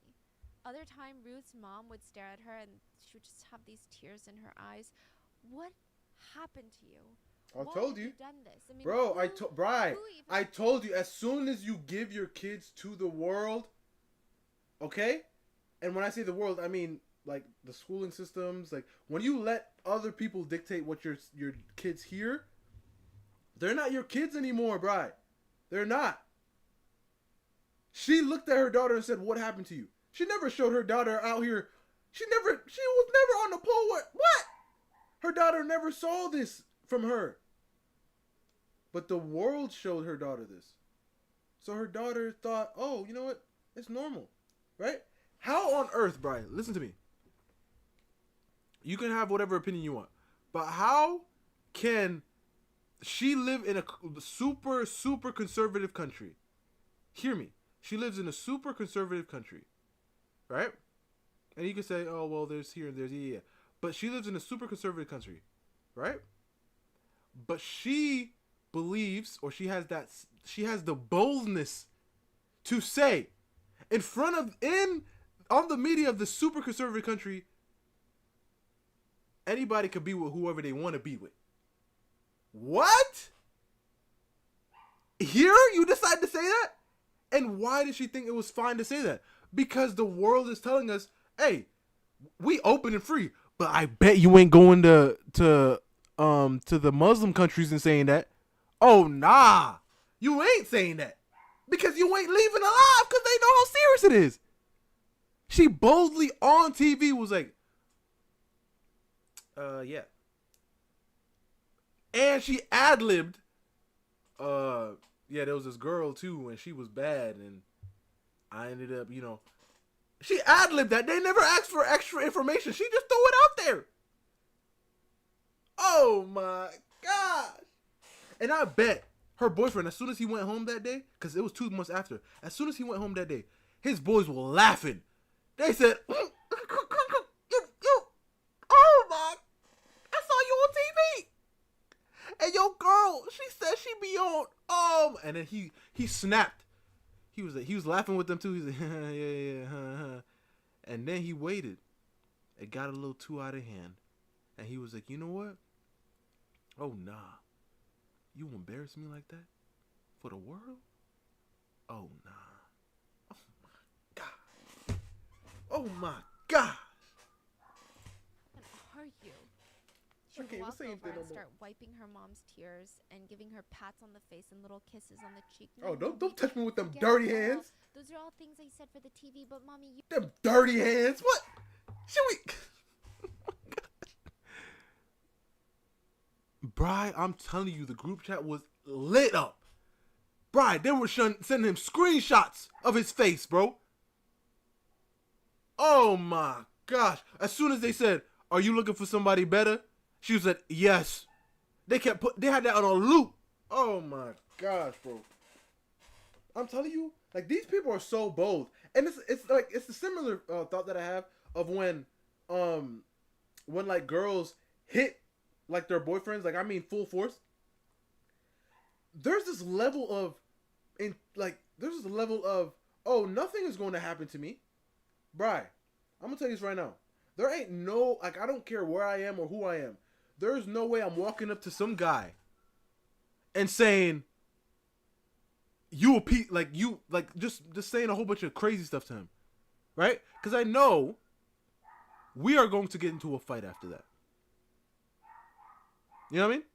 Even if this guy's not, like, really a fighter, like, I just don't know what people are capable of, right? Right? And this girl had the audacity to bring... She didn't leave him at home and say, I'm going on TV. She brought him so the world saw him and said, yeah, I'm looking for something better. But, I mean, he okay and all. But I'm looking for some... What? And to your moms and your pops. Oh, yeah, I be in the clubs. When I thought you were working at... Her mom said, I trust my daughter. I trust her. And this is what she got from that trust. I'm telling you, that's not her daughter no more, bro. That's the world's kid. Just like when they be saying... You know how they be saying... I would like the saying, but people be saying, she not for you, she for us. She is the world's child, bro. That's not their child no more. You know the truth in your conscience. Yes or no, mommy? You know the truth. The truth. I'm gonna go to class, okay? You're gonna go to class? But why would you do this then? What have you done to us? Yeah, what have you done to us? I did this so that we could win, mommy. We could win money. Who cares? And yo, I'm gonna tell you this right now, bro. I'm gonna tell you this right now. And this is the mindset that they've given, like, the younger generation nowadays. Okay, I'm gonna say younger generation because I was gonna say girls, but guys be moving weird too. Yo, there's no amount of money, right? There's no amount of money that is worth your soul or your morals, bro. This girl said to her parents, to her mom, for money. This girl voluntarily went to the club and sold it. And she told her mom, I did it for us for money. I did it for us for money. I'm telling you this right now. Any real parents, any true real parents would rather be on the street with their kid before their kid embarrasses them, like, on this level, selling their body. This is insane. But we've conditioned, like, people to think this way, the younger generation especially. I just saw this video of this girl. She said 1,000 guys. Oh my god. Oh my god. What? What? Is that like normal?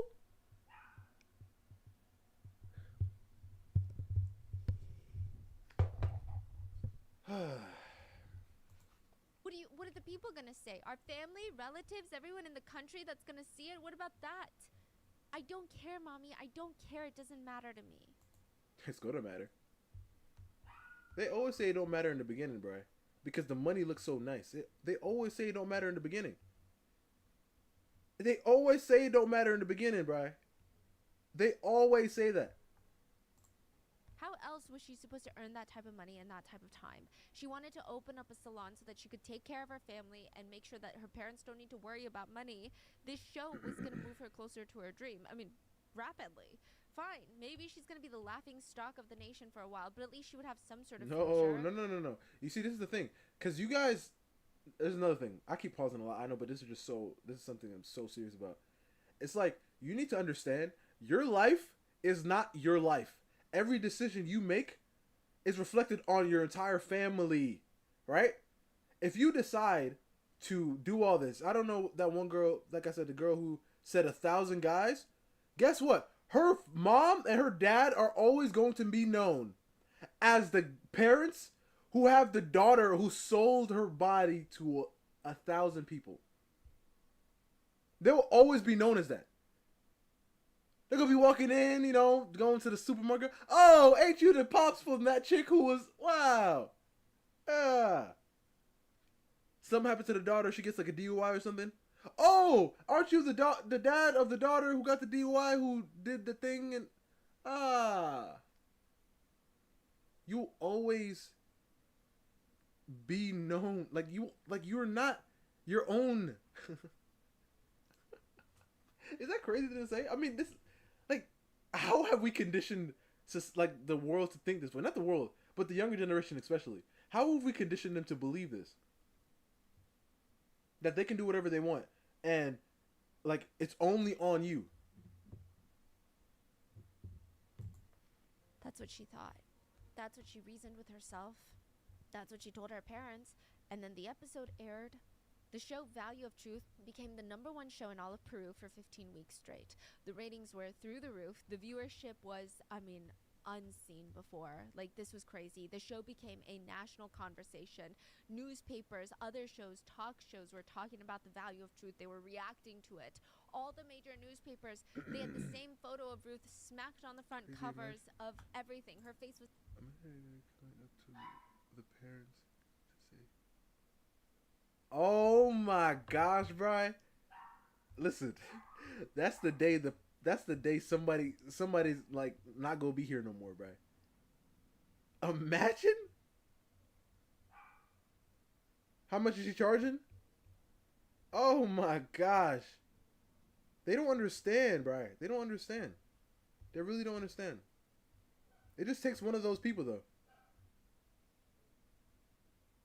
It just takes one of those people. It was everywhere. And Ruth thought she could handle it. She could handle the attention. She could handle the hate and the opinions. She would just wait for it to die down and then try to open up her salon. That was her initial plan. That would never happen. You open up that salon, they gonna be like, oh, that's the one girl. They gonna walk in and be like, hey, do you have other appointments? Because I heard you be selling. It's always going to be with her, bro. She told the world. I know about this now. Nothing ever goes according to plan. Even if Ruth were to open up a salon, she doesn't even know if customers would come now. Because her reputation was pretty much set in stone. She was known for a few things now. And Ruth started becoming very depressed and having these negative thoughts. Her dad said, the entire neighborhood that we live in, it's just a hellhole of gossip.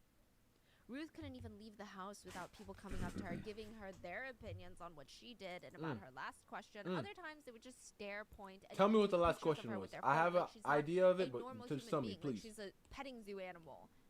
But nothing was as bad as the guys that would come up to her. Of course. Anyway, Ruth would try and stay in her house isolated from the world. She's trying to escape all the people talking about her, but it's kind of hard because sometimes... And she lost her boyfriend, probably. Ruth's relatives, some of them they haven't even spoken to in years. They were now calling Ruth and her parents to tell them how ashamed they were that they are part of the family and that they are embarrassed of Ruth. And she is the biggest shame of their bloodline. Of course. That's what they're going to say. In front of her parents, Ruth tried to stay very strong. She tried to have this whole screw them all attitude about it. I don't care what they say about me. I won money and my life is going to get better once this blows over and they're going to get nothing out of it. But with her sister Ava, Ruth was a bit more honest. She would lay there on the bed staring at the wall. What have I done? What did I do? Why did I do that? And should have listened to her dad. Are in the eye of the storm and I just don't understand. Should have listened to her dad because her dad said don't do it. Some people gave He said don't do it. Just lean into it. Milk the situation for all it's worth. What else can you do? I bet all of those were women. Soon after her video, after her episode aired, Ruth did a few quick interviews. She told the journalist, to a degree, she feels that she was liberated by the show, But what about Brian? Everyone wants to know about Brian. How are you and Brian? Well, the truth is we don't even talk to each other anymore because when I call him, he doesn't answer. Why would he But answer? I'm also having a hard time, and he should understand that. I'm not the only one to blame here. Oh, listen.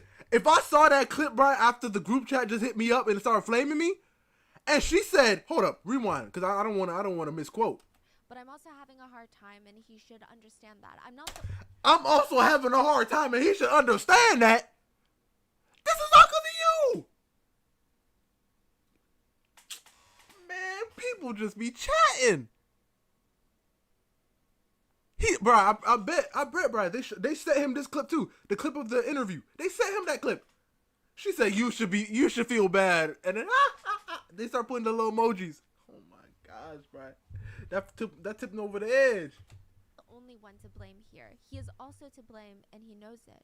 But I would rather just leave it at that. Wait, I don't hold want up. to have any more problems with him. Hold up. Or He's his also to family. blame. Wait, did he sell? She's trying to keep all this upbeat energy for the audience, but you can just tell in these interviews she looks mentally drained and exhausted. Of course, from her decisions. 3 days after Ruth goes missing, the case blows up on national mainstream media networks. Ruth's family were all hopeful. They're all talking about Ruth, right? The news stations are, the people are, which meant her case is getting attention, and if someone knew something or someone saw her, it would be reported.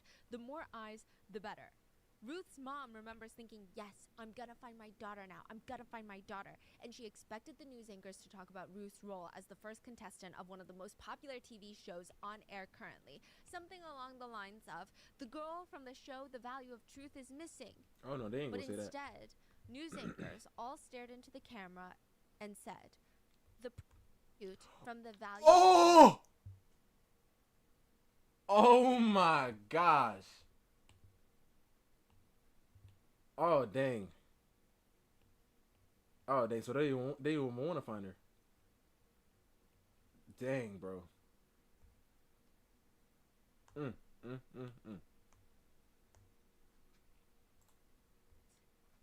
is missing. What? I do want to clarify very quickly that I wanted to change the word to sex worker, since I know that the term is not appropriate. Why is it not However, appropriate? I thought Because it that's took what it away is. the gravity of how inconsiderate and dismissive the news networks were in regards of Ruth's disappearance. Because So she's for gone. that reason, I have kept it verbatim. She could have ran away though. The news That's probably anchors what did not refer to they Ruth probably didn't as think of Ruth it. or Ruth the college student or Ruth the daughter and sister. I mean, they don't know her for those the things. Pursuit from The Value of Truth. Some netizens believe that had she not been asked the very last question, the question that helped her win $5,300, had she not been asked that, she would be alive right now. She would not be dead. Some netizens wonder, is it the producer's fault then? No. Because they're the ones that come up with these questions. It's They her push it fault. That far. Are they not to blame? Others argue, no, they're not. She's the one to blame, because if it wasn't the truth, then they wouldn't have asked. And she shouldn't have went After on. Ruth's body was found, the last question from that episode was played on repeat on every major news network TV station over and over again. Last question. Have you ever accepted money in exchange for sex? Oh my gosh. Like I said. Yes. That was it? That was it. What the freak? The camera turned. What the freak he said? That was it? Like that ain't a big deal.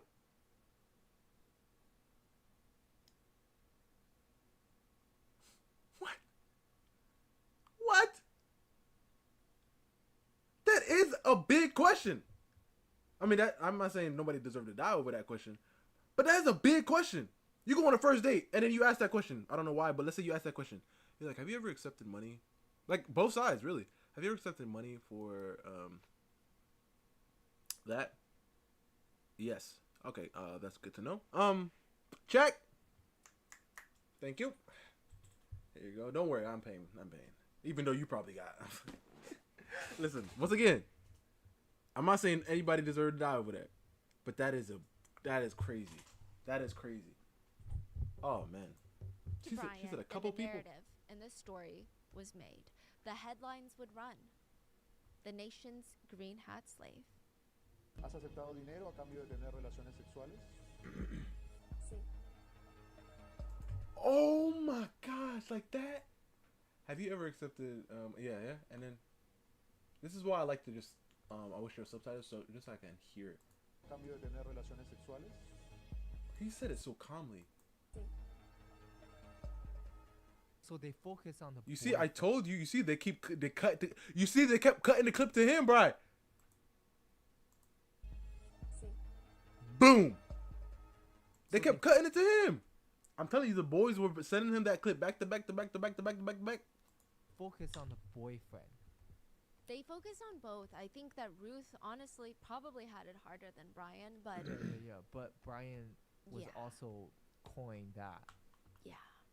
Wow. Even his defense attorney would use that word a lot.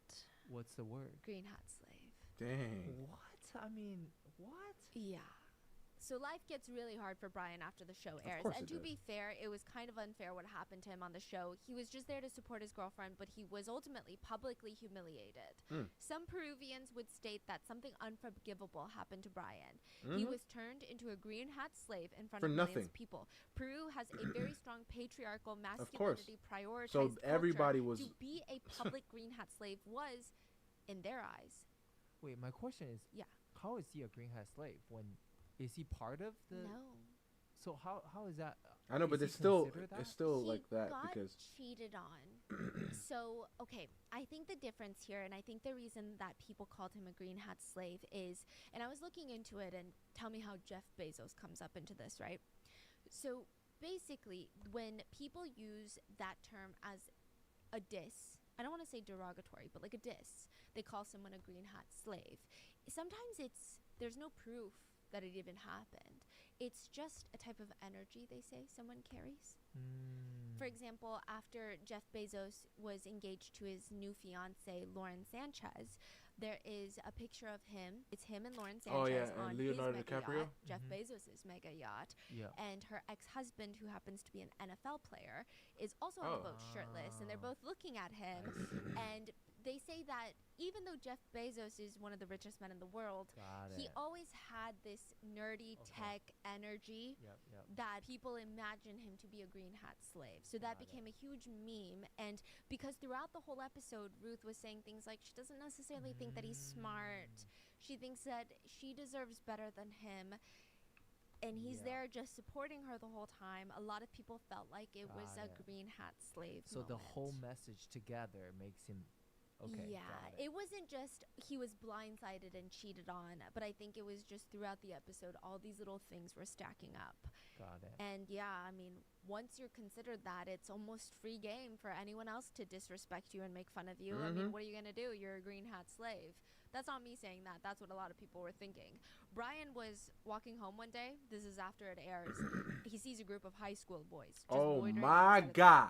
He's maneuvering so he can just walk past them. But as they're passing each other, as he's passing the group, he catches one of their eyes, and he can almost see the moment that it registers in the high school boy's brain. At first, he looks up, eyes are blank, meets Brian's eyes, and it's like a light bulb moment goes off. His eyes get bigger, and he's got a little spark in them. His face starts moving. His mouth opens up. Guys, it's the green hat slave.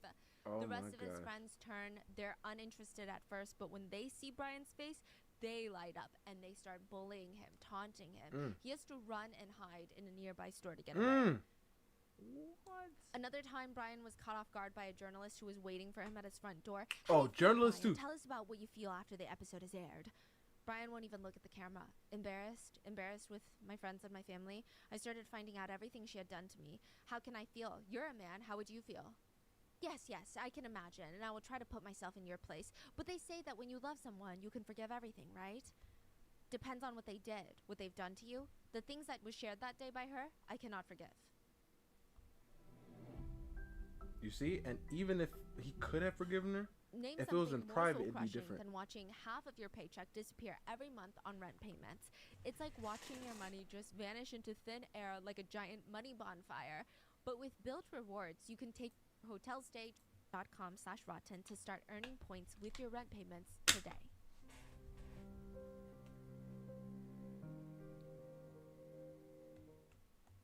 When news was initially circulating that Ruth was missing, the first person on everybody's radar was obviously Brian.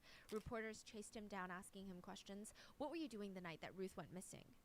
Answer the question, what were you doing? I can't remember. I was drunk that night. The reporter looks at him and blinks. If you were me, would you believe yourself? Like I said, I don't remember that day. I was drunk. But your conscience is clean. Yeah. Everyone knew Ruth's parents hated Brian. They always felt like Ruth could do better. This is even before the show. And I'm sure most parents feel that about their kids, but really it wasn't even just that. There was something about Brian that really irked them. Ruth's mom said, I don't know why, but I hated that kid. There was something unsettling. Every time you talked to Brian, he would talk crouched down, staring at the floor. He couldn't even look you in the eye. But it didn't feel like it was necessarily because he was so shy. It just felt like it was just weird. And they hated him more now because Now they thought he's responsible for Ruth's disappearance. A few days before Ruth vanished, Brian showed up at their house one night drunk. Ruth did not come to the door, but Ava did, her sister, because her sister's trying to talk to him, calm him down, like, please, just leave us alone. Like, what's done is done. What more is there to say? He's drunk. He's slurring his words. He's standing at the front door. You know what, Ava? Your sister told me that she was going to give me money, but she hasn't given me anything. That's enough, Brian. You're drunk. Go home. We'll talk tomorrow, and I will try to get you whatever money you were promised. But Brian just stands there, not moving, and he smirks at her. He leans in closer to Ruth's sister and says, "Revenge is sweet."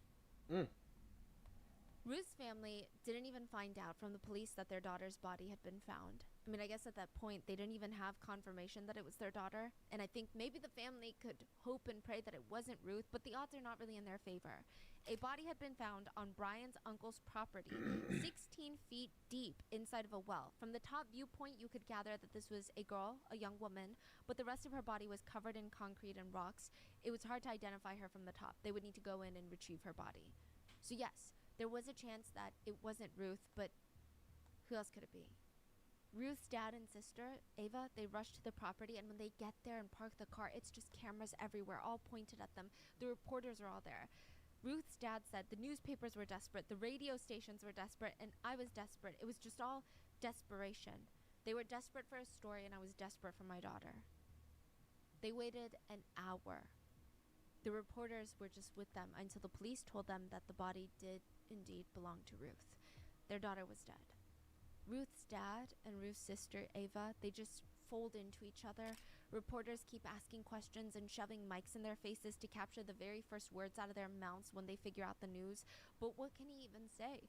There's nothing to be said. They were silent and just sobbing in each other's arms, and the cameras are zooming in on them. There was never a question of if anybody else did it. It was clear from the get-go that Brian was responsible. It is rough. So Brian is arrested, and eventually he is brought to the scene of the crime. He's brought to the well. Ruth's dad is calm. He just wants to see the young man. Just ask him why. This is his daughter's ex-boyfriend. To a degree, yeah, they hate him, but to a degree, they trusted that he would never hurt her. The police warned Ruth's dad, "You gotta keep your cool." "Of course, I promise. I mean, I just want to ask him a question, that's it." He approaches Brian. The officers are standing around them, surrounding them, making sure that nothing happens. What's faster, a police officer's arm or a rock? Ruth's dad went with the rock. He pulls it out of his pocket and goes to slam it down on Brian's head, but he was shoved backwards by a police officer and he lost his only shot.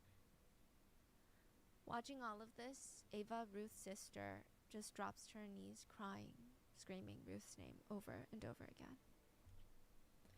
Meanwhile, Ruth's mom was at home and she has no idea what's going on. I mean, on some random isolated property outside of town, they found a body. She doesn't even know this news. It's unclear if she even knew what her husband and her daughter were doing. Perhaps they didn't even tell her so that they wouldn't worry her unless they were confirmed that this was Ruth. But a reporter named Maribel and a cameraman show up at Ruth's family's door. The door swings open and Maribel drops her head and offers her condolences. Ruth's mom is a little bit confused, and Maribel thinks, oh, maybe she didn't hear me. Maybe I needed to say it louder. She repeats her condolences for her dead daughter, but Ruth's mom, she's just staring at her confused, like, what is this lady talking about right now? Maribel realizes that Ruth's mom did not know that Ruth had been found. Maribel felt herself choking up. She's a TV reporter. She never had to tell. All she could manage to say was, "Ma'am, they found a girl." Ruth's mom ran up inside the house, up to the second floor, and slammed the door shut, and she locked herself in the room, and all she could hear from the outside, the reporter could hear, was the most gut-wrenching, emotionally disturbing wails coming from inside the room. Maribel's cameraman caught it, and it was aired for weeks. Just the cries of a mom who lost her daughter. Ruth's mom knew it was Brian from the moment that Ruth didn't come home that night. I mean, the very next day, with no proof, she went to Brian's because she was so sure it was Brian. She knocked on his door. She was sobbing, crying, screaming. All the neighbors start walking out of their homes to investigate, like, what is this noise? And in front of them, on the dirty street, in front of Brian, who is just staring at her with indifference on his face, like she's just some sort of stranger that he has no connection to, Ruth's mom felt so desperate that she dropped to her knees, just pouring tears pouring out of her eyes. Now that she thinks about it, she said she was kneeling to Brian like he was some sort of god, and she was praying to him. And she begged him, "Brian, please give me back my Ruth, please." Brian let her beg for a moment before stating very bluntly, "Ruth, I haven't talked to her in a very long time." And he turns on his heel and just walks off. And now she knew she was right. I'm glad She they didn't show the obviously clip of her. did not want to be right. Her reaction to finding out her daughter was killed was played on almost every news station except one channel. They decided to stick to their regularly scheduled programming rather than switch to breaking news. They wanted to air their regular scheduled show, another episode of Value of Truth. Oh my gosh. After Brian's arrest, he immediately confessed to killing Ruth. He said, "My name is so he Brian did do it. Levia. I'm 20 years old. On the night of September 11th at approximately 11 p.m., I called Ruth. That night she went missing. I asked her to hang out. We were going to meet near the bridge, and at first things were really awkward. We barely talked, but we thought maybe this was a way of rekindling the affection that we did once have for each other and put this all past us. You know, one could argue that nobody else would know what that they're going through right now besides each other." She gets into his moto taxi. They drive to his house. They park on the street, and they just sit outside on the street on the moto taxi drinking a cheap bottle of $3 wine. And then they head upstairs to Brian's room, and Brian claims that they had sex. Afterwards, though, it's like a switch flipped. Ruth starts screaming at him out of nowhere. She's very upset, and she tells him, "I don't know what I'm doing talking to a poor moto taxi driver like you." Brian said that he snapped. All the looks, the smirks, the comments, texts from his friends that he received after the show You aired, see? all of them were flooding into his mind. You and it was see, all Brian? because The of her. group chat. Oh my gosh. I told you it was going to happen. Brian said, "And that's when I grabbed her by the throat for 30 seconds. I held her like that. I thought she passed out. I listened to her heart, and I didn't hear anything. I grabbed her, and I shook her, and I heard nothing. I got scared. I didn't know what to do at this point. So he picked up her limp body, carried her into the bathroom, put her in the bathtub, and then went downstairs to the living room where there was a party for his mom's birthday. Oh! And he got drunk while upstairs Ruth's body was in the bathtub. He said later his uncle came to move Ruth's body into the well on his property. During the trial, Brian's attorney would argue that his client Brian snapped under the pressure of national humiliation. The crime can be traced all the way back directly to the show. That episode could not have existed without Brian. That's the truth. The program had impact so long as you had a sitting up there. You can call him Brian or change him to a new man, Juan, Pedro, whoever. They just needed a man to be the laughing stock, the green hat slave, a they need a victim for Ruth's lies. But when Ruth's parents did not agree with this sentiment, Brian and his uncle decided to see if they could press charges against Ruth's parents for throwing a rock at Brian when they found Ruth's body in the well. What? Yeah. When you think that they can't go lower, they do go lower. And it runs in the family. It's a bit of a side note, but before the trial, Ruth's mom was beaten by Brian's dad. He attacked her with so much vengeance that I would not be surprised if you told me that he wanted to kill her. What? It was a lot. Her eyes were swollen shut because he was pounding her in the face. Ava, what? Ruth's sister, asked, "Do they just want to kill our whole family at this point? What is wrong with them?" During the trial, Brian would also argue that he was not a green hat slave, that he and Ruth were not even dating at this point when the show was being filmed, which some netizens genuinely believe. Others think that he is so upset at the idea of being a green hat slave. Like, this is what's bothering him when he's on trial for murder. Like, this is what he wants to clarify. It was like, eated at him, you know? I need to use my time to tell you about this. He said that he and Ruth broke up a while back, but because she wanted to be on this show really badly, she felt like she needed a boyfriend storyline to make the producers want to air her story. She's like, "The questions have nothing to do with you, but I just think that that's the only way I'll get casted." I don't believe it. She asked him to pretend to still be her boyfriend, act like they never broke up, and go on the show with her. In return, she will give him a percentage of whatever she wins in the prize money. He said that he agreed, having no idea what kinds of questions were going to be asked. He said it was a total ambush, and Ruth knew that she was going to expose these types of questions and secrets and had no concern for how that would make him appear as her, quote, boyfriend. He also even claimed that the producers of the show knew that he wasn't even Ruth's current boyfriend anymore. I don't believe it. They knew that she had broken up with him, but they didn't care as long as it was good TV, so it was all fake. That's what Brian claims. He also claims that the show has the most responsibility for Ruth's murder. Yeah. Ruth He has stated, people need to see the host of the the show most for who he responsibility. is. They need to understand his manipulative and I mean, frivolous attitude in the face 'cause of he the did harm it that he too, has so- caused in our lives. One of the producers, Yeah, 'cause I David don't think she Navoa, deserved he admitted that to, he but- felt really bad for Ruth's death. He said that he was the one that conducted the polygraph initially, and he spent a lot of time trying to pick out the questions to ask Ruth that would make for the best TV. He said the last question, the one about work, I mean, he knew what that would do to her family. He said, I knew it was going to be a surprise to her loved ones, and a very shameful moment for all of them. But to the producers, it was a celebration. They nailed the viewership. It was a good day at work. It was a job well done. The ratings, I mean, it was skyrocketing. They were popping champagne in the offices. At one point, he was asked if Ruth would still be alive had she never appeared on the show, and he said, of course. But then he pauses for a second and says, well, I don't know if she would be alive. Maybe she would have died some other way. The host, Beto, one of the most famous journalists in the country, was called to testify during Brian's trial, where he basically said what he would publicly later state. I have huge condolences for the family. Our doors are open for them and the investigators, but the media have tried to turn the show into the origin of the crime, and that is something we reject because there is no relation between one event and the other. We have seen how they are trying to shift the blame from the murder to the TV program.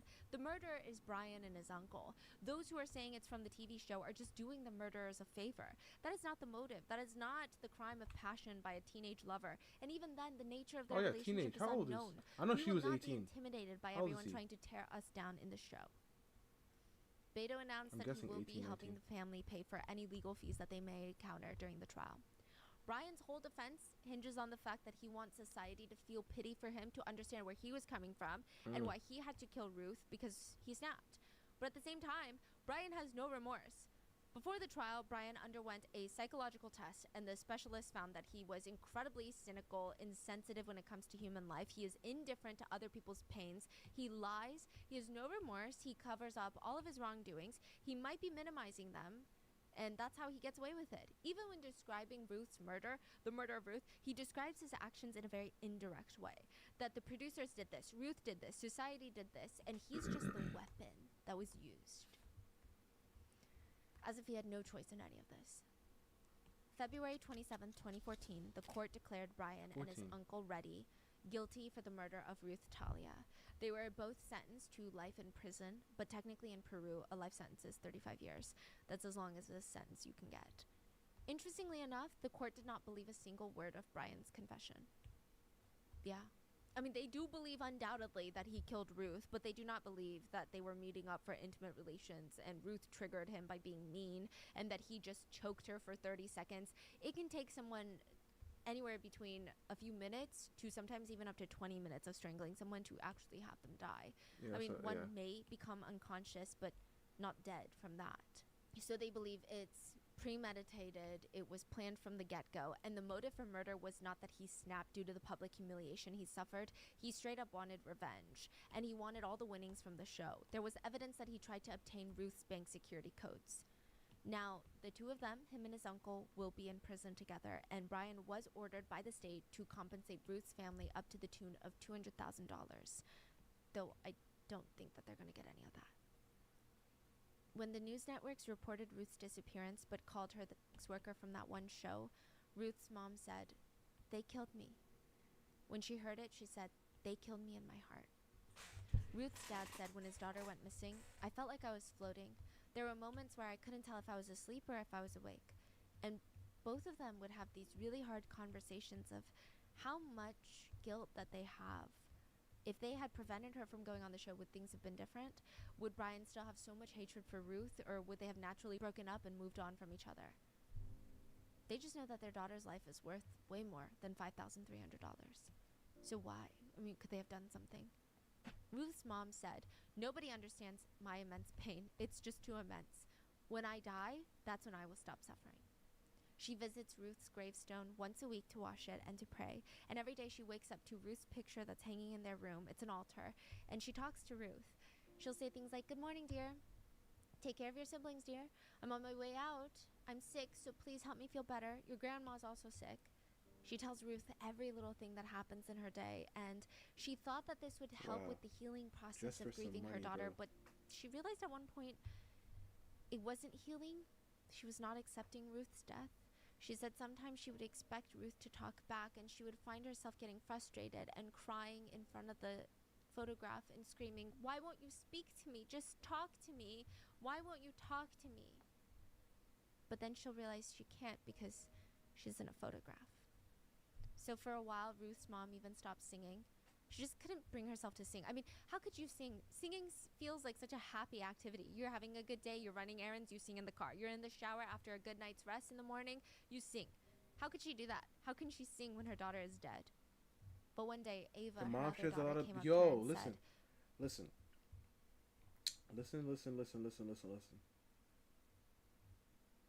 I obviously have to give the majority of the blame to the person who committed that, you know, because how am I not going to?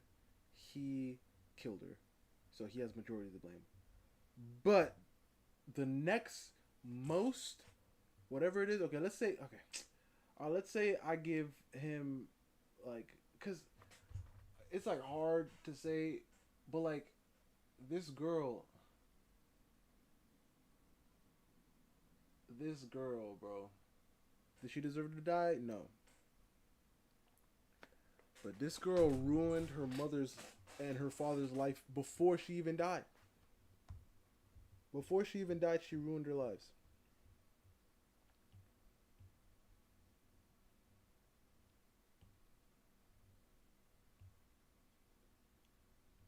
She gotta take like a good chunk of the blame, bro.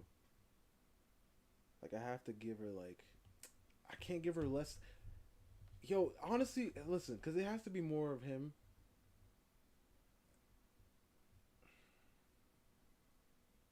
I'm going to give him 50%. I'm going to give her 47%.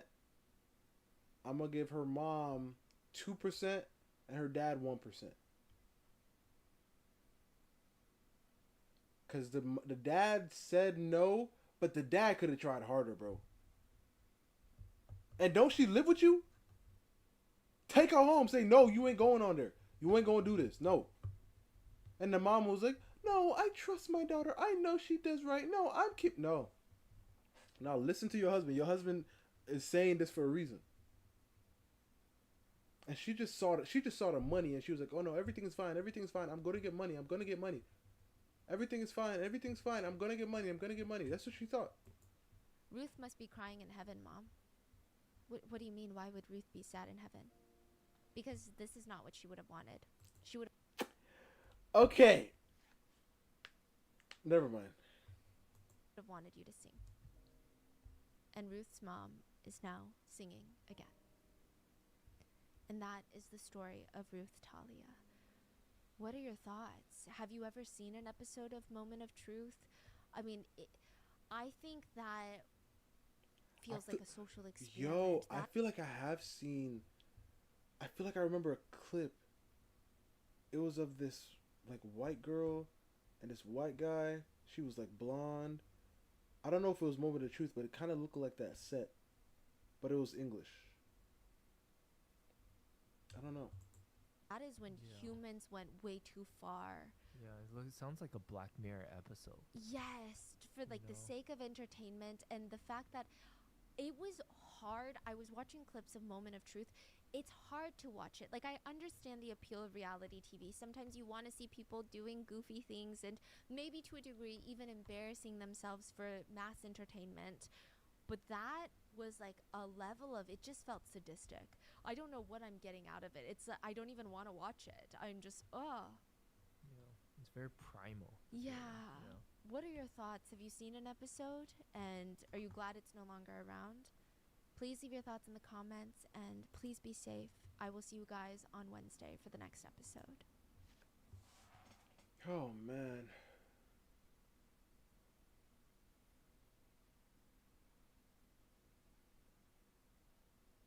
Oh, man. Oh, man. Oh, man.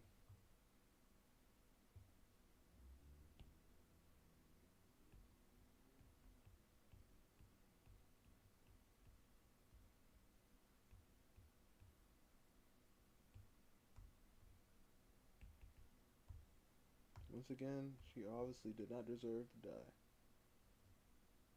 But you don't know what people are capable of, you know? Especially when you embarrass them on this level of a scale. And that's why a lot of these kids, too, like when you think about it, right? A lot of these kids who like light things up or even take themselves out that are in these schools, the main reason why they're doing it is because of the public humiliation. Right? A lot of these kids are getting bullied. Right? A lot of these people are publicly like shamed and bullied at their school.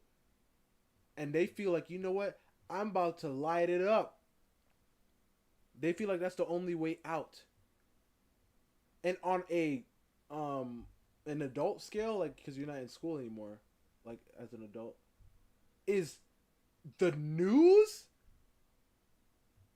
the world knowing, social media knowing, that is on that level.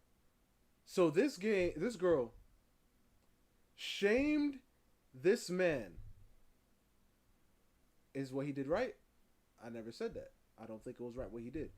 But this girl shamed this man in front of the world. He already stated it. His boys were sending him pictures and videos of his girl not only talking about how he ain't all that and how she just waiting for something better, that she be out in the streets, bro, selling it for some change, bro. And I'm going to always say change no matter how much money it is, because there's no amount of money that should be worth your body, bro. So she sold her body for a piece of change. And she told the world that.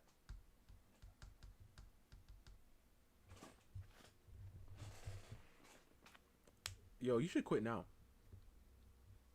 You should quit now, Zero. Quit right now. Don't wait till the end of the week. Quit right now. Because then you'll push it back to, wait, I can do a few more days. No, just quit it right now, sir. Right now. And you'll be fine. Just right now, quit.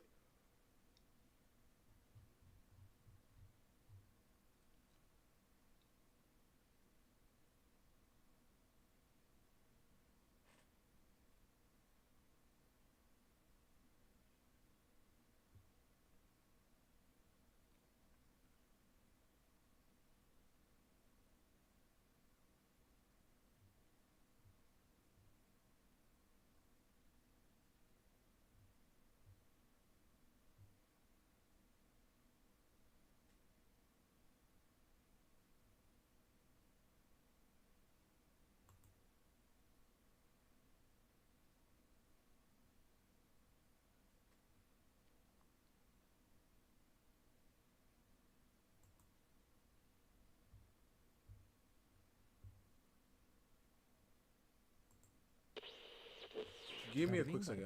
I'll be back. I would imagine every college student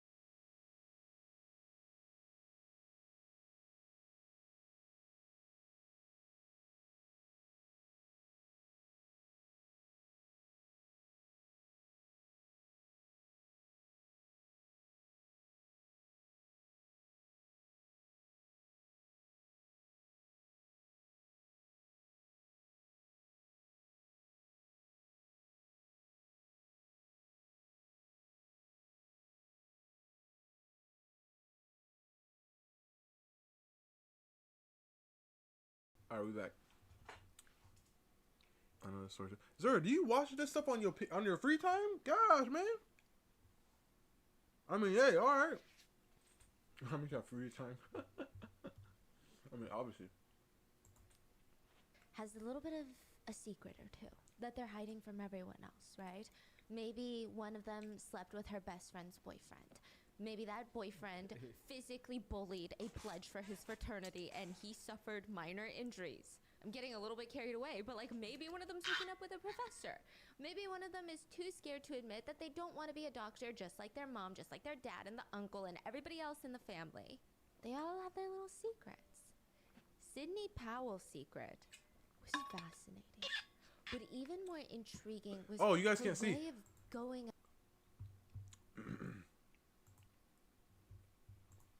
about things, her way of making sure that nobody found out her secret, nobody found out the truth.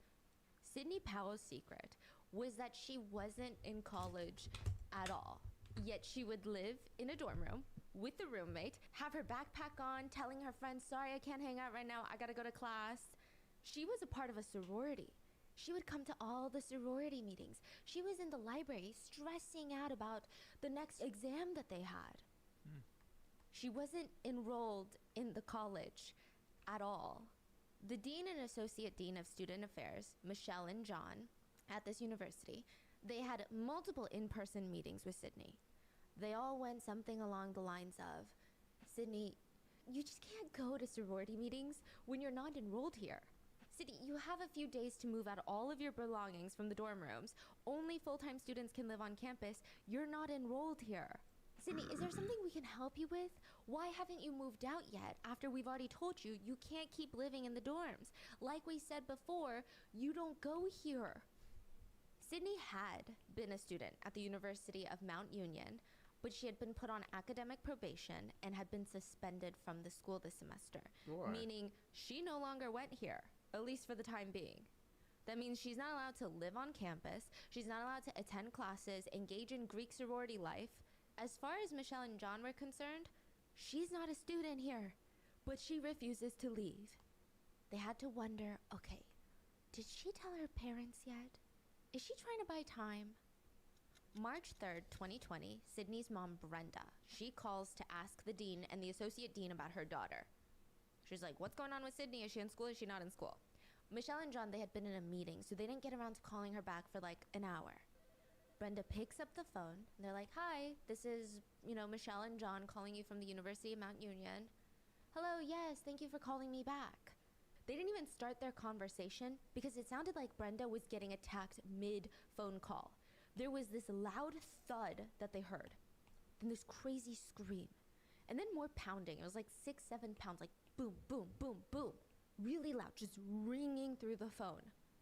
Michelle said that she heard some sort of eerie sound, kind of like like an expulsion of air. Someone had like the wind knocked out of them. That's how she imagines it would sound. Michelle and John are sitting in an office with the phone on speakerphone in between them, and their eyes are wide. They're looking at each other like, what is going on? So they keep asking through the phone, Brenda, is everything all right over there? Do you need help? Is everything okay? It sounds like someone's being attacked. There's more screaming. And then the line goes dead. The office is silent. Immediately, Michelle and John, they start calling Brenda back. They call her, no response. They call her a second time, no response. They call her a third time. Finally, the line connects. Brenda, is that you? Are you there? Is everything all right? Finally, a voice on the other end says, yes, this is Brenda. Michelle and John look at each other, and their eyes are like probably bugging out of their head. They're confused, and they're shaking their heads slowly. They knew this was not Brenda. John says into the phone, this is not Brenda. Sydney, I know this is you. Oh my gosh. And the line goes dead. Sydney Powell, honor roll student, scholarship recipient, had just murdered her mom with a cast iron skillet and stabbed her in the neck 30 times with a steak knife. Oh my gosh. But why? Oh my gosh. Sir, this is what happened when you were playing in the snow, I guess. That's not even funny. That's not even funny. not even funny. As always, full show notes are available at rottenmangopodcast.com. This is a fairly recent case with the verdict coming through just a month ago, like September 22nd, I want to say. And it's interesting because it wasn't a trial of who did it and how they did it, which is normally what we see in these murder cases, homicide trials, but more so a question of, did the person know that murder is wrong? What? Yeah, so I feel like the tides on this case have been changing by the day while the trial was happening back in September. It felt Your like sister at one told you point about this? everyone was 50-50. How Then recent later I is went back it? to check the discourse, then it was like 70-30. So Okay. I'm just so interested to see what you guys have to think about this one. And with that being So Zero said, said he watched let's it? get started. Your sister told March you about 3rd, 2020, Detective Kenneth is in the car when he hears the radio. Two faculty members of a local college called the police requesting a wellness check on one of their former students' houses. The radio said that it could be a potential break-in situation at this home. When he hears it's the Powell residence and he hears the address, his heart sinks. These are his friends. He went to school with Stephen Powell, the father of the house. He was the one that actually introduced Stephen Powell to his wife and the mother of their two kids, Brenda Powell, 25 years ago. Brenda was friends with Detective Kenneth's wife. So they were like, your friend and my friend, they should totally date. Now they're married, they have two kids together. The kids are all old, they're like late teenagers, and they could potentially be in danger. And another thing is, the Powells, they were kind of the quintessential perfect American family. And I hate saying that because what does that even mean, right? But genuinely, by definition, it would be the Powells.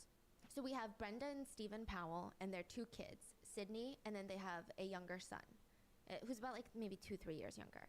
But if you ever saw a family and you thought, wow, they're super cute, like they know what they're doing, that's a strong family unit, it would be the Powells. So Stephen worked as a vice president at his family's company.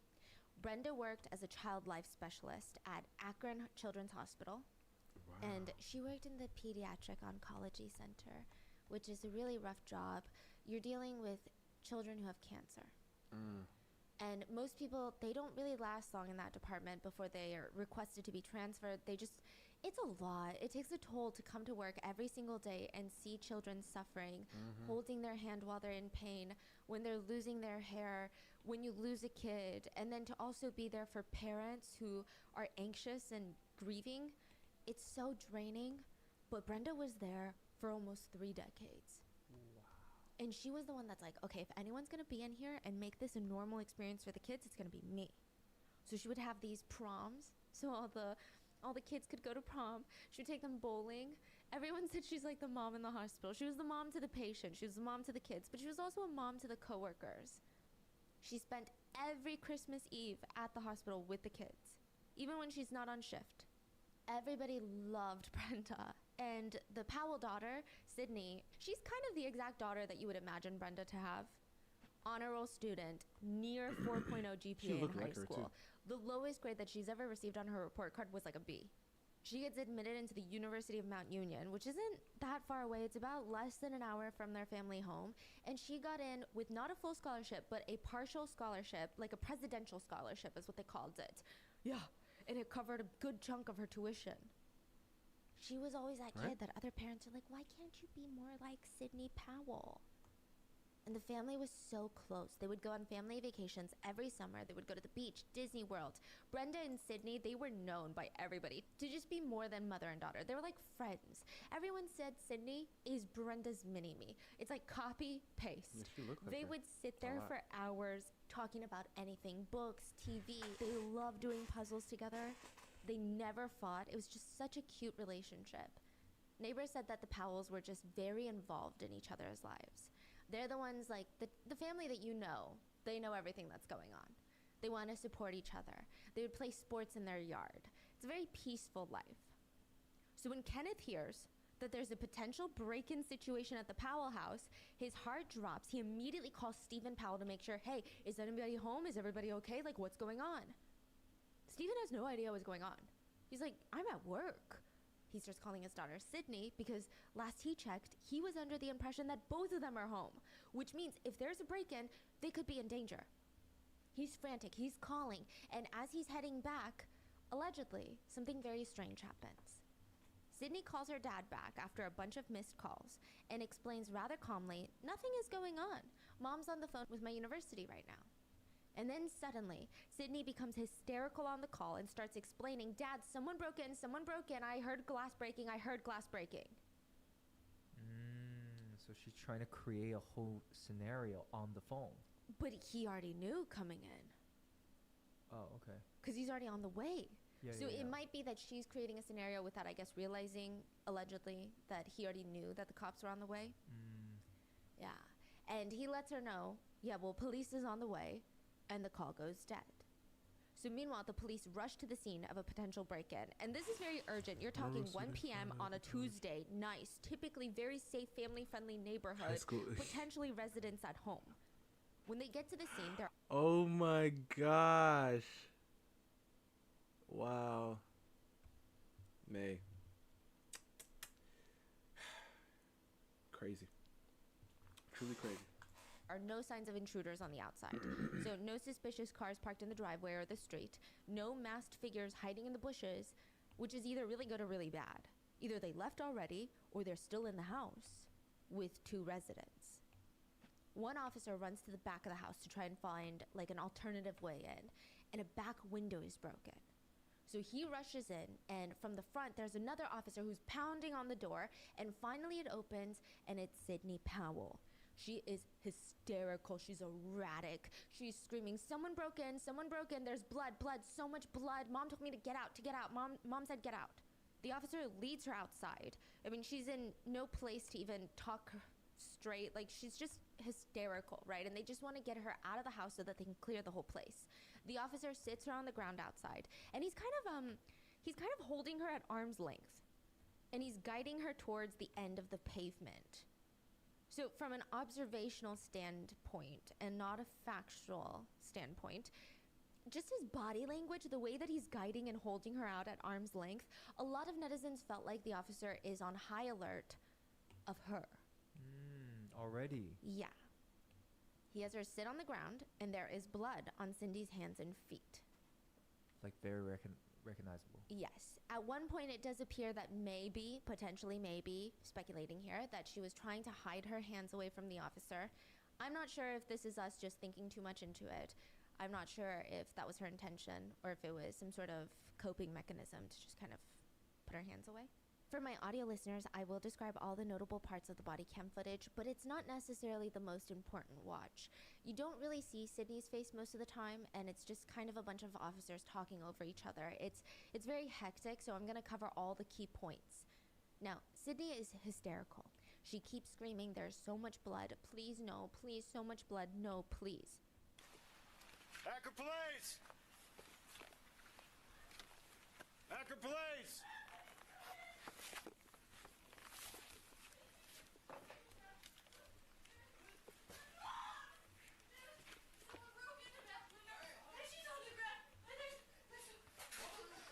Where's your mom at?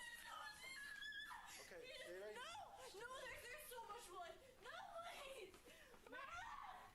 Oh my gosh.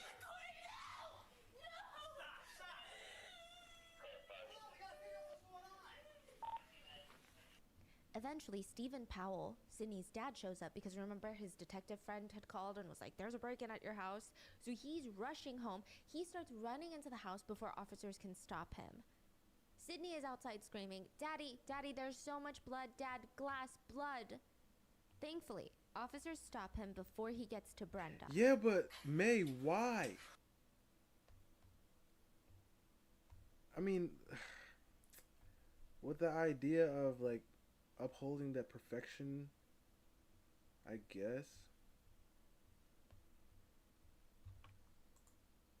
You need to go outside, sir. No, I don't. Yes, you do. Outside. Back to the right. All the way back to the right. Somebody call GDs. Yeah, he's, he already called us. You need to stay outside. Go ahead. Please have a seat. I don't want to. Okay. Because his wife was laying on the floor of their shared bedroom, covered in blood, 30 puncture wounds to her neck. Oh my gosh. A cast iron skillet and a bloody knife next to her head. Oh my gosh. She had been murdered. And outside was her daughter, laying on the pavement, fully hysterical. Some said that she was becoming catatonic. She's clawing at the pavement, bleeding from her fingers. So she's clawing so hard that she's bleeding now. And apparently her eyes were rolling into the back of her head. She just starts whispering at one point, "Get out, get out, get out, get out," like quietly to herself. That's the demons, bro. That was on cam? Yeah.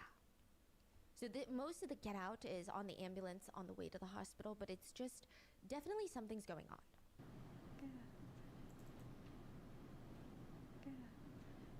I'm telling you, that's the One demons. officer is explaining the situation to a new officer who just arrived, and he says, "I got a female here. She's got minor cuts on her hands. She's like hyperventilating." That's all she has? Minor cuts on her hands? Yeah. In another moment, one officer points at Sydney and just states, "Yeah, that's the suspect." Which is a lot, okay? It's kind of passive aggressive, and it seems like law enforcement already believes a version of events, right? Like, when Sydney said there was a break-in, why did they doubt it? Why? Because the whole house felt like one of those crime scene riddles. Do you know what I'm talking about? Those little riddles that you would do, and it's like, oh, who killed the mailman on a Sunday? And you're like, okay, was it the maid? Was it this person? It's like you see this picture of the house, and you're like, who's lying, right? Something's not right here. There were no signs of a break-in other than the window. So no ransacking of the home. And the window probably was broken from the was inside. curiously broken from the inside. Yep, of course, because out, she didn't think about it. which doesn't make sense if there's intruders. There was the also glass. blood on the shattered You see, glass, I know these things. indicating that the window was broken after Brenda was already attacked because Brenda's blood was on the window parts. There were signs of a struggle between Brenda and Sydney. Sydney had minor cuts to her hands, and she pretended to be her mom on the phone with her university. All signs are pointing to this was staged. This is not a break-in. Sydney killed her mom. But why? Why would a perfect honor roll student, mom's best friend, kill her mother? Yeah. Because her house of lies was starting to crumble down. Sydney had just been suspended from the University of Mount Union. After every semester at most institutions, there's usually a committee. And they'll go through every student that has a certain GPA. And I'm sure for every school the threshold is different, but they will take a look at it, students that all have a GPA of under like 2.3. They place them on academic probation. And once you're on academic probation, that means this semester, if your GPA doesn't go up, you're gonna be suspended from school. Like, you need to get your act together. We're not gonna let you take leadership positions in any organizations, in sororities, fraternities. You're not even allowed to play sports. You're just here to study. We've got counselors that are gonna help you get back on track. Like, we are gonna tailor-make plans and resources for you, but you need to get your grades up. Because if you don't, you get suspended. Now, suspension, it sounds bad because, you know, it is bad. But it's basically the school saying you're suspended for a semester. Like, we're on break, you and me. So take a semester to go home, recalibrate your life, rethink your life decision, handle any personal matters that are making you stressed out from school, figure out what your problem is on your own time. And typically, when students come back from suspension, they resume where they started. Now, it's the next semester, once they get back, they can't get their GPA up, then they could be looking at dismissal, which means you cannot come back to the school, like you're done. So suspension is kind of like a second chance. It's a reset. And compared to a dismissal or like an expulsion, I'm sure it's stressful, but it's nothing too bad. Like, really, in the grand scheme of life, you're gonna be fine. Yeah. Sydney Powell was suspended for the spring semester of 2020. Meaning she was formally suspended starting January 2020. But literally, 0 people in her life knew about this. She didn't. But why is she suspended? Her GPA fell to 2.2. Oh, what happened?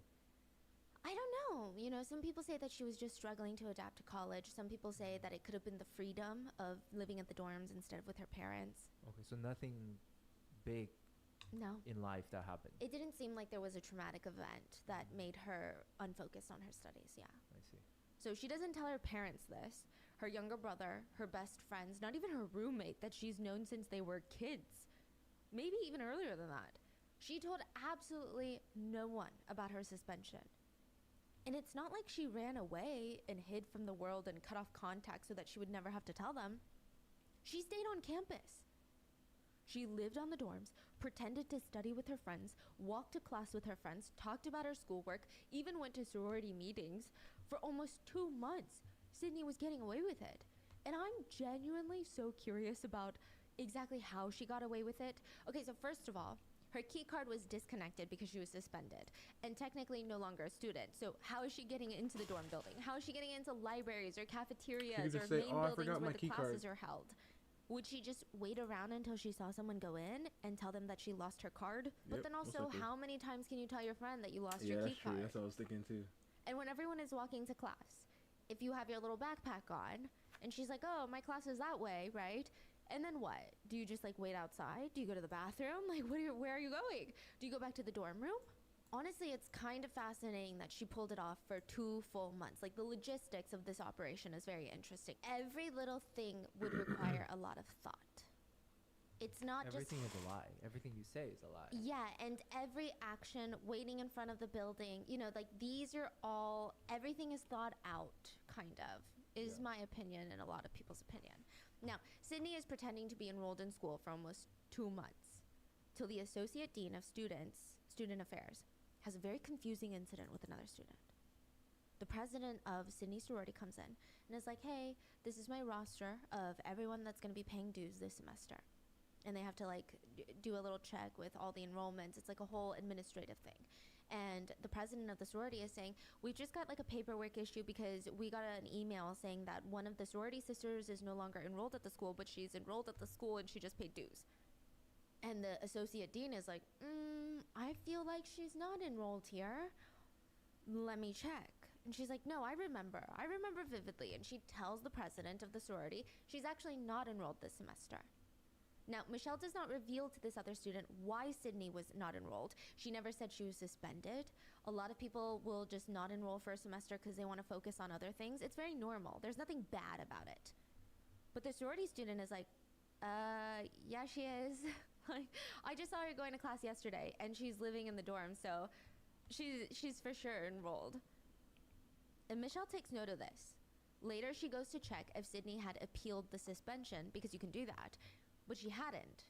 Records show that she was not enrolled. And that is so strange. How can she even go to classes when she's not enrolled? She literally can't sign up for classes. She's thinking, maybe Sydney doesn't even know she's suspended? But she knew. The school will send out an email alerting the student of their status, but they'll also send out a letter by mail, and it has to be signed for. Sydney signed for the letter of suspension. She knew that she was suspended. So Michelle called Sydney into their office and asked her, what's going on? Sydney at first is acting a little confused. She's like, was I suspended? Was I not suspended? Beats me. And Michelle is like, no, you're suspended. Like, you cannot keep living on campus, okay? Like, if you need help telling your parents, if you need help packing, we can try to find you help, but you're not enrolled this semester. Sydney tells her, okay, yeah, no, it's fine. I can handle it. I just need a few days to move out, pack my things. Michelle is very understanding about this. She even reinstates Sydney's key card so that she can use it and make the process of moving out easier, because how are you even getting into the dorm building right now? A few days later, Michelle goes to check the dorms to see if Sydney had moved out, and no, she had not moved out. Now, side note, it does seem like the school is being very particular about it, but it's the rules. I'm sure they have safety rules, occupancy rules, and also, Sydney didn't pay tuition, and you know, private institutions love their money. Yeah. Yeah, if you don't go to school, then you can't live at the door. Stay here, yeah. Yeah, exactly. So Michelle calls Sydney into the office again to talk about it. Like, hey, you know, you can't live here if you don't go here. This time, the Dean of Student Affairs, so kind of like her boss, Michelle's boss, John Fraser, was also in the office. And they were very nice. They tell her, listen, you can still visit your friends, you can still hang out here, but technically you can't pretend to go to classes, you can't go to sorority meetings, you can't live on the dorm. This is late February of 2020. So the semester started January of 2020. That is more than enough time for Sydney to have found her own place or go back home, which is less than an hour away. Sydney's like, yeah, no, I get it. I just need a tiny bit more time to move out. And they're thinking, okay, did you tell your parents what's going on? Yeah. Do you want us to ask your parents if they can help you move? She's like, no, it's fine. Like, my parents are having problems with my brother, and they're on vacation right now, so I'm just going to handle it myself. Michelle and John tell her that, you know, she could still visit, and it's fine, right? Just can't live here. She officially leaves campus February 25th. 7 days later, she would kill her mom.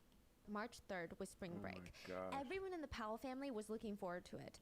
So Mount Union was less than an hour away, but Sydney didn't really come home on the weekends. She would only come home to visit her family on holidays, on breaks, on special occasions. But spring break is a full week of family time. So the plan was March 3rd, Sydney would attend her classes, then come home at night to spend the rest of the week with her family. Brenda was so excited about this. She would call her mom, telling her mom, like, oh, I'm going to take her shopping. I'm going to do this. I'm just so stoked. Like, the excitement is there. But maybe it's also a good time to talk about all the weird things that the Powell parents had been experiencing. Because before spring break, Sydney started making more frequent trips to the house. And the Powells thought it was a little strange because, well, she never really did this, but also she's coming home at times that there would normally be classes. So think weekdays 9 to 5. At one point, Brenda even texted Sydney about attending classes, and Sydney said, my teacher and her husband are on vacation. We just have to fill out these worksheets.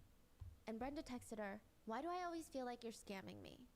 Just remember, you need to keep your grades up to keep your scholarship. Sydney responded, yes, I know, my grades are good, thank you very much. Maybe Brenda was thinking this would be a good time to figure out what's going on with her daughter and just feel more connected with her. It seemed like both parents were kind of picking up things that weren't right with Sydney, like something was clearly going on. Even January 2020, Mr. Powell noticed that the tuition hadn't been taken from his account, which she has a scholarship, but like I said, it's not a full ride, so they need to pay tuition, and it hadn't been withdrawn. He thought it's weird, so he goes to the online school portal to log in and see what's going on, but it won't let him log in. He's like, okay. He tells Sydney about it, and she's like, oh, it's probably some sort of like tech issue. Like, I'm going to look into it. Don't worry, I got it. At first, he trusts her. He has no reason to doubt her. But slowly, things get a little bit stranger. And I don't think either of them had any idea like how bad it was. So she had a 2.2 GPA. She was suspended for the semester. She got kicked out of the dorm room. And the 1 week between leaving the dorm room to going for spring break at her parents' house, she was staying at random hotels and asking her friends if she could stay with them. Dang. Because she didn't want to tell her parents why she was home a week early. So even after that, right, it's spring break for a week. And then what, right? Yeah. So maybe she's, finally it's coming to an end for her. Because she can't hide it any longer. She knows that. Yeah. What is she planning on doing a week later? Well, I guess she had no plans, or she had other plans, right? So March 3rd, 2020, Sydney is supposed to be back later at night for spring break. But Mr. Powell, that day at work, he tries to log into the online portal again, and it's not working. So he takes the initiative as a good dad to call the school personally and say, hey, listen, like the tuition's not going through. I don't know what the problem is. And they tell him, well, the tuition isn't going through because Sydney is not enrolled this semester. He's so confused. He checks his Life 360 app, which is the whole family uses it to share their locations. So he doesn't use it that often, I'm assuming. So he just randomly checks it because of this whole news. And Sydney is home. And she said that she had classes and she'd be coming home after classes at let's say 6 o'clock. It's not 6 o'clock yet. So maybe what the school is saying is true. But that would mean that she had been lying since January? Wait, when was this? March 3rd, the day of spring break. So Mr. Powell leaves his workplace to go see his daughter at home, but he also leaves his phone because he doesn't want Sydney to know that he's coming home to confront her. Wow. Yeah. What's up with all this he shows shadiness? up unannounced at the house and they talk. And it said that she just told him that she is still going to try and take some classes, do some homework on the side, but she's having a rough time. She confided in him that she wanted to maybe take the semester off. So he doesn't, it's speculated that he doesn't know that she was suspended. The school told him that she's not enrolled this semester. But because she's 19, she's a legal adult, they're telling him, like, you got to ask her for the details. I see. So he doesn't know exactly, like, her grades, all of that. Okay. And I think she probably lost her scholarship, I'm assuming, right? Because what I'm gathering from the trial and from what he's stating, it seems like Sydney still didn't tell him the truth. That is the speculation, because he just kept saying, no, I think that you should finish your classes and then summer break, we can figure something out. It'll just be a lot cleaner that way. Like, that's the way it should be done. But she kept saying that she's discouraged because all of her friends know what they want to do in life and she doesn't know and she doesn't have her shit together. And he's telling her that's not true, okay? So maybe tonight when your mom gets home from work, I still have to go back to work, like, we can all have a conversation about it. So he starts heading back to work. When he gets there, he ends up calling Brenda and telling her the gist of what happened with Sydney, giving her like the Spark Notes version. And she's like, you know what? I'm going to leave work early because this is a big deal. She says that she will talk to Mount Union, she will talk to Sydney, and they're going to figure it out. It doesn't seem like Brenda was mad at all. She just wanted to help her daughter out and be there for her. So Brenda actually got her degree in childhood development. She's around children and conflict all the time. So if there's anyone that can handle a situation like this with compassion, but also a level of firmness, it's going to be Brenda. Just to give preface, I just can't imagine, and I don't think that this is what happened based on everybody's statements. She's not the type of mom that's going to come in screaming and kicking like, how dare you, you're disgusting, you're a disappointment. It seems like she would be a bit more gentle, you know? She's going to get to the bottom of it, but it's not going to be this horrendous experience. So on the way home, Brenda calls the Dean of Student Affairs, and they're both not picking up. So Michelle and John are both in a meeting. She leaves a message, and they would call Brenda back, but she would already be home talking to Sydney at that point. By the end of the phone call, Brenda would have 3 puncture wounds to her neck, and she would be hit on the head multiple times with a cast iron skillet. Oh my God. What happened next? There was a very large or a very loud sort of thud sound, like a pounding or a thud, accompanied by a pretty loud scream. The scream might have actually been first, and then the thud. Okay. As I think about it, and then there was sort of an expulsion. The other sound that I heard at that same time, or right after, was sort of an expulsion of air, like the air was knocked out of somebody. Okay. I'd always heard that expression of the air being knocked, having the wind knocked out of you, but I didn't. That's actually what it sounded like. And then several more repeated thuds. Sydney's family, they paid the bail. She was sent to live with Grandma, Brenda's mom, on a 100-acre farm. And a lot of netizens wondered how her grandma is okay with living with the person who killed her own daughter, or how she even feels safe. But the whole family is standing behind Sydney. They believe that she was insane at the time of the murder, that she never meant to kill her mom. Sydney said, I blacked out that day. She remembers little flashes, little bits of the day. She remembers crying and feeling the need to get away and hearing these voices in her head that kept telling her that she's a loser and she's worthless and that she needs to kill herself. And then she didn't know what was going on. At one point, she remembers hearing the glass break, and then there was blood. There was so much blood, and she was trying to stop the blood, and it was just, there were cartoon figures, and then fire was coming out of her hands. So she's saying, I didn't mean to do any of this. And her whole family is sticking behind her. But regardless of that, the case was going to go to trial. And Sydney's dad, Stephen Powell, the victim's husband, but also the defendant's dad, said, this goes against what Brenda would have wanted. I don't know why we're doing this. This isn't what anyone wants here. I don't know how she can handle it. Meaning Sydney. I don't know how I can handle it. I'm trying to keep my family together. This is He weird. said he 1,000% believes that Sydney was having a psychotic break the day of the murder and should not be tried. To ever wear something like this. Now, this case is going to be really, really trial heavy because, we know the facts of the crime, right? But the main reason that this case has been so controversial and, honestly, for lack of a better word, captivating for a lot of people is the trial itself. And the question of, was Sydney Powell insane at the time of killing her mom? Her best friend with a cast iron skillet and a steak knife? You have to be a level of insane to do it. A steak knife. 30 times? It's a question of, was it mental illness or was it psychosis? Because clearly she's unwell, but that's not the problem here. It's all of the above. Right? Because these are two very different things. I think the whole basis of the trial in pleading not guilty by reason of temporary insanity, the defense has to prove that Sydney was insane at the time of the murder. Not mentally ill, not depressed, not schizophrenic, not anxious, but genuinely, psychotically broken down, detached from reality, does not understand their actions. So that's very different. You can be depressed and schizophrenic and all these other things, but not be psychotic at the time of a murder. Which I think that's been a huge part of why there's so much discourse around this case, because some people are arguing, no, the diagnosis is like, it's very easy to become psychotic with this diagnosis. Some people are saying, absolutely not, it's not. Like, what are you talking about? There's just a lot of discourse. which is something to keep in mind while we get into the trial. The argument is, was she insane at the time of the murder? Not before, not after, but during the murder. So that's mainly what the trial focuses on, and it does kind of bulldoze through Brenda's life. I think the whole situation is really sad. Brenda, as a victim, doesn't seem to have her story shared in a way that it likely would have been had the killer not been her own daughter. And the victim and the defense's families, they're the same family. I don't know, I guess I feel for Brenda Powell and her family. I'm sure it's a very complicated feeling, and I'm sure that the trial makes them that's feel a super complicated feeling. Imagine, from this.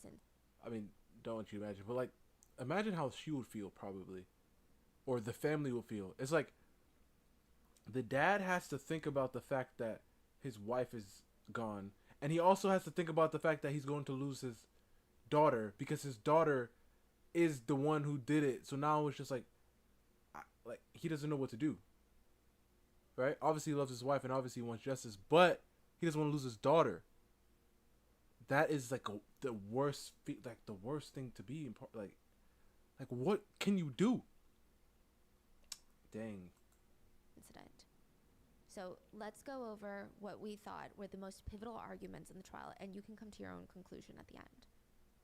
The defense argued that Sydney was suffering from blackouts and hallucinations. They brought in 3 experts to argue that Sydney was insane at the time of the murder. They said that she was experiencing auditory hallucinations, even visual hallucinations. She was seeing cartoon figures, that she saw water and flames squirting out of her hands. Yeah. The vision interest. I know. It's like, this is why it's always strange when they bring up this whole argument, because I know you still have to bring it up, like the insanity, but it's kind of like, I don't. It's really like hard to really pick that, you know. Oh no, she's just crazy.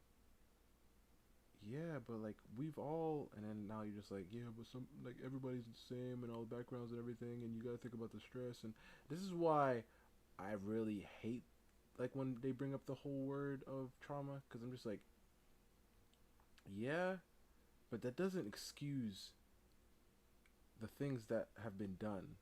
You know what I mean?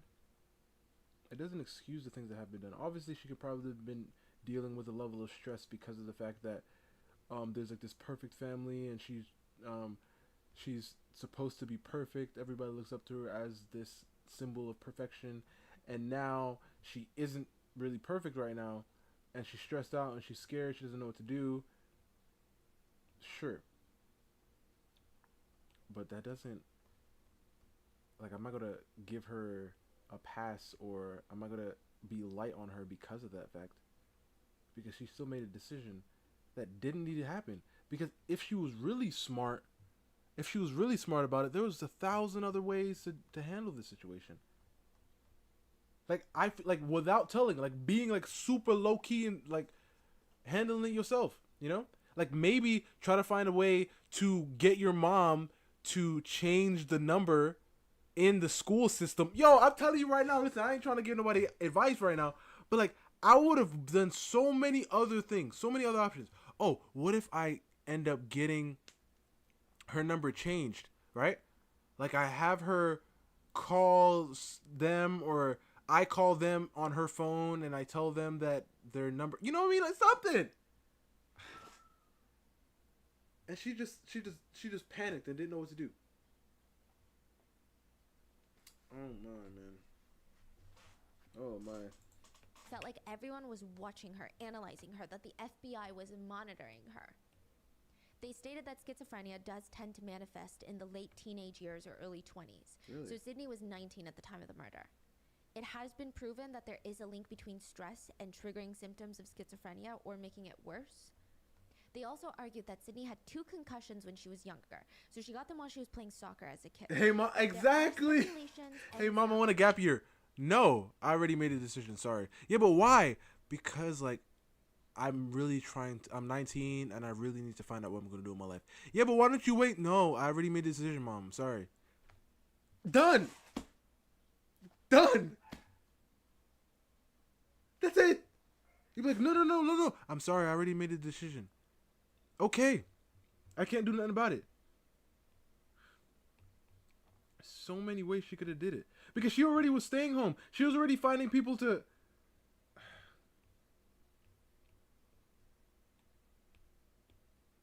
Like, I always hate when I hear these stories. Because it's kind of like... Is it worth it? You know what I mean? Like, is it worth it? And the reason why I'm bringing that up is because that last video we saw, like, not recently, but a few streams ago, where that lady, they didn't want to pay the guy $30,000. Obviously, it could have went higher, but at this point in time, we don't know if it would have went higher. He could have just said, "Sure, here, I'm done with you. Anyways, give me my money," and left. Right? He could have did that, but they didn't even They didn't even try. They didn't even try. They could have given him money, saw what happened, but no, they just did it, and then now they're in jail for life. Was it worth it? Now, she could have simply told her mom, "I'm taking a gap year. I'm getting really stressed out, and I need to take some time off. I already made the decision, Mom. I'm sorry, but I really believe this is the right decision. You can't change my mind." And done. But she did that to her mom, which is crazy. I don't even know how you would get there. Like, I don't even know how many, like, you know how many steps before that? Like, how did she, like, and I feel like she just started to panic right then. She's like, the phone. I'm just like, wow. Wow.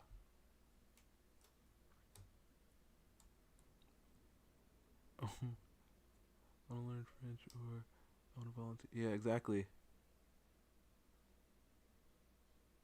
Perfect. Especially especially because her mom. It seems like her mom really liked to help the youth and help people who are less fortunate. Why don't you say you want to take a break for that? Oh my. Oh my. Loose studies done. So I say loose not because there's no correlation, but loose because it seems like most medical professionals cannot agree definitively the link between concussions in early childhood and psychological problems later on. There's definitely could be a cause and effect, but we don't know exactly how strong it is. I mean, we've gone through this whole thing. We talked about a lot of serial killers that we covered when we were just doing audio episodes, but a lot of them would fall off swings and hit their heads. And it was always the swings. There are also some studies that show that concussions and brain trauma can have early links to schizophrenia. But those don't really seem to be fleshed out studies. But a huge argument the defense had was, what would be the reason for Sydney to kill her mom? It seems like taking one small problem and blowing it up, you know? They argued that she didn't even go through the basic steps someone would take after murdering. She didn't wash the blood off of her. She didn't change her clothes. She didn't flee in her car. There's like 3 cars parked in the driveway. They said that her actions were insane. She had no motive. There was no planning of the incident. There was no attempt to flee afterwards. They argue she's clearly losing her mind. She's whispering, "Get out, get out, get out," to herself while being transported to the hospital. She's seeing hallucinations. She's hearing voices telling her to hurt herself. Maybe, they even speculated during the trial, maybe she saw Brenda as an extension of herself and thought she was hurting herself. That train of thinking was quickly put out by the court. But they said, the day of the murder, she's catatonic, you know? You see her in the body cam footage at the end of the driveway. I mean, she is not there. She's incoherent. She cannot talk to anyone. The expert said, and I quote, "Nobody's home. She's gone. Nobody's home up there. She's completely lost awareness." They also argued that after being released on bail, she spent 9 days in psychiatric care. 9 days. They argue that the doctors were only there to figure out what was wrong with her, and she was diagnosed with schizophrenia at that point and given heavy medication. They said she has no history of violence, no history of antisocial behavior, substance abuse, or any major prior mental disorders. Brenda was also comforting Sydney in her last moments. Why would she kill her? The prosecutors argued that there is no evidence of her being broken or detached from reality. So now the state, are saying, other than her saying, "I hallucinated," We don't see any of these symptoms before, during, or after the murder. And that's not the argument. The argument is during the murder. So they're like, let's look at during the murder, right? So clearly, Sydney was exhibiting symptoms of anxiety and panic attacks before the murder. Okay. So a lot of her friends testified, like, she was definitely withdrawing from us in our friend group. And the defense kind of tried to use these as, see, she was going through it. And the prosecutors are like, anxiety and depression are not blackouts and hallucinations. That's mental illness. We're talking psychosis, very different things. They also argued that her constant lies to everyone around her about still being in college, that is not consistent with a psychotic break. They said that is not consistent of a false reality that she's living in. So the defense says she's so unhinged, she created this false reality that she's still in college. And the prosecutors are saying, no, that's just more consistent with someone that is deceiving and manipulating and lying and doesn't want to face the truth. At one point, the prosecutor's side brought up that Lauren, so a good childhood friend of Sydney and her roommate in college, so she was brought up to the stand to testify, and Lauren never mentioned a thing about Sydney having blackouts or hallucinations. And the state is arguing if anyone was going to see that side of Sydney, it was going to be her roommate that she's sharing these cramped quarters with. She said Sydney was fine. She seemed a little stressed out. She seemed like maybe anxious, but I didn't see any blackouts or hallucinations. Another friend of Sydney's was brought in to testify, and she said that Sydney reported having these really vivid dreams. They were apparently so scary, like these nightmares were so intense, that Sydney would be a bit shaken up for a few days afterwards. A lot of netizens had problems with this testimony. They argued, I also have nightmares and I sleepwalk. I have sleep paralysis like every other night, and I never thought about killing my mom. Others argued, this is just getting goofy. Everyone is just grasping at straws to make it seem like this girl is suffering from hallucinations when, like the rest of us, she's just having vivid nightmares. Which, to clarify, I personally am not downplaying anyone's experiences with vivid dreams or their emotional response to it, right? But I'm just informing you guys of a lot of the netizen discourse about this particular subject, because this clip kind of went viral on like YouTube Shorts even. And the only thing that I can say about this is, I think the argument for insanity just was not the strongest here. Like, you cannot plead insanity and then one of your friends is like, she would have these really intense nightmares. Did Sydney ever talk to you about, did you ever aware of any kind of hallucinations or vivid visuals or anything like that? She would mention very vivid dreams, whether it was dreams while she was sleeping or daydreams, I don't remember. But she would have these vivid dreams that she would tell us about that really would scare her, and she would be very shy for the next couple days after. Even if Sydney was genuinely insane at the moment, I think this argument is bad. Got it. So I think that's why a lot of people were picking at it and like, what is this, Now, another moment that kind of gets brought up in the same vein is one of Sydney's high school teachers testified about an incident during junior year where Sydney was freaked out about having to give a presentation at school, and she said that all the numbers were kind of getting blurry in her mind. She was so anxious. They're jumbled together. I didn't have a class, so it must have been when I had a planning period, and I was alone in my room, and the two of them came in, and Sydney was crying, and she was, I would say, distraught. And I said, what's wrong? And she said that she had a test, or I think it was a presentation for a chemistry class. And she said, I can't see the numbers. And I said, what? What do you mean you can't see the numbers? She's like, I can't see the numbers. I can't present. I can't see what's in front of me. And I said, okay. I said, how can I help you? What do you want me to do? And she was really upset. She was pretty upset about it. So I said, well, what do you want me to do? Do you want to go down and talk to the teacher, or do you want me to? And she asked me to go. So I went down and I talked to our teacher, and I said, look, Sydney's really upset. She says she can't see the numbers. She's listen. I don't want to bring this into this, but like, what? I'm just imagining me going up to my teacher and saying, I don't know, like, I don't know how it can. She gonna be like, you better figure it out. What? She gonna be like, you better figure it out. Whoa. And her teacher went down there. She says she's so upset and she doesn't. What? What? She's barking because she's like, yeah, this is some BS. What? She would have been like, you better find out how to do it.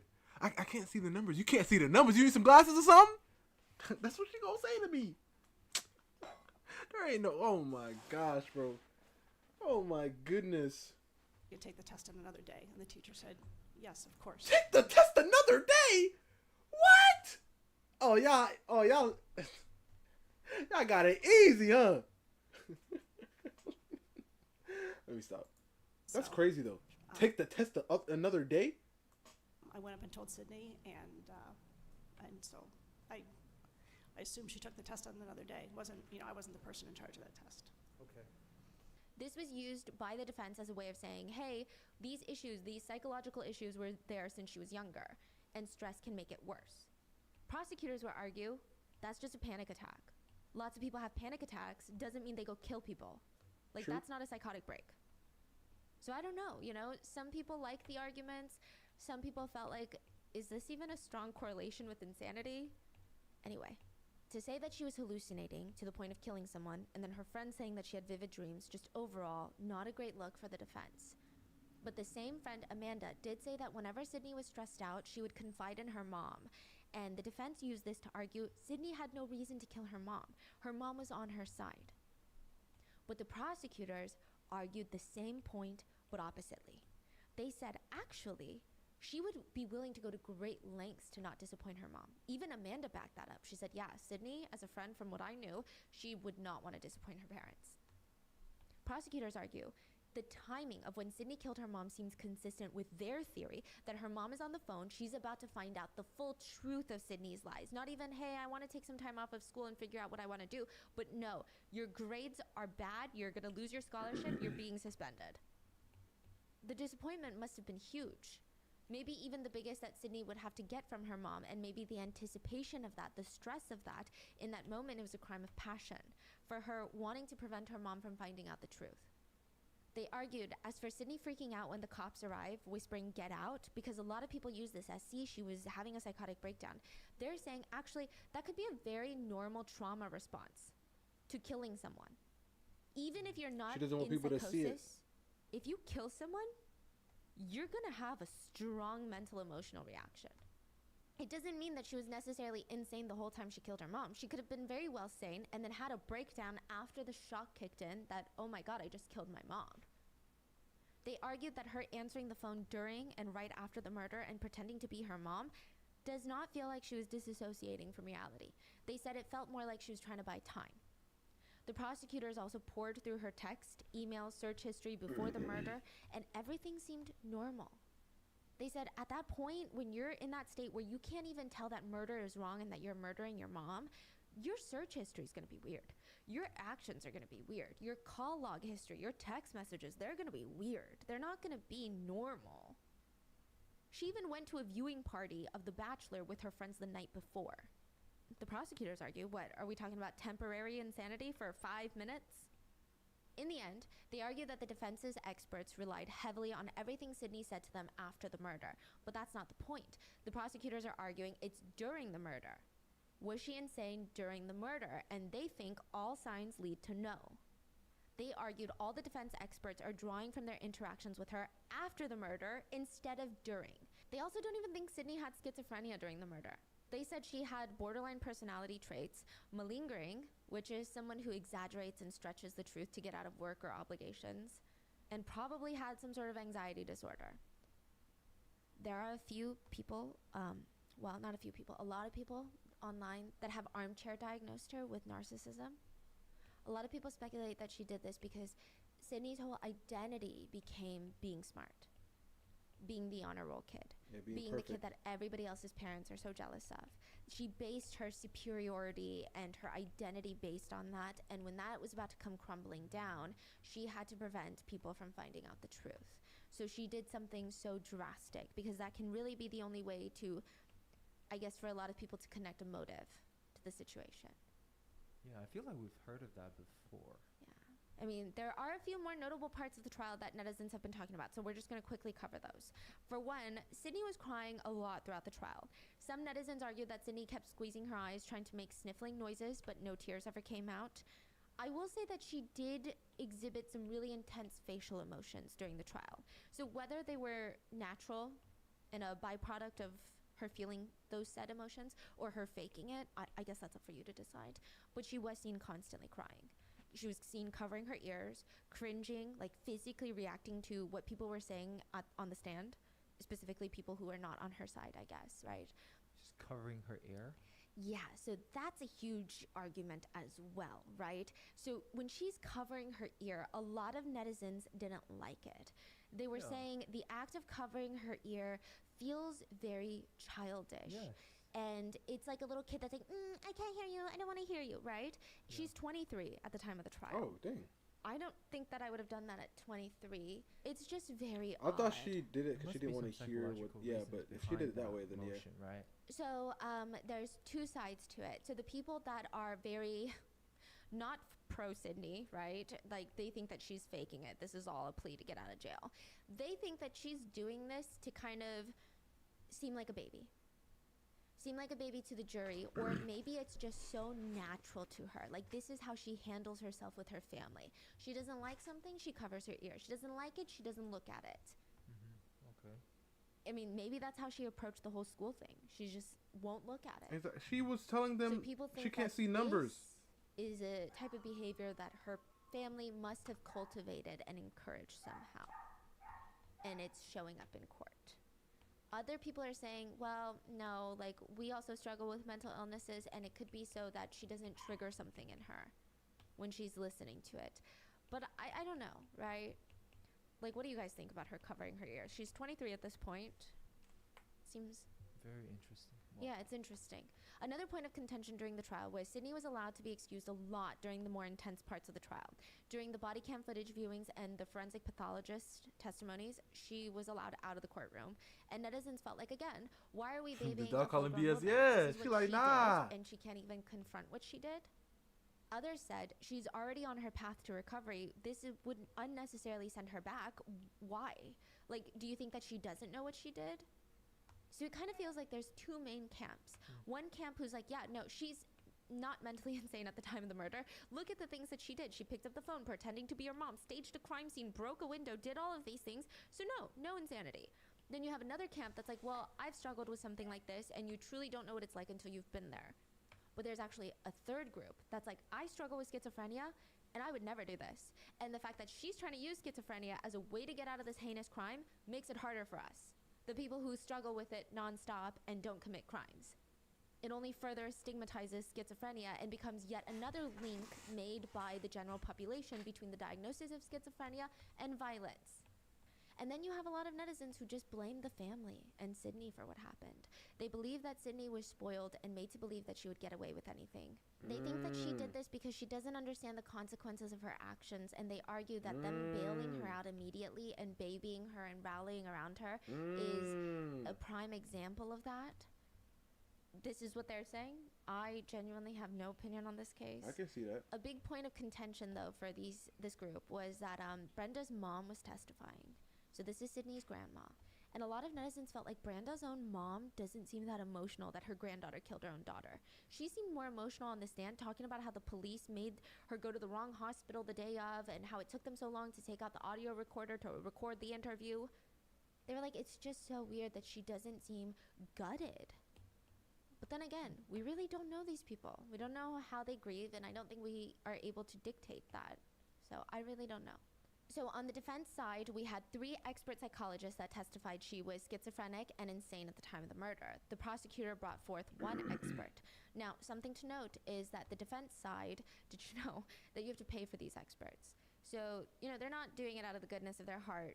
I'm sure part of it is, but it was reiterated over and over again during the trial that each of the 3 defense experts were paid anywhere between $8,000 to $15,000 to testify. So they're paid around $250 to $350 an hour. They were making bread. Yeah. So you can pay like for a bunch of quote experts to defend you in court. Yeah, but I mean, definitely, if they're lying, it could damage their reputation and they could lose this source of income. Mm-hmm. But it's one of those things where humans aren't perfect, though. Yeah. So you have to wonder how much confirmation bias is playing a role in either side, both sides, really. And what's interesting is that while all this online discourse is happening, it does seem that Sydney's lawyers were taking note. So, which it's a speculation, but if it's true, I guess it's good. That's what good attorneys do. But to give you an example, early on in the trial, Sydney showed up with black nail polish. And a lot of netizens pointed to the fact that it just seemed like she didn't care. They hated her nails. It stood out when she was wiping her face with her tears, and very soon after, the rest of the trial, natural nails, no black nail polish. So it does seem like someone on the team was listening to social media discourse, potentially, speculating here. Also, they requested that she have a therapy dog during the trial, which a lot of people were so upset by. Therapy dog? Like emotional support dog? Yeah, listen, Like, I'm I all don't for understand. therapy Yo, dogs. I'm so serious right now. I don't understand. And if you guys can show me this, I'll shut up. But, like, this girl just killed her moms. What the heck are we doing here? A support dog? A support dog? What? Bro, throw her away and lock the... I'm actually doing really well. Nova Whip. All right, let me go check it out.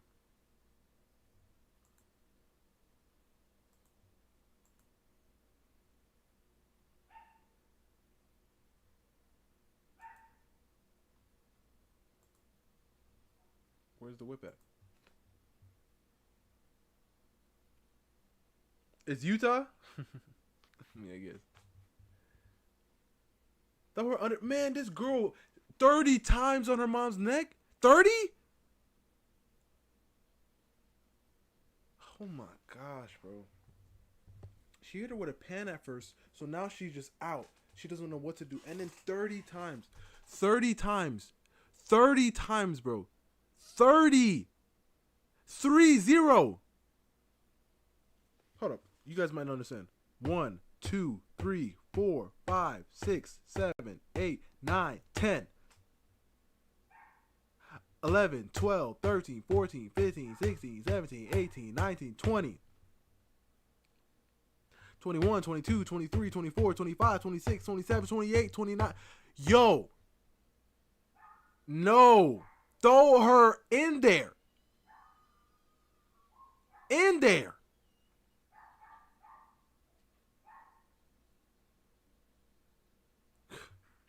This is crazy. This is truly crazy.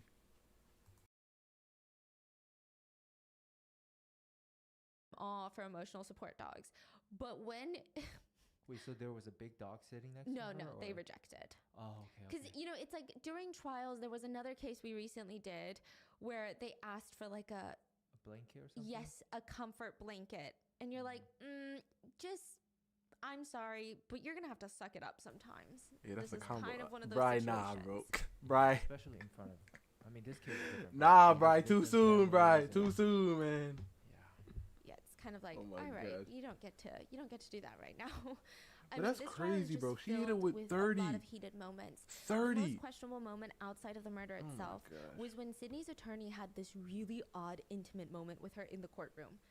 So Sydney is sitting down and he's approaching his chair. So he's standing, walking towards her. He puts one hand on her shoulder, but it's near her neck, which, one would argue is kind of an intimate positioning. And then he leans his head down and whispers something super close to her ear. It almost looks like he's kissing her head. That's how close he is. And she mouths something to him, and it seems like she says, "I love you." What? Okay, now Later, they're going too he much into whispered, this. "Brenda loves you, and so do I." Sydney reminds me a lot of my daughter. Oh. And throughout this trial, Doesn't I matter, she tried just to said ask, what would Brenda do? And I asked that question before I started my closing argument. What came back to me was, make sure that Sydney knows I love her. And before I started my closing argument, I leaned over and I said, Sydney, Brenda loves you and I do too. A small group of people felt like that's refreshing for someone to have an attorney that genuinely cares about them. That's good. Others argue, not the time nor the place. Some people said it just felt really strange. Like a little unprofessional, a really weird, like never seen before in a courtroom type vibe. In the end, 23-year-old Sydney was found 30 guilty accidental? of Nah, murder, exactly. assault, and Exactly. tampering with evidence. Exactly. She was sentenced to life in prison, but she can get out in 15 years What? on parole. What? Which means if she serves the minimum sentence, she will be 38 years old when she gets out, which honestly is not that old. Bro. Sydney and her team plan to appeal this decision, and her attorney said this was injustice. So there's just been a lot of mixed reactions. You know, Bro, half 30 the people, I would say times. a good majority of the people seem very happy that she was found guilty. They believe that Sydney is a narcissist using mental health to try and get away from her consequences. They think that she was feeling superior to everyone by being a good student, and now that she had lost that, she was losing her ego, and narcissists will kill to protect their ego. A netizen said, she was sane enough to pose as her mom on the phone with the deans and sane enough to make up a story about strangers breaking in. If you're insane, you don't have the capacity to cover up your crimes. I hope the jury sees all that and holds her accountable. Even if her condition is severe and that's what caused her to murder her mother, then she's sick enough to live in a mental institution for the rest of her life. Exactly. This is You why don't we need to allow a open person these. like that that's We capable need of to things open like these this to walk asylums amongst the again, rest bro. of us. We need to Another open them netizen back said, up. When you're schizophrenic, you can absolutely lie and try to cover up things. When you're in the middle of an episode or psychosis, the part of her brain during psychosis that made her kill her mother would be the same part of her brain that is telling her to lie and cover it up. Schizophrenia is a very scary illness, especially when left untreated. I don't know. What are your thoughts? How do you think the appeal is going to go? Do you think this was Lock her up justice? Do you feel safer forever. knowing that Sydney's not going to be on the streets at least for 15 years? Or do you think this was a major injustice and now mental health will be even more stigmatized? And this is just another reminder of that, right? I don't think that I have a personal opinion on this one, just mainly because of how complicated it is. Even though there's technically justice, the victim's family feel even more injustice with the verdict. So it's just a situation where I don't think I can really have an opinion. It's just hard for me to say one way or another. But I will say, just an observation of years of being interested in these types of cases, Sydney is eligible for parole in 15 years for a violent murder. That, to me, just from like the history of what we've seen so far, personally, doesn't seem like a lot. And I'm not saying she deserves it, doesn't deserve it. It's not like a take on that. What do you It mean just you're not seems saying she deserves it? It does seem like the sentencing itself was a little more lenient. It is way even lenient. though the verdict was not what This they were girl hoping asked for a blink. This girl asked for a dog, bro. It's just sad. A lot of netizens said, for Brenda's family and her coworkers that loved her, they're being robbed twice. They're robbed of Brenda, but some of them might even feel robbed to the right to get justice. Like, you want to hate the person that took this mother figure out of your life, but it was her own child Exactly. That's the that thing she cherished and loved. So how are you supposed to feel about it? And that is the current viral case of Sydney Powell. What are your thoughts? Not to be confused with the other Sydney Powell that's also in a trial. But that one's a political one. Yeah, it's all about the election and stuff. Anyway.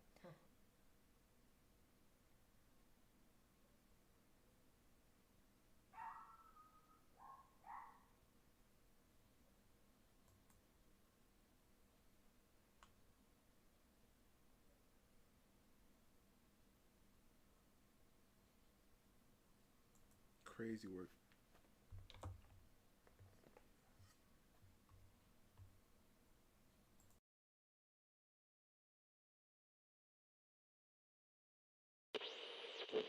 Bada bing, bada boo.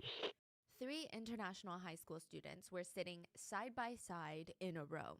We have 18-year-old Helen, her boyfriend John, and Helen's best friend Coco. They're all planning what to do for Helen's 19th birthday that's coming up in literally a few weeks. Helen's like, maybe I'll go visit my parents back in China. Maybe I'll bring John to meet the parents formally for the first time ever. It would be kind of perfect because 6 of their closest friends just flew back to China from California. So they could all reunite and have fun. Helen could drive them around her hometown in her Maserati. I mean, they were all really, really excited. The excitement was pushing them to be a bit goofier. They're poking fun at each other, giggling, whispering. Helen and John, they're still in their puppy love phase, so they're sharing these suggestive looks. They're eyeing each other up and down in front of everyone else in that room. The only time that they really snap out of it was when the door slams open and Helen's arch nemesis, her absolute enemy, walks in. And Helen's thinking, her again. How dare she show her face after everything she put them through? All three of the friends, Helen, Coco, and John, they stop talking to glare at her walking into the room. She never even glances back at them, but they make sure that she can feel their eyes burning holes into the back of her head. They wanted to make her feel as uncomfortable as possible. And then their names were called. Helen, Coco, John. It was their turn, so they stand up, straighten out their shirts, walk up to the front. Unfortunately for them, they were not in third period. They were not standing in front of their teacher. They were in a courtroom, and it was their turn to be tried for assault, kidnapping, torture. They, with 9 of their closest high school friends, kidnapped, mutilated, and tried to light their high school classmate on fire. All because of a Facebook picture and a boy.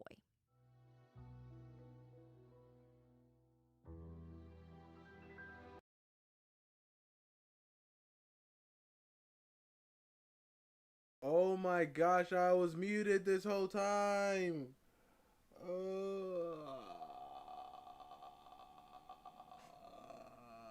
That's crazy. Which is a nonprofit whose main mission is to support and inspire actions to end bullying, cyberbullying, and Megan Mayer died by self-exit at the age of 13 years old after being cyberbullied by an adult neighbor. Her mother, Tina, founded the organization to prevent a similar situation in any way that she can. This episode's partnerships have also made it possible to support Rotten Mingo's growing team of dedicated researchers and translators while they focus on shedding light on stories from all over the world. We would also like to thank you guys for your continued support as we work on our mission to be worthy advocates of these causes.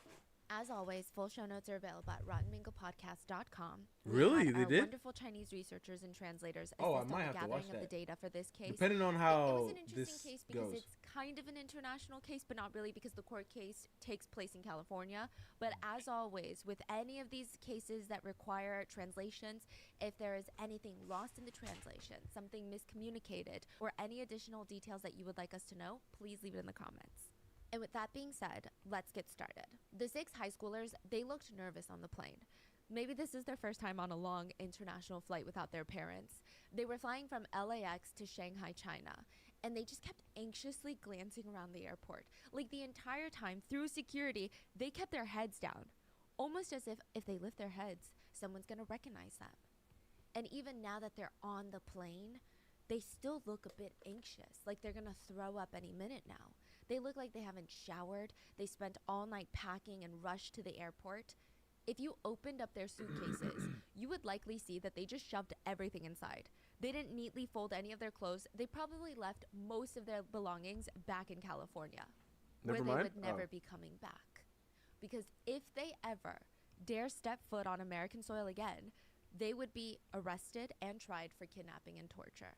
Meanwhile, another flight was headed in the opposite direction. So from Shanghai to California, one by one, 6 families land at LAX. Most of the 6 were middle upper class families in China. I mean, they're not super rich. They're not the upper echelon of society, but they're very well respected in their fields and industries. And yet here they are, canceling every single meeting that month, booking emergency flights, flying to America to handle their kids. They have these emergency meetings amongst them and they're ranting. They're complaining. It's so ridiculous. We did not pay this much in tuition every single year for our children to be treated this way. One mother tearfully spoke up first. My child only watched and she was still arrested. I just don't get it. Like, who do we have to talk to get this resolved? Another parent was almost crying. My son only brought the scissors. He didn't actually even use them on her. The others used the scissors. What's so wrong with I know what you're grabbing talking the about. scissors for them? I know what you're talking about. May, I know what you're talking about now. It's called it starts with a G or something, right? I think I know what you're talking about. It's on Netflix. The scissors, and for him to face the same level of charges as the others that actually used the scissors, it's just ridiculous. What kind of justice system is this? Another parent stated, "We're not rich like all of you guys. You know, we sent our kids abroad. We scraped up every last penny in our savings to give these kids a better future, and now we're spending all of our money on an attorney, and our kid could still go to a U.S. prison." All of the parents nodded and agreed. Their children, the ones they saw once or Yeah. twice a year, the ones that I they heard about shipped it. off I to never watched America it, and though. sent them big allowances to just keep them quiet, they're good kids. Should they They are really not good be kids. judged for merely 5 hours of their entire lives? 5 hours It is was a a long 5-hour time. mistake. Mistake. They've lived 16, 19 years. I mean, how many hours is that total? A lot. This is just 5. They're good kids. I'm telling And now you. that the case has gone Listen, viral, I'm telling you. the parents you see, have to every single time I tell you this right now. Once you send your kids to the world, or you give your kids to the world, and when I say that, I mean like putting them in like school and letting them be indoctrinated and stuff like that. Once you put your kid into the world, guess what? They're not your kids anymore, right? So them saying they're good kids, once they sent them away, they are not their kids anymore. Okay? Yes, oh, my daughter would never, my son would, oh, I mean, they probably wouldn't have if they were still with you, but now, yeah, like, you didn't see the girl in the front? She looks scary. Look at her face, bro. Look at her face. Look. Look at her face, bro. She looked like the one all the way on the right. Look at that. Ain't her little girl no more. Her little daughter? No, that's not her no more. Oh my goodness. Oh my goodness.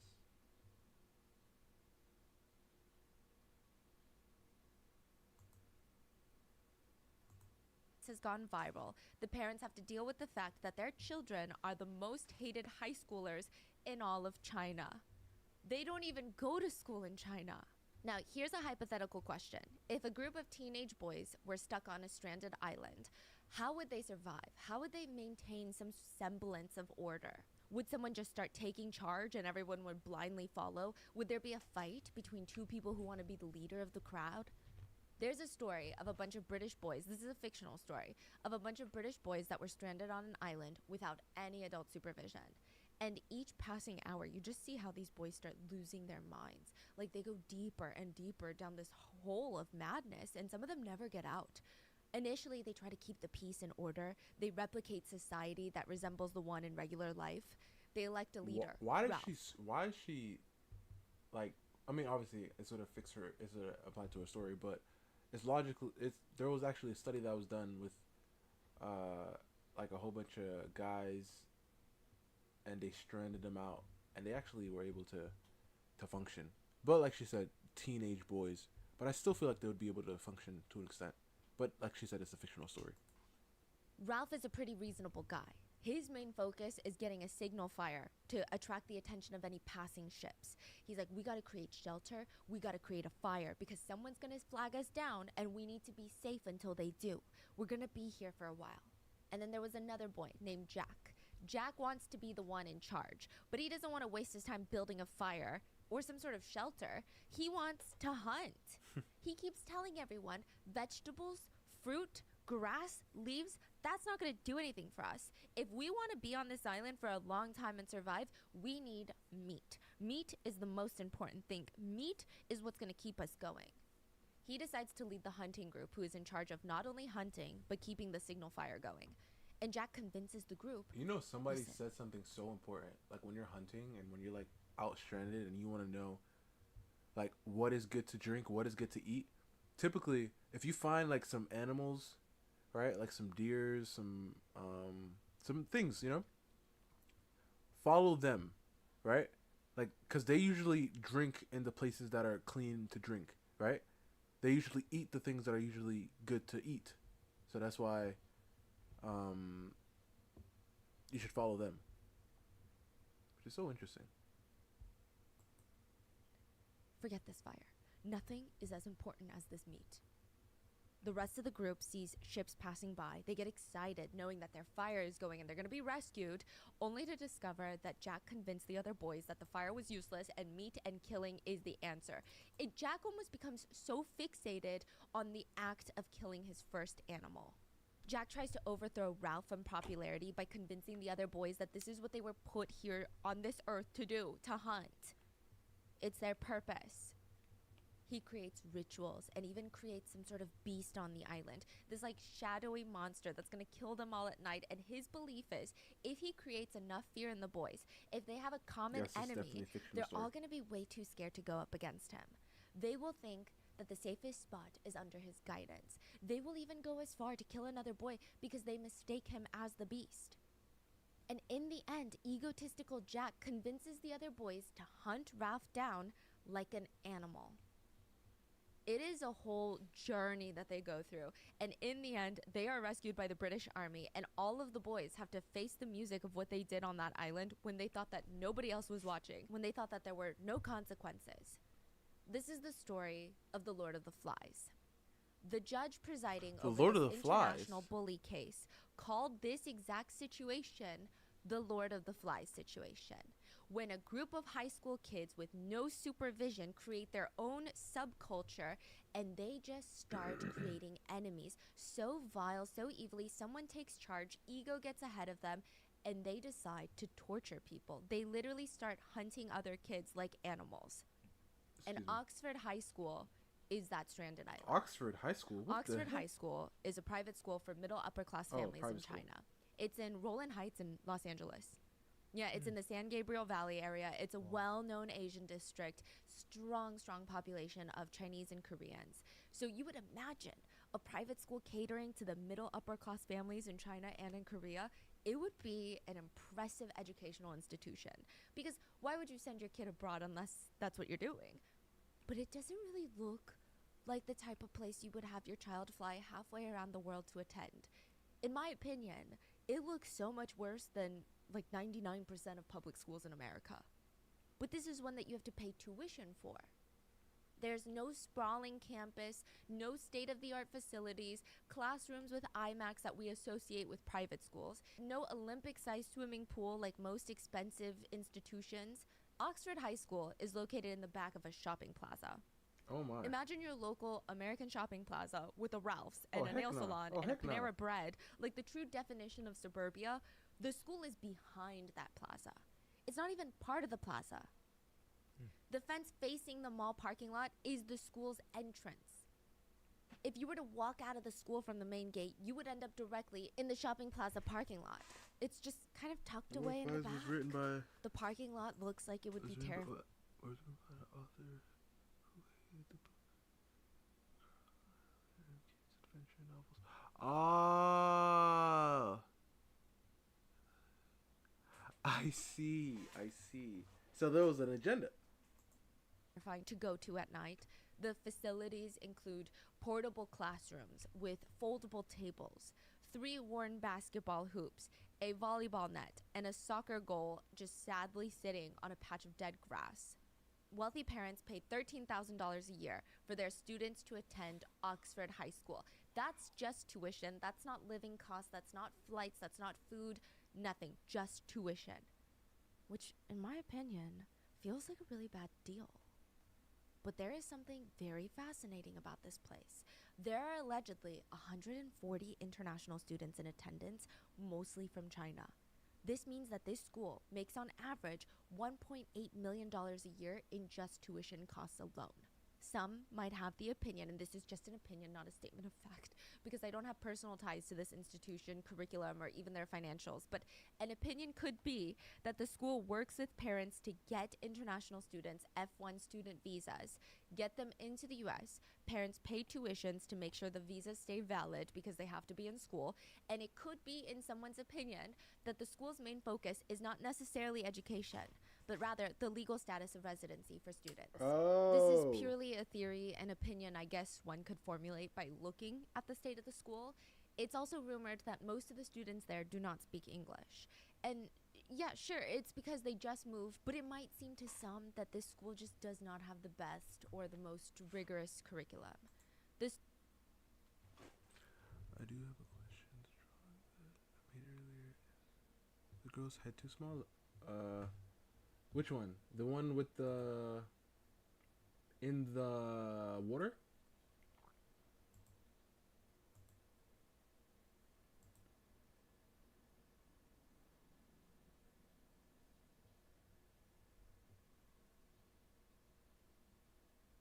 I actually think it's fine. Proportions are fine.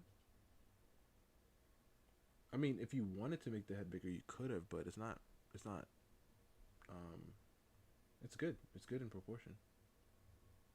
Like, though, I'm pretty sure you're talking about the one that's closest to us. Oh yeah, her head is fine.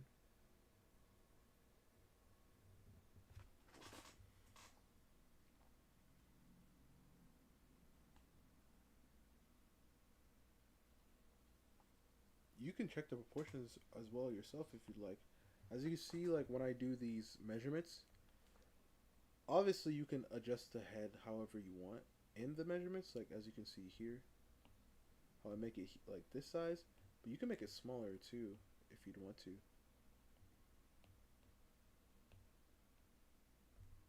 Right? Because the whole idea of the proportion is to get the head to reach the top of this line. The head and the neck are supposed to be on the top of this line, but obviously you can be drawn in different angles. But this is why I think it's really important to get the proportions down, because if you want to do a pose like you did, you could still get an idea of, okay, so this is like how her body's going to be, the top of her head, her feet. If this right here is like where the bottom of her waist is going to be, if we split this in half, I mean into thirds, you can understand where the head and the neck will be, and then the body, and then the bottom of the hips, and then the knees should be here in distance. You know what I mean? You can get like a good understanding of how the proportions should go.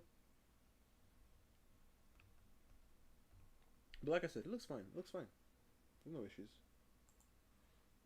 Students are mostly here in the US without their parents, and they live in what's called homestays. Homestays are a huge part of the international student experience, and I think it's kind of wild when you truly sit there and think about it. Wasn't that because VTuber of just in a how homestay? unregulated the system is. Families in America, regardless of their ethnicity, I think they just have to have permanent residency or citizenship. They go to agencies, apply to be a homestay family. That means they will let an international student, usually middle, high schooler, come stay with them on a student visa. That is super crazy. They will give them their own room in the house. They will feed them every day. They will in turn receive an agreed upon amount by the student's family, who are usually still in their home country. Legally, the homestay family will be registered as the student's legal guardians in the United States. The part that's wild is sometimes they don't even speak the same language, the homestay families and the international students. In order to qualify, you do a few background checks. You talk about what kind of food you're going to provide for the student, what language is spoken in the home, and that's it. It's not like a foster home where the parents are more or less responsible for the kid's well-being and they're required to take on some level of parenting, or adoption, where you have to provide every aspect of parenting possible. Most homestay families, this is not a dig at them. It's just the way that I think the, quote, contract or situation is usually set up. Most of the students' parents do I believe in it? don't Like, want are you the saying, do I homestay believe it families to take exists? on parenting roles. They just want an adult in the house, a supervisor. This is purely anecdotal evidence, but from the Korean homestay situations I've personally witnessed, the younger the homestay students are, the more the homestay families will try to be pseudo-parents by encouraging them to sleep, eat healthier, sleep earlier, study more. But because the student is also how the homestay family gets paid, they don't want to overstep their boundary. They don't want to say too much. They want to keep the student somewhat happy. Usually the students' parents don't even want that. They just want the homestay parents to act like adult supervisors. Usually high school homestay kids, I mean the most that I've seen, the most parenting I've seen them get from their homestay families was just enforcing curfew. That's it. They truly didn't care too much about their grades even. But even then, they can't really get mad at the student for not following curfew. So it's kind of like, you're enforcing it, but are you really? There's actually a name for this. The students are referred to as parachute kids because the parents from their home country will just ship them off to a new country with a parachute and hope that they land correctly, all by themselves. The main incentive of this, because it sounds crazy when you just think about it from this perspective, but if you're studying in middle school or high school in the United States, it is much easier to get into an American college than if you went to high school in Korea or China, for example. So if you're trying to apply to UCLA, way easier if you're a high school student in the US. And once you get into that American college, so much easier for your life here. Get citizenship, have more opportunities in the US, specifically China and Korea. I know a lot of people want to send their children to study in the US, not because like, oh my God, US supremacy or anything, but just the sheer amount of competition in those countries, the work environment where you legally only work 50 hours, but you probably work like 100 hours a week. The competition to get even a low-paying job is so cutthroat and miserable. Unless you have money and connections, it's a miserable life. It's definitely a hard life. And I'm not saying it's easy anywhere in the world, right? But it's a very, I think, a unique work environment that a lot of parents don't really want their children to experience because they themselves have experienced it. So they send their kids to places like America, and sometimes it really does work. A lot of homestay kids, they understand the purpose of being here. So they're super self-motivated. They get into great universities. They become a very strong contributing member of society here. Whereas other parachute kids, the other extreme, they end up in schools only to hang out with other rich parachute kids. They never learn English. They create their own mini societies in the school. They drive around in Mercedes, no curfew, no rules, no parents. They stay out past 2 a.m. on school nights, spend their time at karaoke bars, Chinese tea houses. They're drinking, they're smoking, they're spending their allowance on anything that they want that their parents pay them. And they also have a tendency to try and replicate some of the bullying environment that you might see in other places. And again, this is not a dig at like China or anything. I think different countries just have different ways they handle bullies. Even with a PhD. So I know in China and in Korea, bullies are often handled on the school level. In America, bullying is technically a crime. So if there's assault, it's happened on the legal level, regardless of if you're in school or not, if that makes sense. Interesting. So there is that slight difference. I don't think one is better than the other. I guess it's up for you to decide, but just a little difference. Now, most of the high schoolers at Oxford, they fall into this latter category. They have their own unsupervised society within the school. None of them have parental supervision at home. It doesn't seem like the teachers and administrators at the school are even that involved in their lives. There were 86 students. The option to make friends, build new connections, super limited. And so what happens when you're stuck in this group and you're developing and you've got all this teenage angst and no supervision, no guidance, a lot of drama unfolds. There's a lot of tension and cliques within the 86 students, and it feels more heightened, it feels higher stakes, because each friend group, they need an enemy to stay together. I'm gonna explain the dynamics in a second, but they do not have supervision at this school or at home. Okay, just to give you like a visual picture, and I'm not judging them, but a lot of them would wear stilettos to school. They would smoke cigarettes in the parking lot, literally right outside the door. Wait, did she say she's not judging them? Hold up. Which, can you imagine I'm doing judging. that? Hold up. I want to hear what she's not judging them on. Picture, and I'm not judging them. Do not have supervision at this school or at home. Okay, just to give you like a visual picture, and I'm not judging them, but a lot of them would wear stilettos to school. They would smoke cigarettes in the parking lot, literally right outside the door at school. They got problems for that. Which, can you imagine doing that? That's smoking cigs at school? First of all, smoking cigs at all is crazy. Ride their Mercedes and drink at tea houses. Skip class, people have done underage that. Not good, but it happens. Seems like underage it got drink, to the point not where good. a few of them even lost touch with reality. Like, they have no idea how consequences and how the real world works. Of course not, because they think this they're young is and the world. they've been able to do this everything little school, already. this environment, that's it. You see, this is or at what least happens. That's how Helen felt. You see, this is what happens, bro. When you send them like that, they believe that that is the world. So all the things that they see outside in the school, I love that she said that. Let me rewind it, because I don't think you guys in the back they heard that. Listen. How consequences and how the real world works. They think this is the world. You see? They think this is the world, and that is an issue, especially because when your kids are younger, whatever is going on majority of their lives in school that they're learning with all their peers and everything, that is the world. So whatever you tell them does not matter, because wherever they are is the world. So they believe, oh, we're the kings of, or the kings or the queens of this world. We can do whatever we want. Look, we don't get in trouble. We go home whenever we want. We're smoking cigarettes. We're driving cars. We're skipping school. We're walking in school with heels.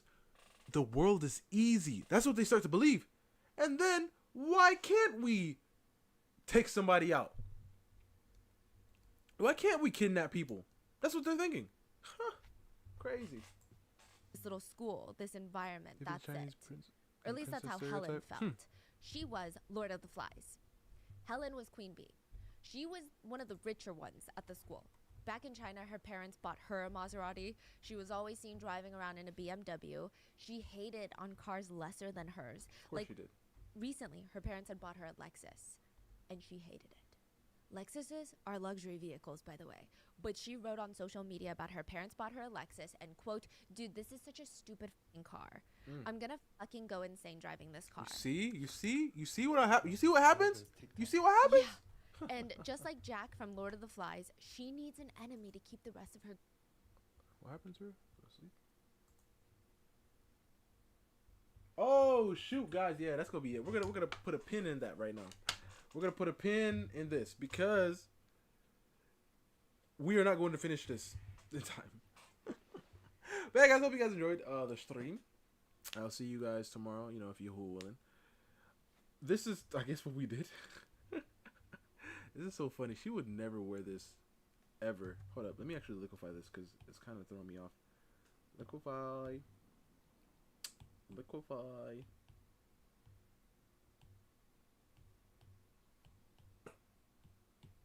Right here.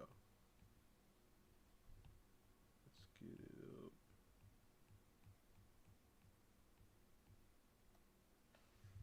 Good night. Have a good one, guys. See ya later. Oyasumi. But I think it turned out pretty good. It looks like her. Anyway. It looks like her. Which is good. That's the plan. For it to look like her. And liquefy it a little bit. Yeah, liquefy right there.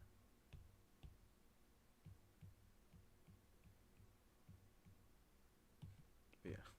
But yeah, guys, I'll see you then. Peace. Have a good night. Have a blessed one. Good night.